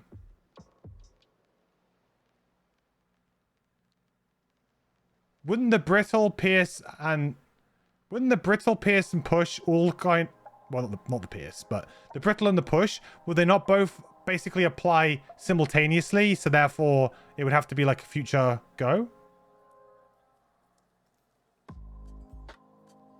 You get to decide the order. Okay. Nice. So you put the brittle on first, then the push. I say new rules, but Jaws the Lion is from 20... Hey. Newer rules? I say that because, like, I play so much digital, right?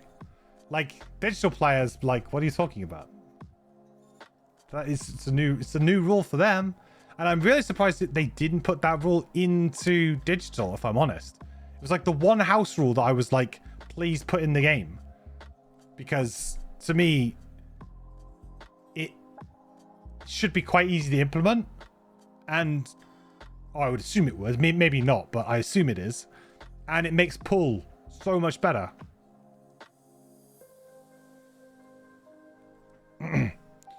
Just used for trap. Same as how rupture and push would work. Oh yeah, I suppose it would. Yeah, you're right. You could get the benefit of the rupture immediately. That's true. Cool. Well, yeah. I mean, you bring them into a trap and they're just dead, right? Well, yeah. Pitting stun and brittle up against each other. Interesting. The bottom of this is attack 5, range 4, pierce 3. All enemies adjacent to target suffer 2 damage. I mean, you know, that's not like you can buff this up quite a bit. See, pierce 3 is quite good. This could be some nice splash damage. This is a good to great value kind of bottom burn attack. Like when you're like against like a boss, or you know, you just need to kill something super quick. You just need to play a couple of burns quickly. You know, something like this is good to have just in your back pocket. Like there have been times where I've come down to the final round of the game. I've got 2 cards in my hand, and one of them is a card like this, and the other one's a decent top attack, and you're away, right? Funnily enough, like brittle onto this would be cool, right?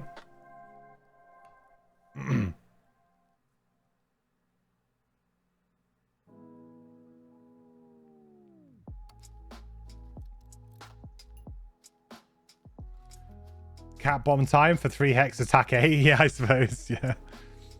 You could just use the bombs. True. That's why the items break the game. Yeah. I mean, yeah, it's quite hard to balance abilities when there are items that flip them on their head. I think this is tough. Which one to choose here? I really do. Like, obviously, like the kind of pure value player in my eyes is always going to gravitate towards stun. But this is a really nice, like, little attack. Plus, if you can go late, and 71's a... I mean, I guess it's not as late as you'd maybe like, but it's a later initiative. You might get away with it. Go late, do an attack, get the brittle on them. Then next turn, go super early, make use of that brittle immediately. Obviously, this is also just... If of course, you do just want to execute an enemy through a trap, you've also got that option too. So, and at level 7, you know, the trap level is going to be high. So, you're pretty good stead. So, I think, to be honest, I'll probably go for Unyielding Stalagmite here. I think I probably would. Diamond Skin. Diamond Hands. Crystallize. While this Crystallize is active, gain shield 1. Oh. Well, there's the tanking one, right? We had the damage dealing one.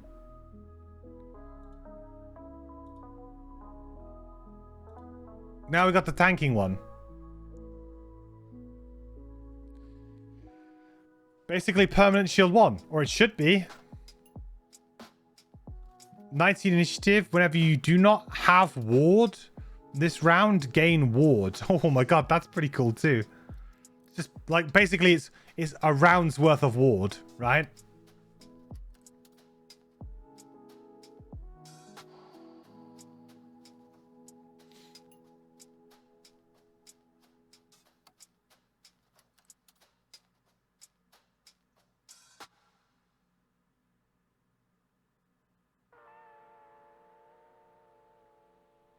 Why stun when you can kill? Yeah, true. I feel like this is... It's also 6 charges. This is super good for the tank build. I don't think the attacking build wants anything to do with this, but tanking, absolutely. This is like everything you want.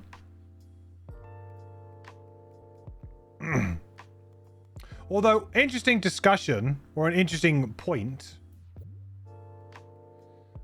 You know, shield 1 versus enemies always have disadvantage.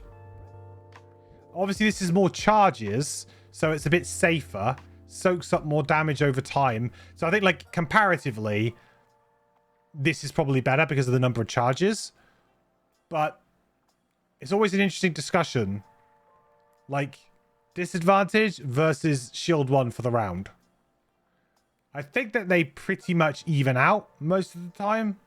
Obviously, disadvantage could sometimes do nothing. You know, shield always does something. So shield might end up slightly above. But of course, like a disadvantage could prevent, you know, +2s, +1s, ×2s. So depending on, you know, your sample size, I feel like it could vary wildly. Like, it's one of those kind of things where if you were to take 100 attacks, I think they'll probably end up being maybe fairly similar. But that's not really how the game works. The nice thing is you switch to Diamond Skin, you can now switch to using the level 4 for the move 3 shield 1. That's a good point. So you're back to using that now?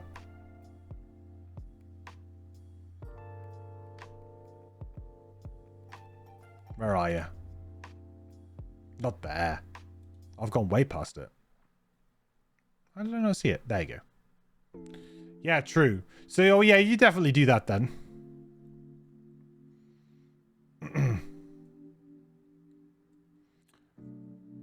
And vice versa. Use library top and this bomb for round long ward plus disadvantage. Yeah.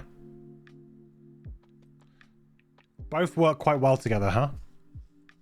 I mean, this is the perfect tanking card, really. Like, for this character. It's everything that you want. All in one card. One nice package. You know, and it's very clear, like, who it's for as well. So, this is not a card for the damage build. In any way. Like, no. You're not going to consider this at all. Well, good job we didn't have to, because we got a pretty good attack here. Attack 3, push 2. Consume a charge for PS1.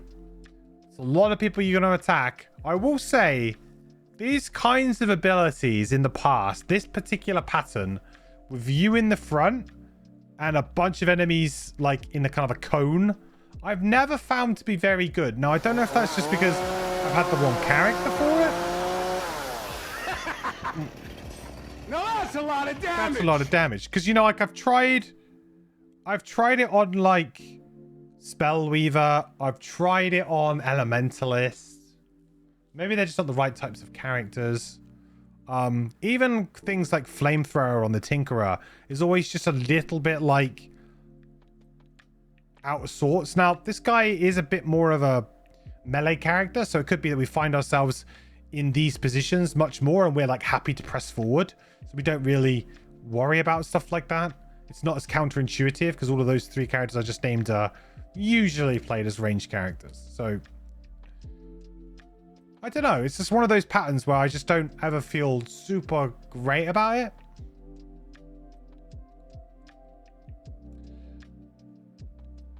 The problem is you tried it on wimpy casters. Yeah, maybe. It's hard to get full value, but hitting 3 is still really good. Yeah, I mean, 9 damage, push 2. Also, you couldn't really hit everything and get all of the charges, right? I mean, I guess technically you could, but you probably don't want to hit everything in terms of using your charges.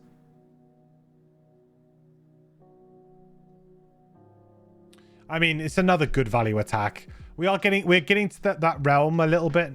Oh, well, I mean, not with this, I think. It was the last couple of levels have still been pretty good. This character has managed to kind of keep my interest in the higher levels, which I say usually I get to this kind of point, level 6, 7, 8, 9. That to me is usually like, okay, here comes like the power level, and you just kind of like, you just get silly stuff. But there's been really, you know, this is very interesting and a big buff.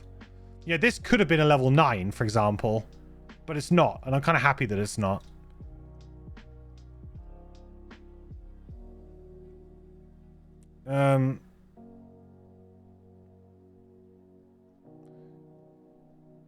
So the bottom of this is move 3, muddle and pull. Target all enemies within range 2.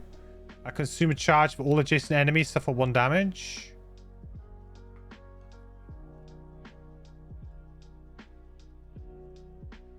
Yeah, 3 damage. Hey, this is great setup for that adjacency, huh? What was that card? I don't think we ended up saying we were going to take it, but it could have worked really well. This one. I mean, perfect card, huh?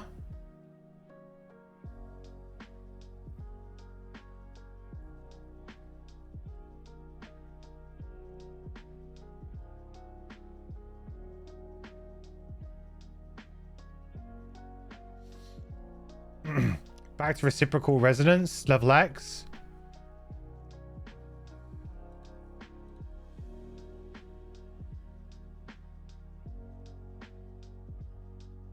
Ah, yeah, bring them back in. Yeah, you could bring this in. What was the wording on the other one?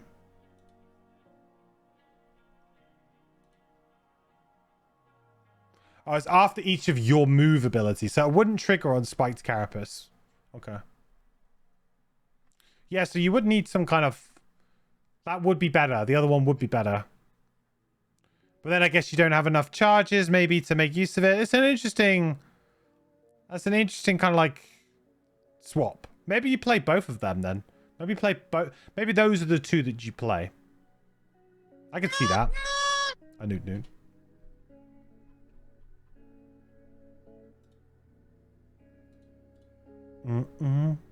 Yeah, tut.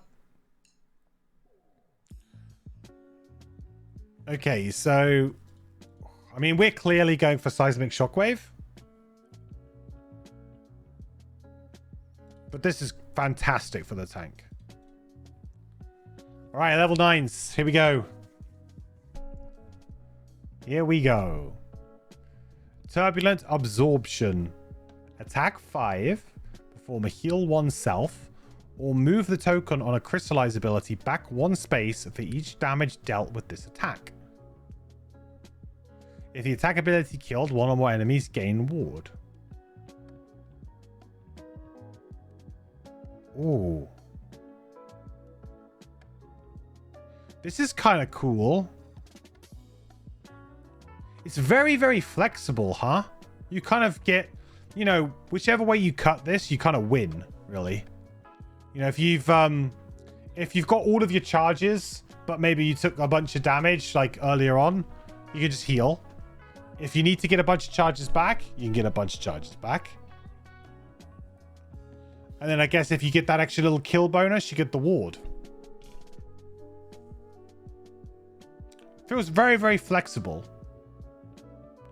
Probably for the tank, I would say. I don't know if I don't think you would... Well, I don't know. Maybe it would be quite good for attack build. Just getting like... Basically, you could just go in and get all of your charges back in one action. If you're playing the attack build, right? And depending on who you target. But there's a good chance that you could get like 3 or 4 charges back. You know, you buff this to be an attack 6 Pierce 1. You then hopefully get all your charges back. We red guard now. Long spear. Yeah, long spear would work very well with this. Yep.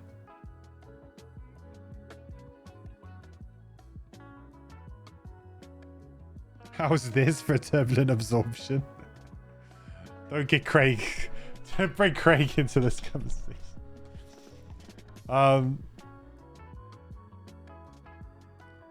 Gain shield 2 while you have ward. Okay.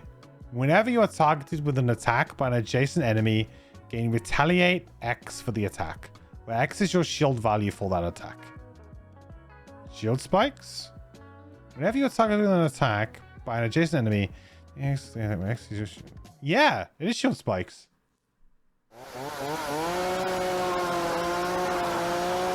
We got shield spikes. Now that's a lot of damage. That could be a lot of damage. Because we're already going to have innate retaliate on a few abilities anyway. This character's got quite a few passives, right? Like the tank build so far has got like 3 kind of viable passives. You got the initial one, which is just going to give you a shield 1 every time you... a shield every time you play a crystallize action. Then you've got the one that gives you retaliate 1 and everybody gets poison if they attack you from adjacent. Which maybe you'd stop playing that one, but that has innate retaliate on it. And then you got this guy, which is going to give you shield 2 while you have ward. So... a little bit anti-synergistic, because we said before with ward and shield, but it's free shield. It basically turns all of your ward abilities into shield 2 abilities that then turn them into retaliate 2 abilities. That's pretty good.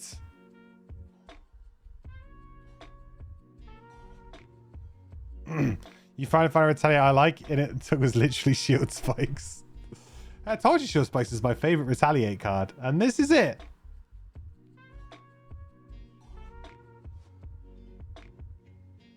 I like it. Really cool. I mean, it's shield spikes, but it has like the shield 2 while you have ward thing. It's kind of neat. Makes me feel like, because a lot of the times we're playing stuff and getting ward and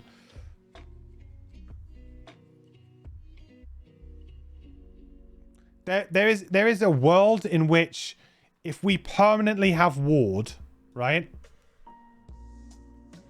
There is a world in which we can permanently have ward. At least for a round. Which then equates to shield 2 for the round. This card now says you have shield 2 for the round.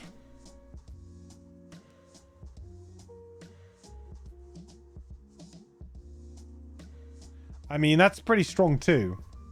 And then you got ward on top of that. I mean, there's so much. This is like ridiculous amount of tanking. You know, this is like... I mean, I can't even fathom. You should quite comfortably have something like shield 4 or 5. A lot of the time.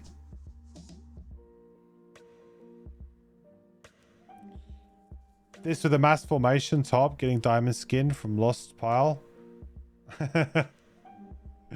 Go for the mega shield. Yeah, that's shield 3, right?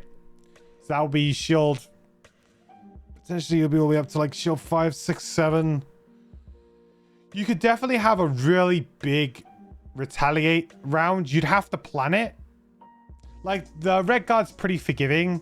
Like if you kind of mess up, a big shield spikes round, especially at high level. You just, you know, they're not burns, so you kind of get away with it. But this does it.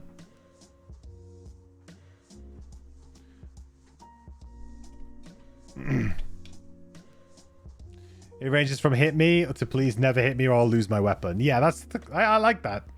It's two incredibly contrasting styles that don't really share any kind of like, I mean, there's mutual cards. That's what's really clever about this class, actually. That's actually really like a very clever point, because like the natural inclination is to say, okay, let's create two different builds with a class, right? You got an idea, got this kind of build, this kind of build. A lot of the problems can come sometimes when you have like cards that are kind of like in the middle that bridge the two, but it bridge the two and the power level is so good that you end up making kind of like decisions just based on like power level. So, you know, instead of maybe just kind of creating more of a concise play style, you kind of end up with an amalgamation. And if you were to ask two people, well, how did you play your character? How did you play your character? You'll probably end up with like, yeah, maybe someone played one card or different or two cards different, but maybe they ended up in relatively the same place by the end of the leveling process. You know, they ended up kind of doing the same kind of final card decisions and choices. But the clever thing about this character is that the nature of the fact that one character wants to protect the charges and one of the versions of the character doesn't care and is like, yeah, I'll use them if I need to mitigate damage. That's my job. Is really clever, because the only middle ground that these two characters have with each other really is the number of charges, right? On the cards. Like that's kind of it. Like there's maybe some of the innate abilities, and like sure, there's some abilities that, you know, good value attack. You might use it on a tank build. But the attacking build really does not care about anything that the shield build is really going for, and really doesn't want to play in the same style at all. So it's quite clever to kind of be able to have two quite distinctly different play styles, and not just like the usual type of play style as well, where we're like, oh yeah, well, one's a melee damage dealer and one's a range damage dealer. It's a different play style. It's like, not really. It's still kind of, you know, I'm sure there's good value range damage attacks that the melee build probably took, because they're like, oh, it's good value range damage attack, and vice versa. The range might do the same for the melee, right? There's a lot of shared ground there because the objective is kill things as quick as possible. Whereas it's not really the shared ground here. You got a character that's like, I want to stay alive forever, and this is how I'm going to do it. And then you got one character who's like, I never want to be hit, but I can kill stuff super quick. Like, I'm nimble, I'm running around, doing my thing, killing things super quick, using my resource, right? So it's kind of like a very clever, it's very cleverly using one mechanic that's quite simple, but it's split distinctly into two different playstyles.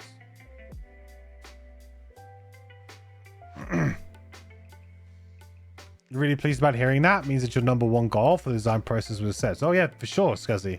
I think it's very difficult to do. It's incredibly difficult to do, because like I said this before, the design space in Gloomhaven is like a blessing and a curse. You know, the whole you only get 2 cards when you level up. It's like, man, if people were to break that rule, you know, you'd probably get some very bloated characters, which is why it's a bit of a curse, right? You probably get some very bloated characters. Sorry, it's why it's a bit of a blessing.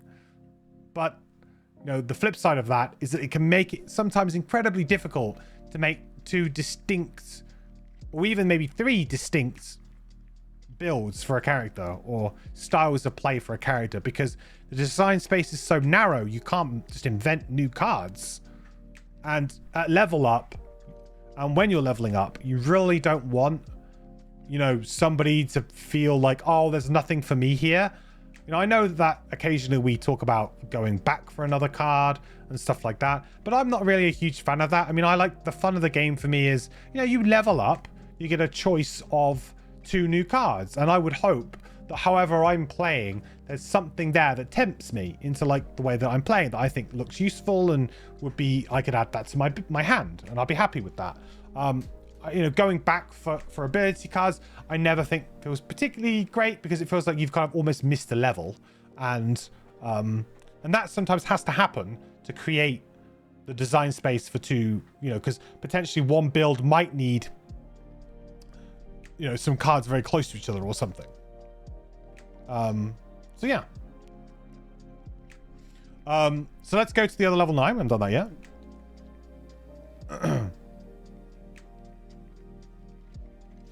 You really like the damage build, but you like the tanking build even more. It just offers such interactive tanking gameplay. Sitting on the knife's edge of your armor, breaking off, and doing your best to keep it up. Let's suddenly blow up as you get more vulnerable when they fall off. Yeah, it's like you're never quite safe, right? Because of the whole crystals and armor system. Because, you know, you play shield 3 for a round. You know, you can sit back sitting pretty, right? Sit back. I ain't gonna worry about that. I'm not gonna die this round. You know, I've got my iron helm. I'm immune to a ×2 draw, whatever. But if you know, this character doesn't really get to that level until very late. You know, most of the time you're sort of scrabbling around with like shield 1, 2, you know, bit of ward, and you're just trying not to die. And often, you know, you're going to come down to those really awkward turns, and you're like, okay, guys, well, I really, you know, it's going to make enemy draws more interesting, you know, rather than it being like, you can draw whatever you like, I don't care. Like, the enemy draw deck is essentially dead. The enemy draw deck will not be dead. There will still be bad draws for you, or at least draws that will make the game more interesting, for sure. There are a few levels that are clear-cut for what a tank build should pick up and what are damaged, but you try to give options as much as possible to deviate from that trope. Yeah, I think it works well. Like, there's several cards where I honestly was like, I don't really know. Like, there was clearly like, this card has lots of damage on it, but the other card had like a very interesting like movability or initiative, or, you know, even that one that had the bottom crystallized. Like, I still feel like this is like super powerful. So it's like, oh man, do I take like, you know, this is obviously great and this is like really fun to build around, but boy, oh boy, this is so consistent for any build. So it just feels like, Right, so level 9, Violent Shatter. All enemies within range 3 suffer 2 damage. Brittle and Wound target all enemies within range 3.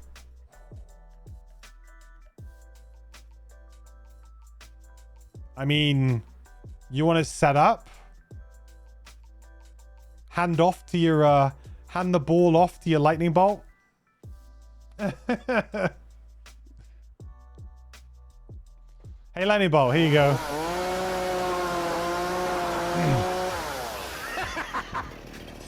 Now that's a lot of damage. The wound would trigger the brittle? Yes, it would. So the wound is a bit of a risk here. You would have to make sure that whoever's going to take advantage of this gets on with it. I mean, 83 initiative is really late, so that does play quite nicely because, of course, you brittle and wound. Hopefully all the enemies have been. So then it's just a case of next round. Let's go quick and get it done, right? I mean, I don't feel like this is like a really fun big setup card. Like, it's a wombo combo card, and I generally don't mind those. My only thing with this is that we personally, I don't think had anything that's targeted range 3 specifically, like all within range 3. Like, we had a lot of all adjacents, which, you know, this will still be very good at, but, you know, we specifically don't have a card that we can immediately go, yeah, we can use that. It's almost like this would be, you know, to get the full value out of this, you're really going to be looking at, you know, someone like a lightning bolt or you know, spell weaver, triangles, a high level character who can target a very large range. So 83 initiative, as we said, is pretty good for the top action, I think, in general. Move 3. When a character token moves off the last slot of a crystallized ability, you may discard this card to perform attack 3, pierce 3, target all adjacent enemies. Ooh. Ah. Okay. Ooh. How do we go about that then? 1, 2, 3, 4, 5. Oh, do we just go for like the double? Oh man, do we just go for like the double attack? So do we do something like, do we just go crazy? So do we have, let's say we have Spike Carapace, because I think that's probably the one that on this build we would have. So we have Spike Carapace up. Got 5 charges to play with, let's say. I'm now really thinking we should have taken that attack everything card. I really am. Right? We use Vital Outburst.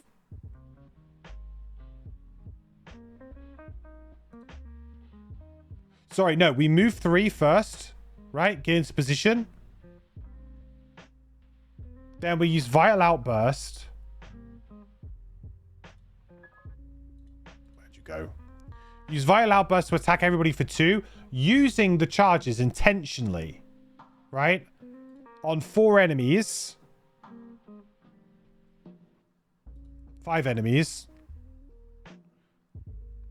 Give each one attack 1. So that'll be attack 3, pierce 1. So 3, 6, 9, 12. Maybe about 15 damage. This falls off. We then immediately get to follow up with another attack 3. And if we had the pierce buff up, potentially we would get that too. On both attacks, maybe. Depending on, obviously, enemy and what have you. Man. That's really good. You would go through your entire attack modifier deck in a single turn.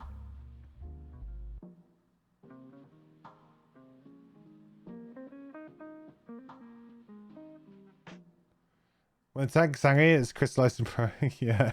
Enraged, attacking you all. You really like the group of persistence with move 2 or move 3s attached? Hmm.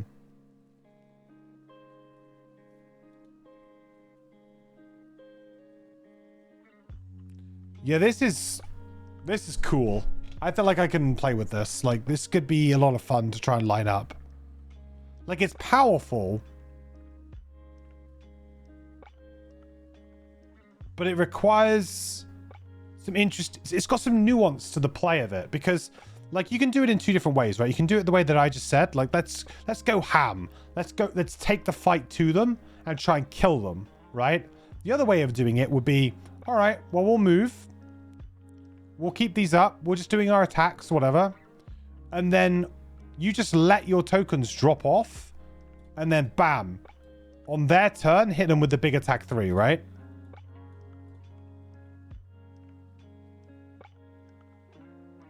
So in theory, the tank could actually use this too. Like, could actually be... I mean, obviously the tank wants this. This is crazy. But, like, in theory, this would actually kind of work... Be kind of a good, goofy ability to mess around with on the tank. Because you can just sit there and then, you know, finally you kind of do a big attack 3, maybe. I think forcing the tokens off, putting the power in your hands is the best way of playing this. Because, you know, you want to be able to target them...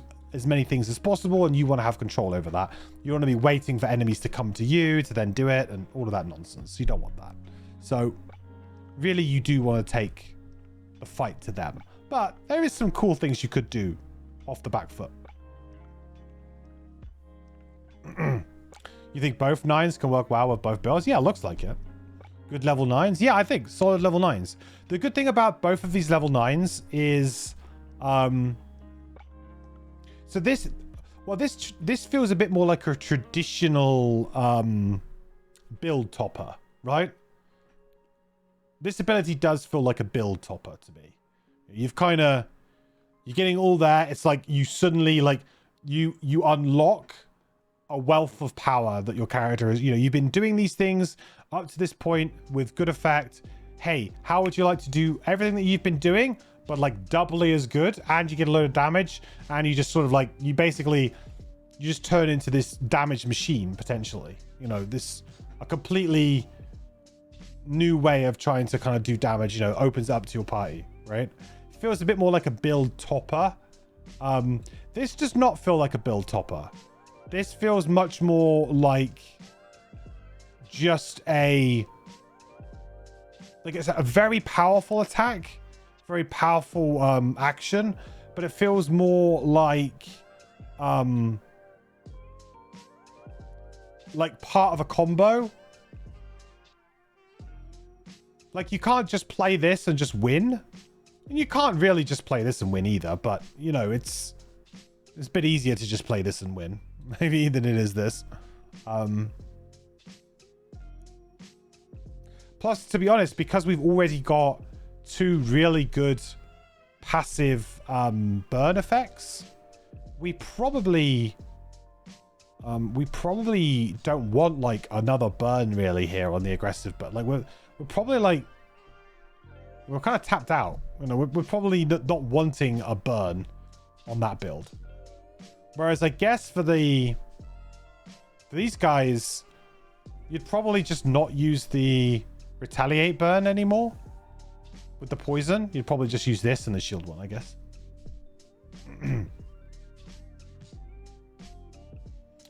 Top of Turbulence, very nice for the damage build, and Violent Shatter bottom, well for the tank build. It uses a mass bottom as ammo, basically. Yeah, I can see this being quite nice as just getting like a load of charges back in a very quick succession. I mean, I'll be using Violent Shatter for sure. Like that's the one that I'll go for, because obviously this is a dedicated. You know, both of these abilities are you know, damage focused. And of course, this could just be broken. Like,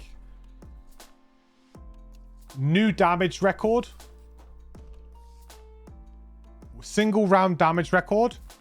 This card will be part of that combo piece. You know, I've done it before with Inferno. You know, using like the totem buff from 2 minis that gives you like +2 attack. The big buff from Tinkerer that's +2. Can't remember what it's called right now. Used I think we used Quiver, I think, on Quartermaster. Is it Quiver? No, support pack or something. Let's give it another buff. Then we just use like power potions and what have you. And items like cloak to give more damage.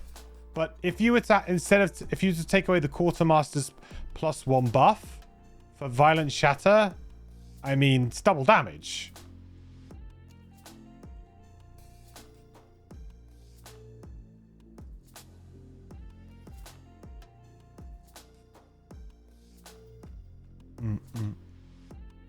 Combos well with this too. Oh yeah, pull everything in.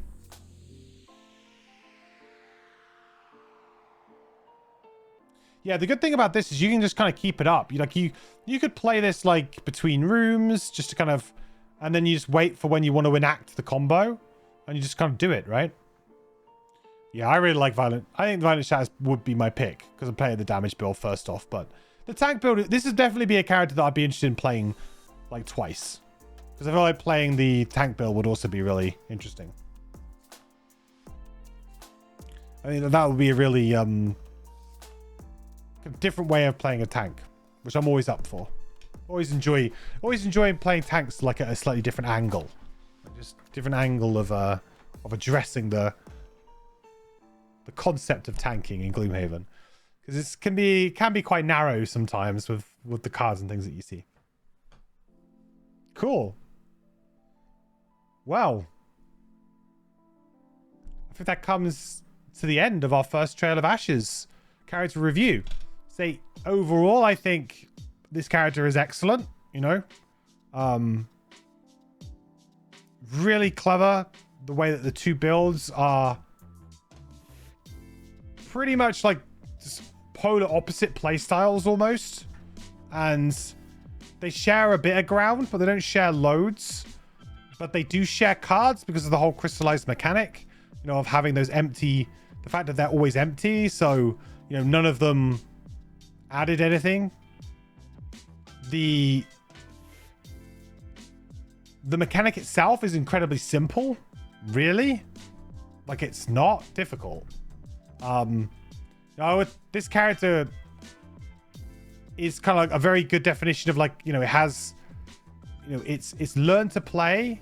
Complexity is pretty low, but I would say the depth is pretty high because there's a lot of different ways you can go, and there are a lot of different cards that synergize with other cards in different ways. Like, you can get one card and it actually might synergize pretty well with like 2 or 3 different cards, not just with, you know, oh, there's a clear 2-card combo there. Oh yeah, let's play that every time. You know, it felt like very much that there was some really good space there to mix things up, play things slightly differently if you wanted to. Like, I like variety on characters. I like it when I don't have to play the card always for the same half every single time. And I felt like this character had also some opportunities for that. Although there is definitely some situations where you need to, you know, crystallize is very important. So you need to make sure you prioritize that. So that will be something that will keep coming back. And if you keep losing your charges, then you're going to have a bad time. So it is the kind of character that also, I think, rewards good play, thoughtful play, good strategic play.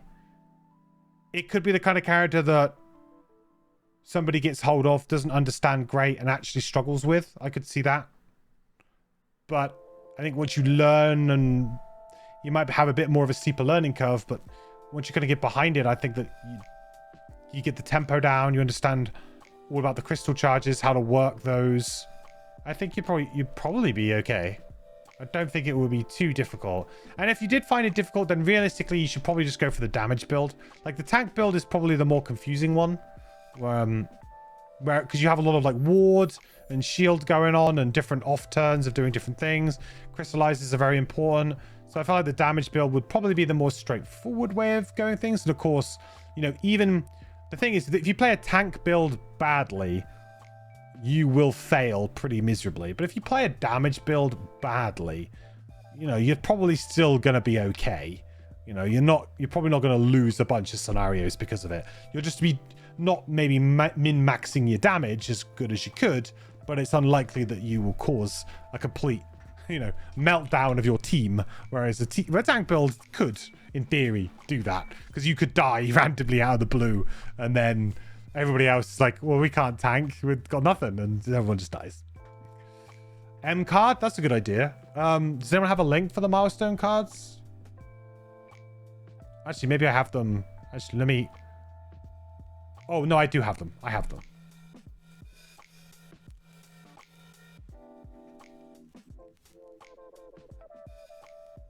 Oop. Oh, is it just this one? Do I only have this one? Oh, I only have the chieftain one. I thought I had a whole list of them.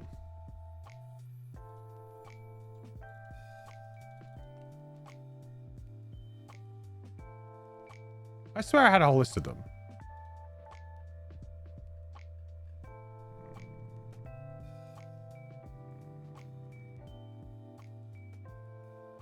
They don't have the TO ones yet? Oh, the Trail of Ashes ones yet? Okay, well, don't worry about it then.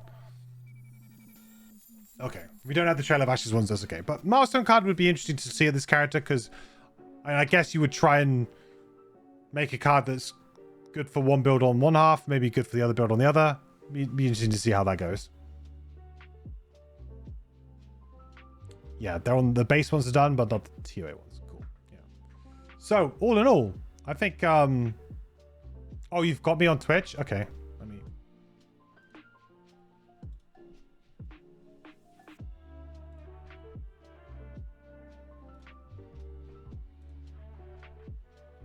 All right, well, here we go. There it is. So milestone cards. Scuzzy, what is the milestone requirement for this character? So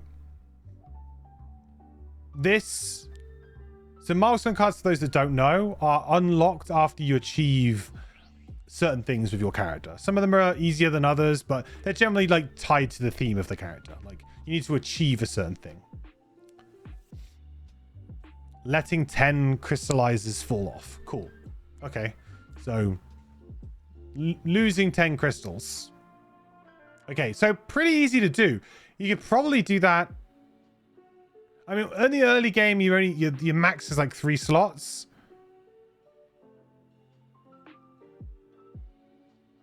Is it let 10 of the cards fall off, or 10 of the tokens? Just so that we're clear.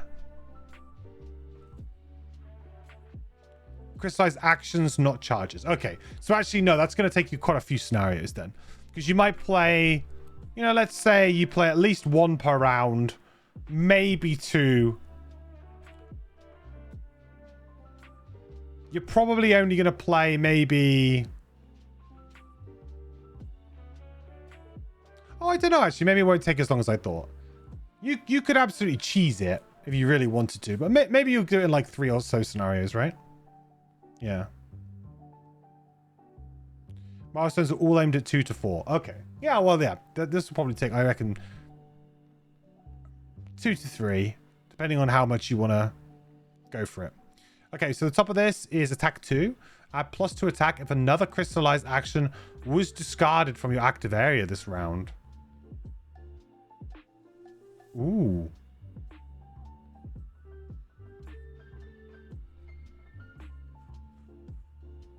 Okay, so if we were to replace... Oh, that's cool. So if we were to replace a crystallize with this,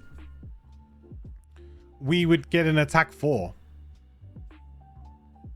Which, you know, if you've got 1 charge, chillin'. I mean, you're basically spending a charge to get +2, right? Kinda. Also, it's only this round, so in theory, you know, you could use one of those bottom actions that actually uses the charges to like get the bless or something. So I think that's pretty strong. I don't know whether or not this would scale very well into the later game. I don't know. Probably not. But early, when you're rotating them fairly regularly, and you might be using, you know, not just for damage, you've got a couple of others you might be using for like pierce or push. Yeah, I can see that. The bottom is move 2. During your turn, after you perform a crystallized action, you may discard this card to perform move 3. Move 2. Then during your turn, after you perform a crystallized action. So this is, yeah, this was like a bit of a sub-theme of the character, right? We had a couple of cards that did this. Delayed actions.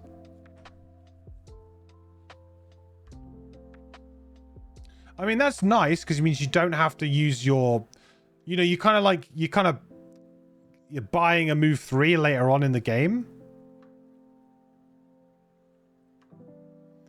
And then that frees your bottom action up. So in a way, you're kind of like, I mean, move 2 is a pretty meh action, right? Well, I mean, it's the base action. So essentially what you're kind of doing here is you're kind of buying a future action. You're delaying an action to a future turn where it might actually be more impactful. So then on that turn, you kind of get 3 actions. It's kind of cool.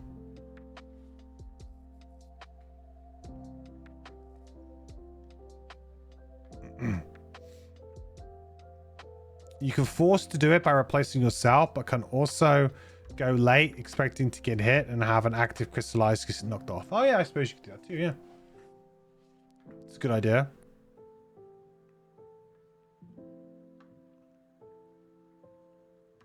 I guess this is a pretty interesting one. I mean, both of these I think would work, yeah, pretty flexibly for both play styles early on.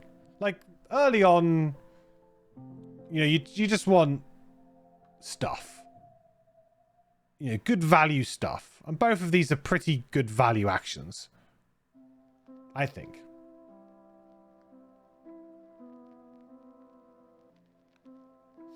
It's basically designed to reduce the tempo loss you generally have from playing. Right, I see. Yeah. Because taking a whole turn to play a crystallize, you don't get to play something else, basically. Yeah, sure.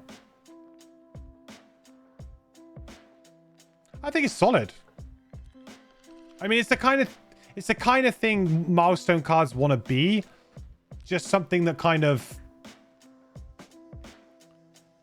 gives you some early game options, a bit more variety in the cards. Something that's feels like it doesn't necessarily have to feel like a level 2 card, but it's something that is around that kind of power level, somewhere in the region of 1 to 2. Possibly another cool X card. See, I like the one that we did with the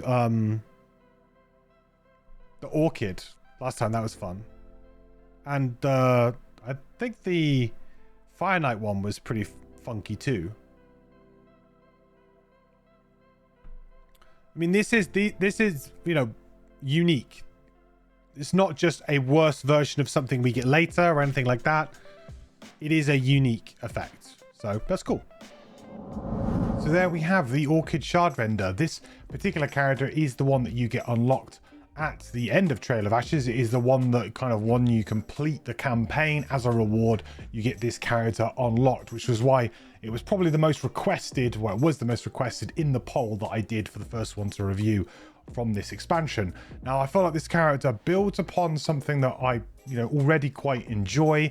It does feel very much like the Drifter in places, the fact that you've got these sort of charges and you're moving them along, but it is quite unique in its own way, and the way that it kind of changes the way you think about active abilities, which is that they're there's like charges just out in front of you, rather than you actually having like the ability on the the active ability itself and on those charges. It's kind of like a different way of thinking about it, and I like that. I think it kind of definitely attacks the game in a slightly different way, brings something new to the game in a different kind of light, and I think that this one is going to be quite a good favorite. I think people are going to enjoy this. Feels quite powerful in places as well, so yeah, I think this character is very well designed and will be a lot of fun, and I'll probably will be playing this along with my Trail of Ashes at some point when I finally get it, hopefully before Frosthaven comes out, because when Frosthaven comes out, it's going to be all hands to the pump on that. But I would really like to be able to play some of these characters in real person before that happens. So fingers crossed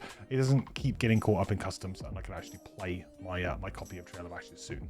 Again, a big thank you to all of my supporters over on Patreon and on Twitch for the legendary support, Mike and Truck Driving Gamer. That's incredibly kind of you, but I appreciate all of you guys for supporting me. It means so much. So thank you all. If you would like to come and hang out with me live and others in the community and talk Gloomhaven, play Gloomhaven, then come hang out at twitch.tv/ManageryChris, where I stream every Monday, Wednesday and Sunday, and we're always talking about Gloomhaven, always having a nice conversation about it. So yeah, come hang out, and always happy also to answer any questions you might have live. Okay, all that's left for me to say is thank you so much for watching. I will catch you in the next video. Bye. I think still, yeah. That's the blessing from Cab. That's the blessing from. Isaac, at this point, can we get your approval to add an additional attack modifier deck for allies in the digital version?